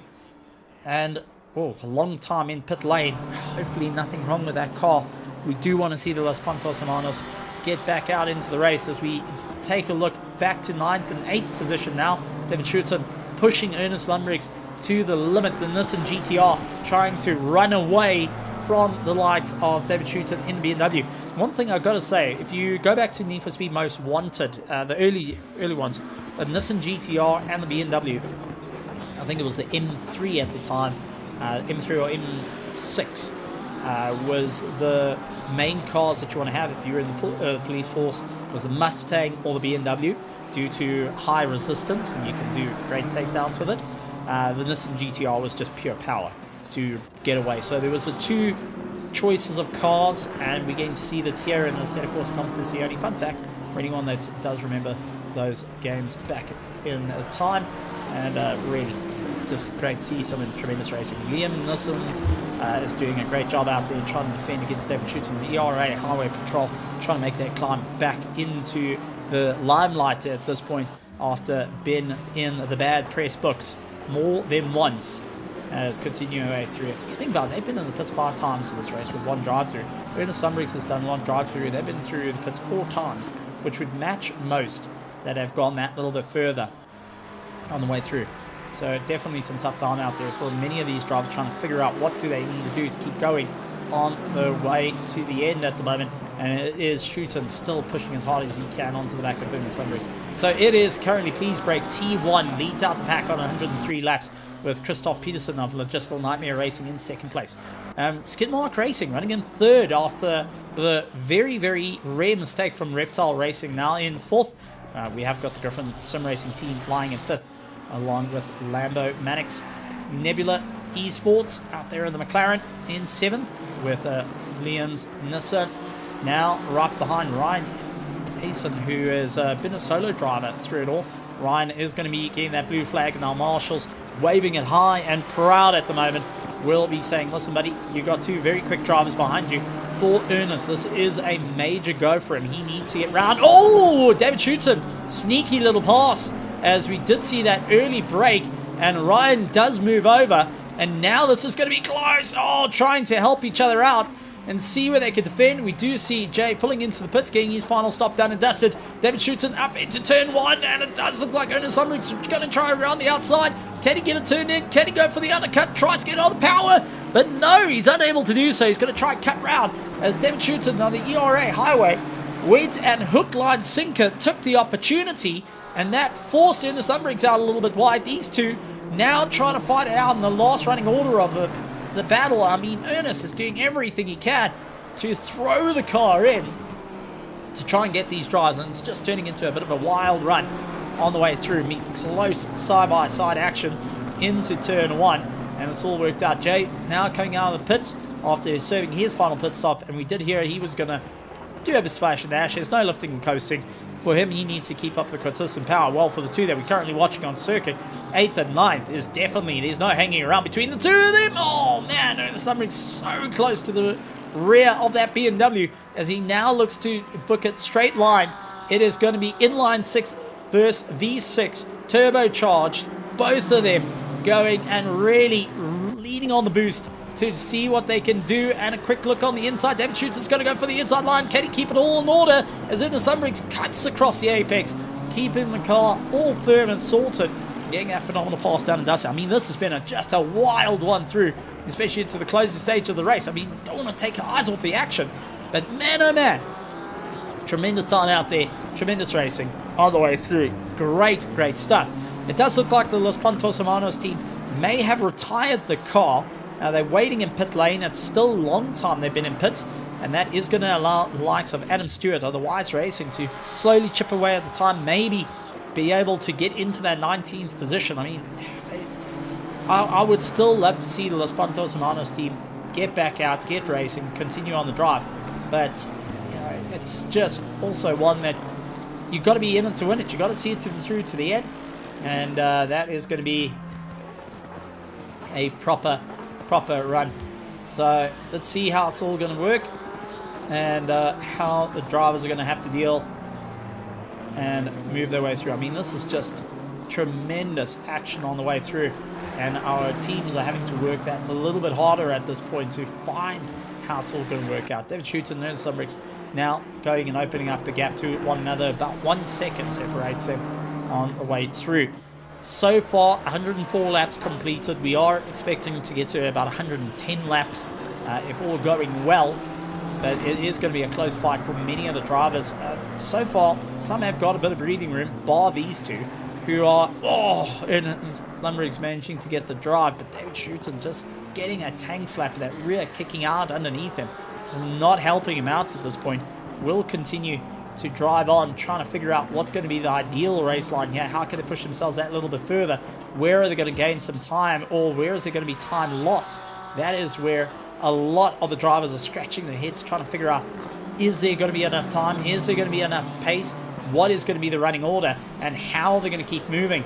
And this is just wild moments up, down through the order. As late on the brakes, David Schutzen tries to get on by, not able to get it. Ernest Sumbriggs just getting it on the brakes a little bit earlier, getting on the power, utilising that Nissan to the best of his ability, and ensuring he stays in for the fight. I mean, this has just been tremendous racing on the way through. David Schutten will be trying to make up some time and will be closing up at a rate of knots at this point to see where it's all going to tie in for him. Absolutely phenomenal stuff for the likes of our drivers to push themselves this extra little bit. This last sprint race to the end here on a long weekend show of festivals. The route giving that space, allowing the likes of that would be our BMW of Marcus Brummeth to get on by. And Marcus will be saying thank you very much for that one and not getting held up too much. The likes of LaRue saying, listen, but you're in a different race to me at the moment. I'm going to concentrate on my drive. You concentrate on your drive. Third place in the running order, though, as the Reptile Racing will be hoping for something to go wrong with the skid mark racing. Please get some skid marks there and try and lose out that little bit of time at the moment. 19.6 seconds separate between the two of them. Reptile Racing getting that drive-through penalty for track limits exceeded definitely took him out of the running. Jason Farmer up into 5th, and he's going to be scoring some good points here. Martin Spritzer trying to make up some time. He's onto the back of Adam Stewart of the Wise Racing team. And the Lambo Mannix getting the pass down on the inside. Nice and clean. And we'll carry on. Dylan Kaiser, 4.9 back. And he is for the Nebula Esports. They're running in 7th place at the moment with Ernest Lundbriggs of Liam's Nissan in 8th. And the 1 second back is the ERA Highway Patrol. All over the back of them. And that precinct is absolutely going nuts behind their microphones and behind their radios. Constantly chattering, talking, trying to figure out what's going to be that ultimate game. What can they do to gain that little bit of time? What are they going to do to stand up through the order at the moment? And David Schutten doing everything he can to just close up under braking, and it's going to be wild. I mean, these two have come to blows in the past. They have literally gone and fought it out. And wow. What a great run there. We do have a good little bit of fun with Jaden coming in to the virtual grandstands. Good to have you here. And welcome to ERA. And welcome to the second round of this Endurance Championship after some really close racing. And I hope that you've been having a bit of fun and enjoying from the background scenes. It's been great stuff here. It's been a wild one. It's been some stunning times. And I can't wait to jump on the radio. We'll patch right into our leaders and be able to give a bit of a talk of what's going on. David Schutten, though, into the toe yet again, trying to make up some time to that Nissan GTR just ahead of him. Not able to get him in a straight line. Caddy goes through corner, late on the brakes, trying to go really centered, bleeds it off a little bit early there, turns into the left-hander, gets onto the power. The BMW M4, squirrely underneath him. Just couldn't quite get that drive. We'll have to figure out that next step. What can he do to fight his way through? Then a little bit further back, Gerard Pretorius is seeing Chris Heineke gaining a little bit of time as Ryan does move out of the way, lets him go, and continues on the drive furthermore. So just so many drivers are really hoping to step up, trying to get that little bit of pace, trying to get that little bit of drive. What do they need to do to really push themselves up through the order? I mean, this has just been incredible stuff from every single one of the teams out here, and the Sick Racing trying to catch up to the Griffin Sim Racing team. David Schutten, the ERA, Highway Patrol, and Ernest Lundbriggs of Liam's Nissan still keep it close between one another, regardless of how much time is left as we close down in the final 10 minutes of this race. It is just all or nothing. It's either you're going to get it booked in and sent, you're going to get that pass and go, you're going to score those points or not. There is no asking for forgiveness on this one. If you get a drive-through penalty, that is on you. You have carried that bit of momentum through, but now it is go time. This is push. This is for the last of the points as we hit the halfway mark of the championship. 4 rounds. Next round, 6 hours of Silverstone. They'll be coming up in May. And now we're starting to get this little bit of pressure coming in. We're starting to feel what is going out there, how the driver's pushing so hard, what are they needing to do, where are they going to get a little bit of time, as we do see David Schutten all over the back of Ernest Lundbriggs trying to make out where he can go as we go on board with Liam's Nissan, as we see off the back of the rear wing and seeing that BMW M4 Beaver Teeth right cheering at him and looking to really chip away at the Nissan GTR, the once proud brand of Nissan, going and bringing out the GTR and having this dominating vehicle, having to put the story to bed for a long time to come until the next GTR sometime in the very, very far future. going and battling out against BMW's pride and glory ever since the world of GT racing. The M6 was okay, but not the greatest. The M4 has definitely been their return to top favor. David Schutton still looking to try and get on by, just can't get the braking right to get that pass done and dusted as they carry on. It's much like what we got here with Bentley, which is a right-hand drive car, might I add. So it means this corner here is really out of view as he catches up onto the back of Gerald Pretorius, who will be trying to defend his line through the S's. And looks like Gerald Pretorius running out a bit wide. Side by side they go, and that's the end of it. Chris Heineke says thank you very much, takes that position and clears gone out of that running order. He's not going to hang around too much, and not going to ask twice for that, and definitely not going to say thank you on the second time around. It's if you didn't hear it the first time, you're out, and good luck with it. So with that being said, still so much time left of the race, and you know, we say 7 minutes, there's so much time, but it takes half a second, 0.1 of a second to lose the car. It takes 0.1 of a second of lapse in judgment to miss the brake marker. It takes 0.1 of a second to really change up your entire race, and teams falling silent at this very moment, trying to figure out what's going to work for them. How can they get the running order? What do they need to do to stay in for the fight, and how are they going to be able to push themselves that little bit more into the closing stage of the race?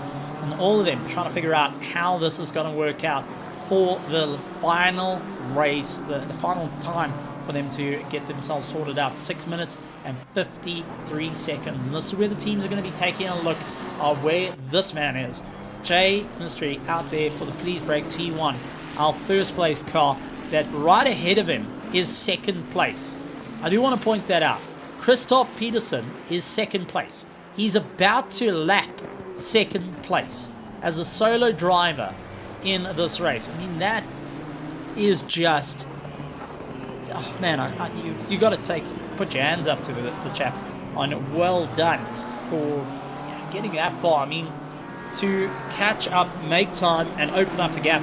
It's been a bit of a lonely drive for him, but it's been a consistent drive, and they have really chipped away at the running order. David Schutton trying to close up to Ernest Lundbriggs at the moment. These two just doing everything they can. Chris Heineke and Gerald Pretorius keeping it consistent between the two of them as they fight it through. I mean, we're into the closing stage of the race, and these are the two closest fights. Everyone else is more than 5 seconds away from one another on the running through. And so far, Please Brake T1 leads out the pack. Logistical Nightmare Racing in 2, Skidmark Racing lying in 3rd place, Reptile Racing lying in 4th, Griffin Sim Racing lying in 5th, with the likes of the Lambo Mannix running in 6th, Nebula Racing in 7th, Ernest Lundbriggs of the Liam's Nissan lies in 8th position, with 9th place of the ERA Highway Patrol. We do see Adam Stewart putting his nose in to look around. He sees Earl Joel, and he's looking to see how he can get on by. Sorry, that's not Earl Joel. That would be Adam Stewart is going after the Porsche, and that's Nebula Racing. That would be Spencer Brown. That would be there. Yep, and Spencer Brown. Oh, Schutton trying to go around the outside. Tried to get himself sorted out there. Lost a bit of drive. And Ernest Lundbriggs taking better line between the two of them. So definitely some wide-eyed angles, some crazy racing on the way through, and drivers pushing themselves out a little bit more. Who is going to be able to deal the battles right now into the final 4 minutes and 38 seconds? Closest fight on circuit within the top 10 is Ernest Lundbriggs and David Schutton, who are trying to get the drive on one another. And great drive for David Schutton coming out of the final corner, but just couldn't get on the power early enough, due to one big Nissan GTR that did not give a single inch at this point, as Ernest Lundbriggs trying to gather a little bit more momentum, fights his way through, and we will be going and taking a great run through, some close action between them, and a good show of sportsmanship, as both just giving enough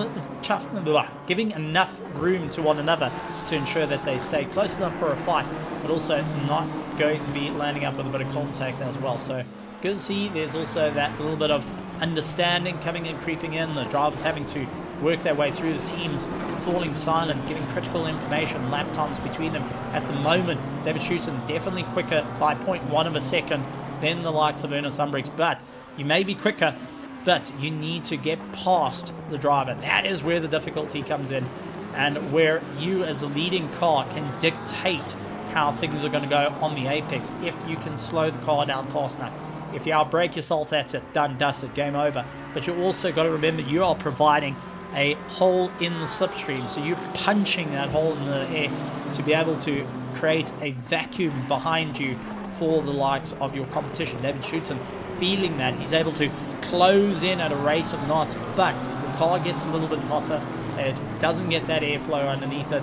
He also doesn't have that downforce on the nose, so as much as a positive gain comes in from the slipstream, if you can't get it all sorted out, it means going into the corner, you just losing that grip on the front end and relying purely on the mechanical grip, and these tires are already starting to fall off the face of the planet, and definitely not going to be working out for him. So these two got to be so careful into the running order. 2 minutes and 36 seconds to go as they try and make up a little bit of time. And David Schutton, oh man, just not able to get it going just as yet.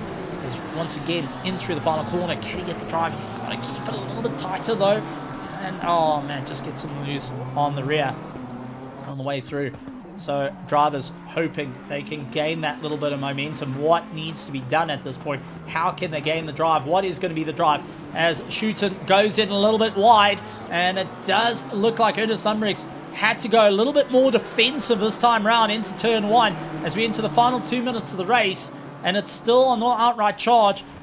Jay is going to come around, and this would probably tell him it's his final lap, I would think, to get going. So our leader will be coming around. Wait for confirmation whether our leader... Yes, we get confirmation. Leader is on his final lap on the run through. So our leader is on his final lap to get it all sorted out, to make his way to the top, to score big here in the 4 hours of Kota. Christoph Rolotsky leaving pit lane now for Los Pantos Hermanos, and Adam Stewart gaining a position over them. 1 lap. He's able to keep going, and that has been a car that has seen the worst of everything right now. Now gains into 19th position. 1 lap ahead of Los Pantos Hermanos team that have waited in the pits for far too long, costing them time. Nebula Esports is about to have Ernest Umbrix and David Schutton onto the back of him, fighting it out, doing everything he can. Chris Heineke trying to battle it out with Gerard Pretorius, and Gerard very slow as well. Chris Heineke keeping it slow, and these two just trying to spot it out. What is going on? Are they waiting for the leader?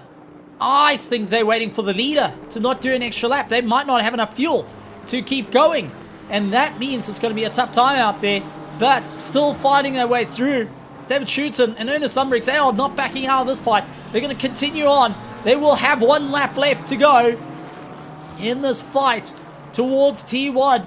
Jayesh coming around Chris Heineke. Gerard Pretorius gets on by. And is Gerard going to capitalize on this? No, he tucks up right behind Chris Heineke on the way through. And this is going to be Jayesh coming across the line. Oh no! Darren Christie gets a drive-through penalty on the last lap, going and compromising his time. And here comes Jayesh across the line to go and take the checkered flag. 4 hours of Kota done, dusted, and please break T1. Solo drive across the line with Christoph Peterson taking 2nd place. He will be doing 1 more lap as Jason Farmer gets ahead of Dragon. Dragon slowing down. My heavens. Heineke Dragon slowing down, has lost out of the top 5. Jason Farmer up into 4th. And Dragon losing the rear. They have not crossed the line. They have not crossed the line. Here comes Martin Spritzer. Dragon is battling to keep the car going. Schutton and Ernest Umbrix, they are chasing each other down. And what a run to go for. And this is going to be it for the two of them. They have been ongoing battles on the way through. Ernest Umbrix going and defending like an absolute champ. David Schuten's going to give it one last shot into the final two corners that are coming up. As Lumberig's keeping it defensive, trying everything he can. Has Schuten got enough in the tank? Modern Spritzer gets ahead of Hanukkah Dragon across the line. Dragon falling down, the Reptile Racing just battling to keep going. Is Dylan going to get him? Dylan's going to get him. Dylan gets into 6th as Hanukkah Dragon slowly across the line. And here comes Ernest Lumbriggs and David Schuten. Are they going to be able to get past? Dragon holds on to 7th. Lumbriggs gets 8th. David Schuten getting that 9th place. Chris Hanukkah, Jared Pretorius, Darren Christie, Jeffrey LaRue, Spencer Brown, Ruan Hanukkah, Conrad Kuhn, Ulrich Jura, Ryan Ellison, Adam Stewart, and Christopher Lotsky getting it on the way through. I mean, that's just been a wild, wild run. And what a race, ladies and gentlemen, from our top running pack to get a phenomenal, phenomenal drive. I mean, this has been just a tremendous run here at Kota. But we have to get on the line with the incredible racing. And we got to have a chat to Jay. Let's see if we can try and pull him in. Let me through, And so we Jay, didn't have to do another lap, so I could say I finished a lap in front of him. But, yeah. It was a bit quicker than me then, like my tyres were fucked. all right, Jay, how are you doing there, buddy? Right, hold on, someone wants to do an interview.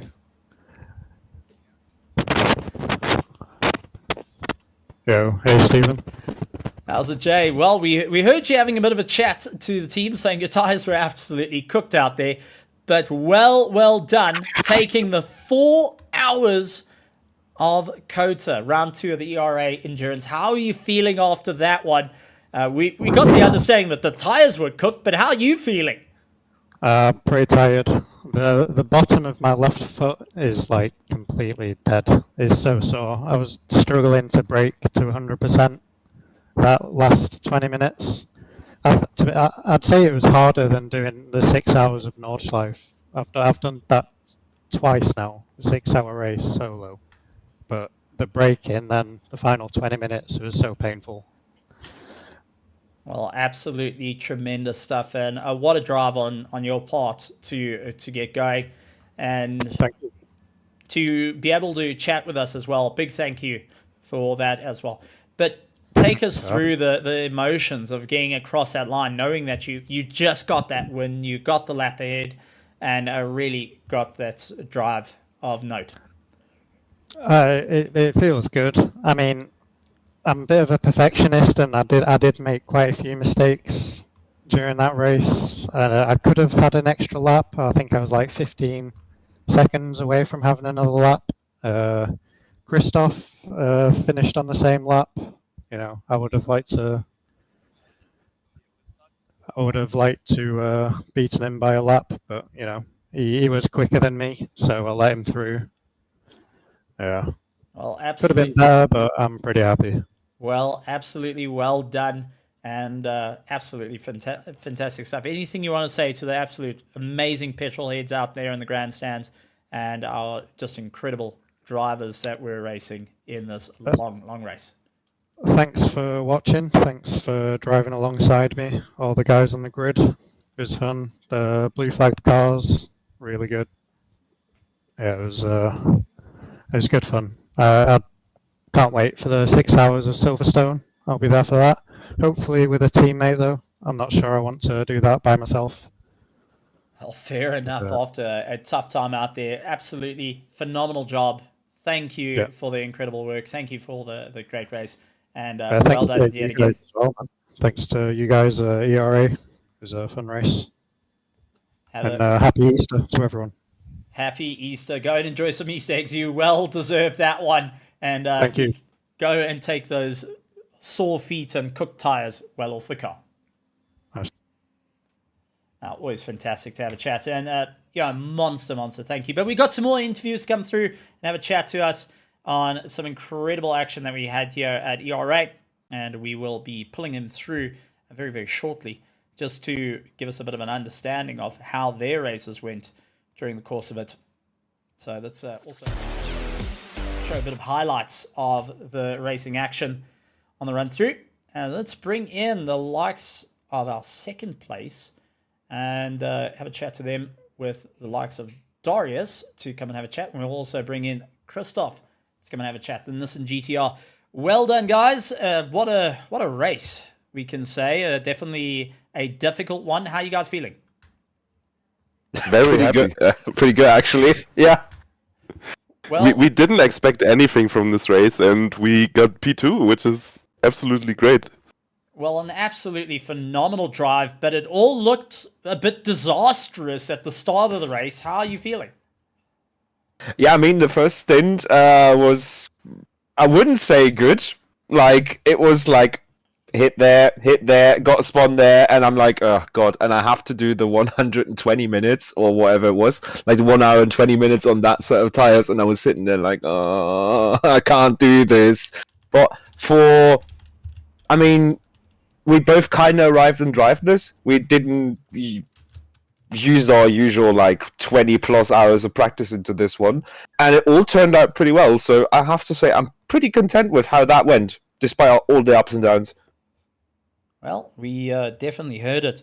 And I've got to say, Christoph, after a week where we actually got to hear you detonate, I'm sure you were glad not to be in some of the carnage on the start. Yeah, I don't like to be in several multicars in 1 week. So yeah, it was cool that Darius did that job for me. Yeah, thank you. Go fuck yourself. Yeah, no, I'm super happy how this race went. Like, I also had good races this week, but I had a lot of technical problems too. Like, my PC was having a lot of trouble this week, so I'm glad it held up the whole like 4+ hours. And shift the pedal braking at that first. Yeah. So many hardware issues lately, but this race all went well. Everything was good. I wasn't feeling too confident in the car or on the track, but in the end, I think the second stint was pretty consistent, and I'm pretty happy with that. Now, we got to talk about the big one here, Reptile Racing getting ahead of you guys, that chase down. What was the communication, knowing that second place is on the line, and this now gives you enough points to take over the lead of the championship for the first ever season of ERA Endurance Championship? We're going to start off with Darius. Thoughts on that one? I mean, like we said, we went into this pretty much unprepared to what we usually do. So taking anything away from this was pretty good. And like mid-race, we were contemplating like, yeah, if we can get P3 podium, because of all the shit that happened to Shooten and Higgs, it would get us quite far forward. And then when we saw, like, we compared a bit of strategies because drivers were doing the 20 minute overstint, like here and there, and then I got us a drive-through, and I'm like, fuck, I've bottled this now. But the longer the race went on, the more the possibility of an actual podium opened up, and then we just, kept on putting in lap times, trying not to get any track cuts, and it all worked well in the end. And I think we're now championship lead, quite undeserved after that race, but still, I'll take it. Definitely. Call it undeserved. Christoph, your take into it? The track cuts were actually an interesting thing because, of course, we got one drive-through, but I think we were like 2 hours or something on 3 cuts. Across the second half of the race. Darius did his whole stint on 3 cuts, and I did mine too. That's why we kinda had to take it a bit safe. The good thing is this car kinda likes that if you don't overdrive it much, or don't push it much, and it caught us a bit by surprise that P2 was slowing down so much, and then the overtake was nothing special. I think he even let off and let us through or something. So we kind of took that as a present.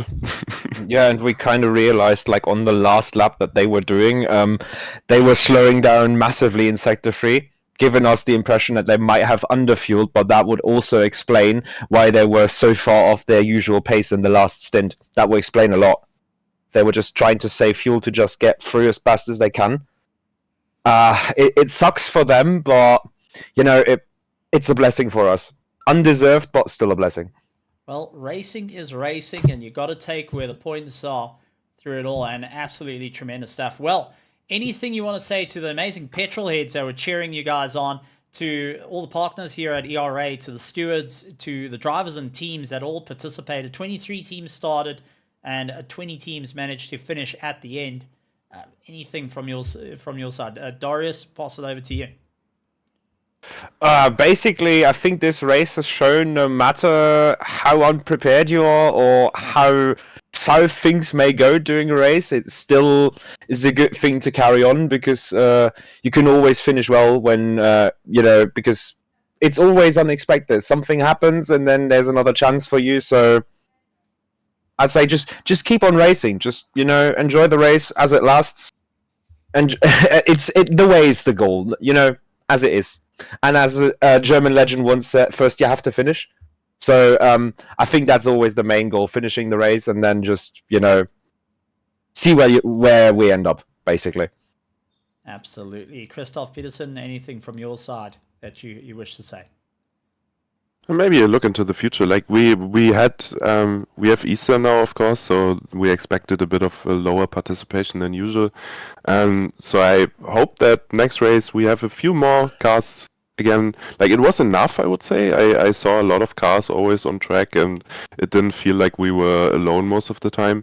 But yeah, let's make Silverstone another great race. I think this endurance season, I mean, some mistakes happen all the time, like we're all learning, but it's going great. I'm enjoying it, and I think every other participant is also enjoying it. Absolutely fantastic. Well, Darius, Christoph, well done on that second place. Absolutely tremendous stuff in the Nissan GTR, and we look forward to seeing you guys for the 6 hours of Silverstone coming up in May for some incredible action. Thank you, Steven.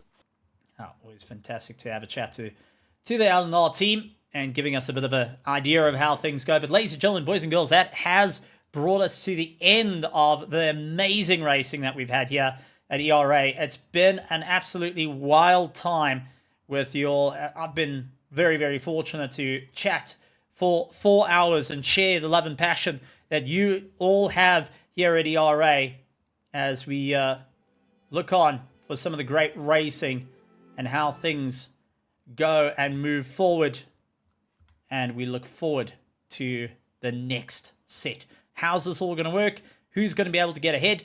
Who's going to be the top running order on the way through? Well, only time will tell. And make sure that you tune into ERA tomorrow night. We will be going in with some more racing here at COTA for all the incredible action here at ERA. Make sure you hit that subscribe button, hit that bell notification icon. Let us know what was your favorite part of the race here at ERA. And once again, ladies and gentlemen, boys and girls, we'd like to say thank you very much for tuning in.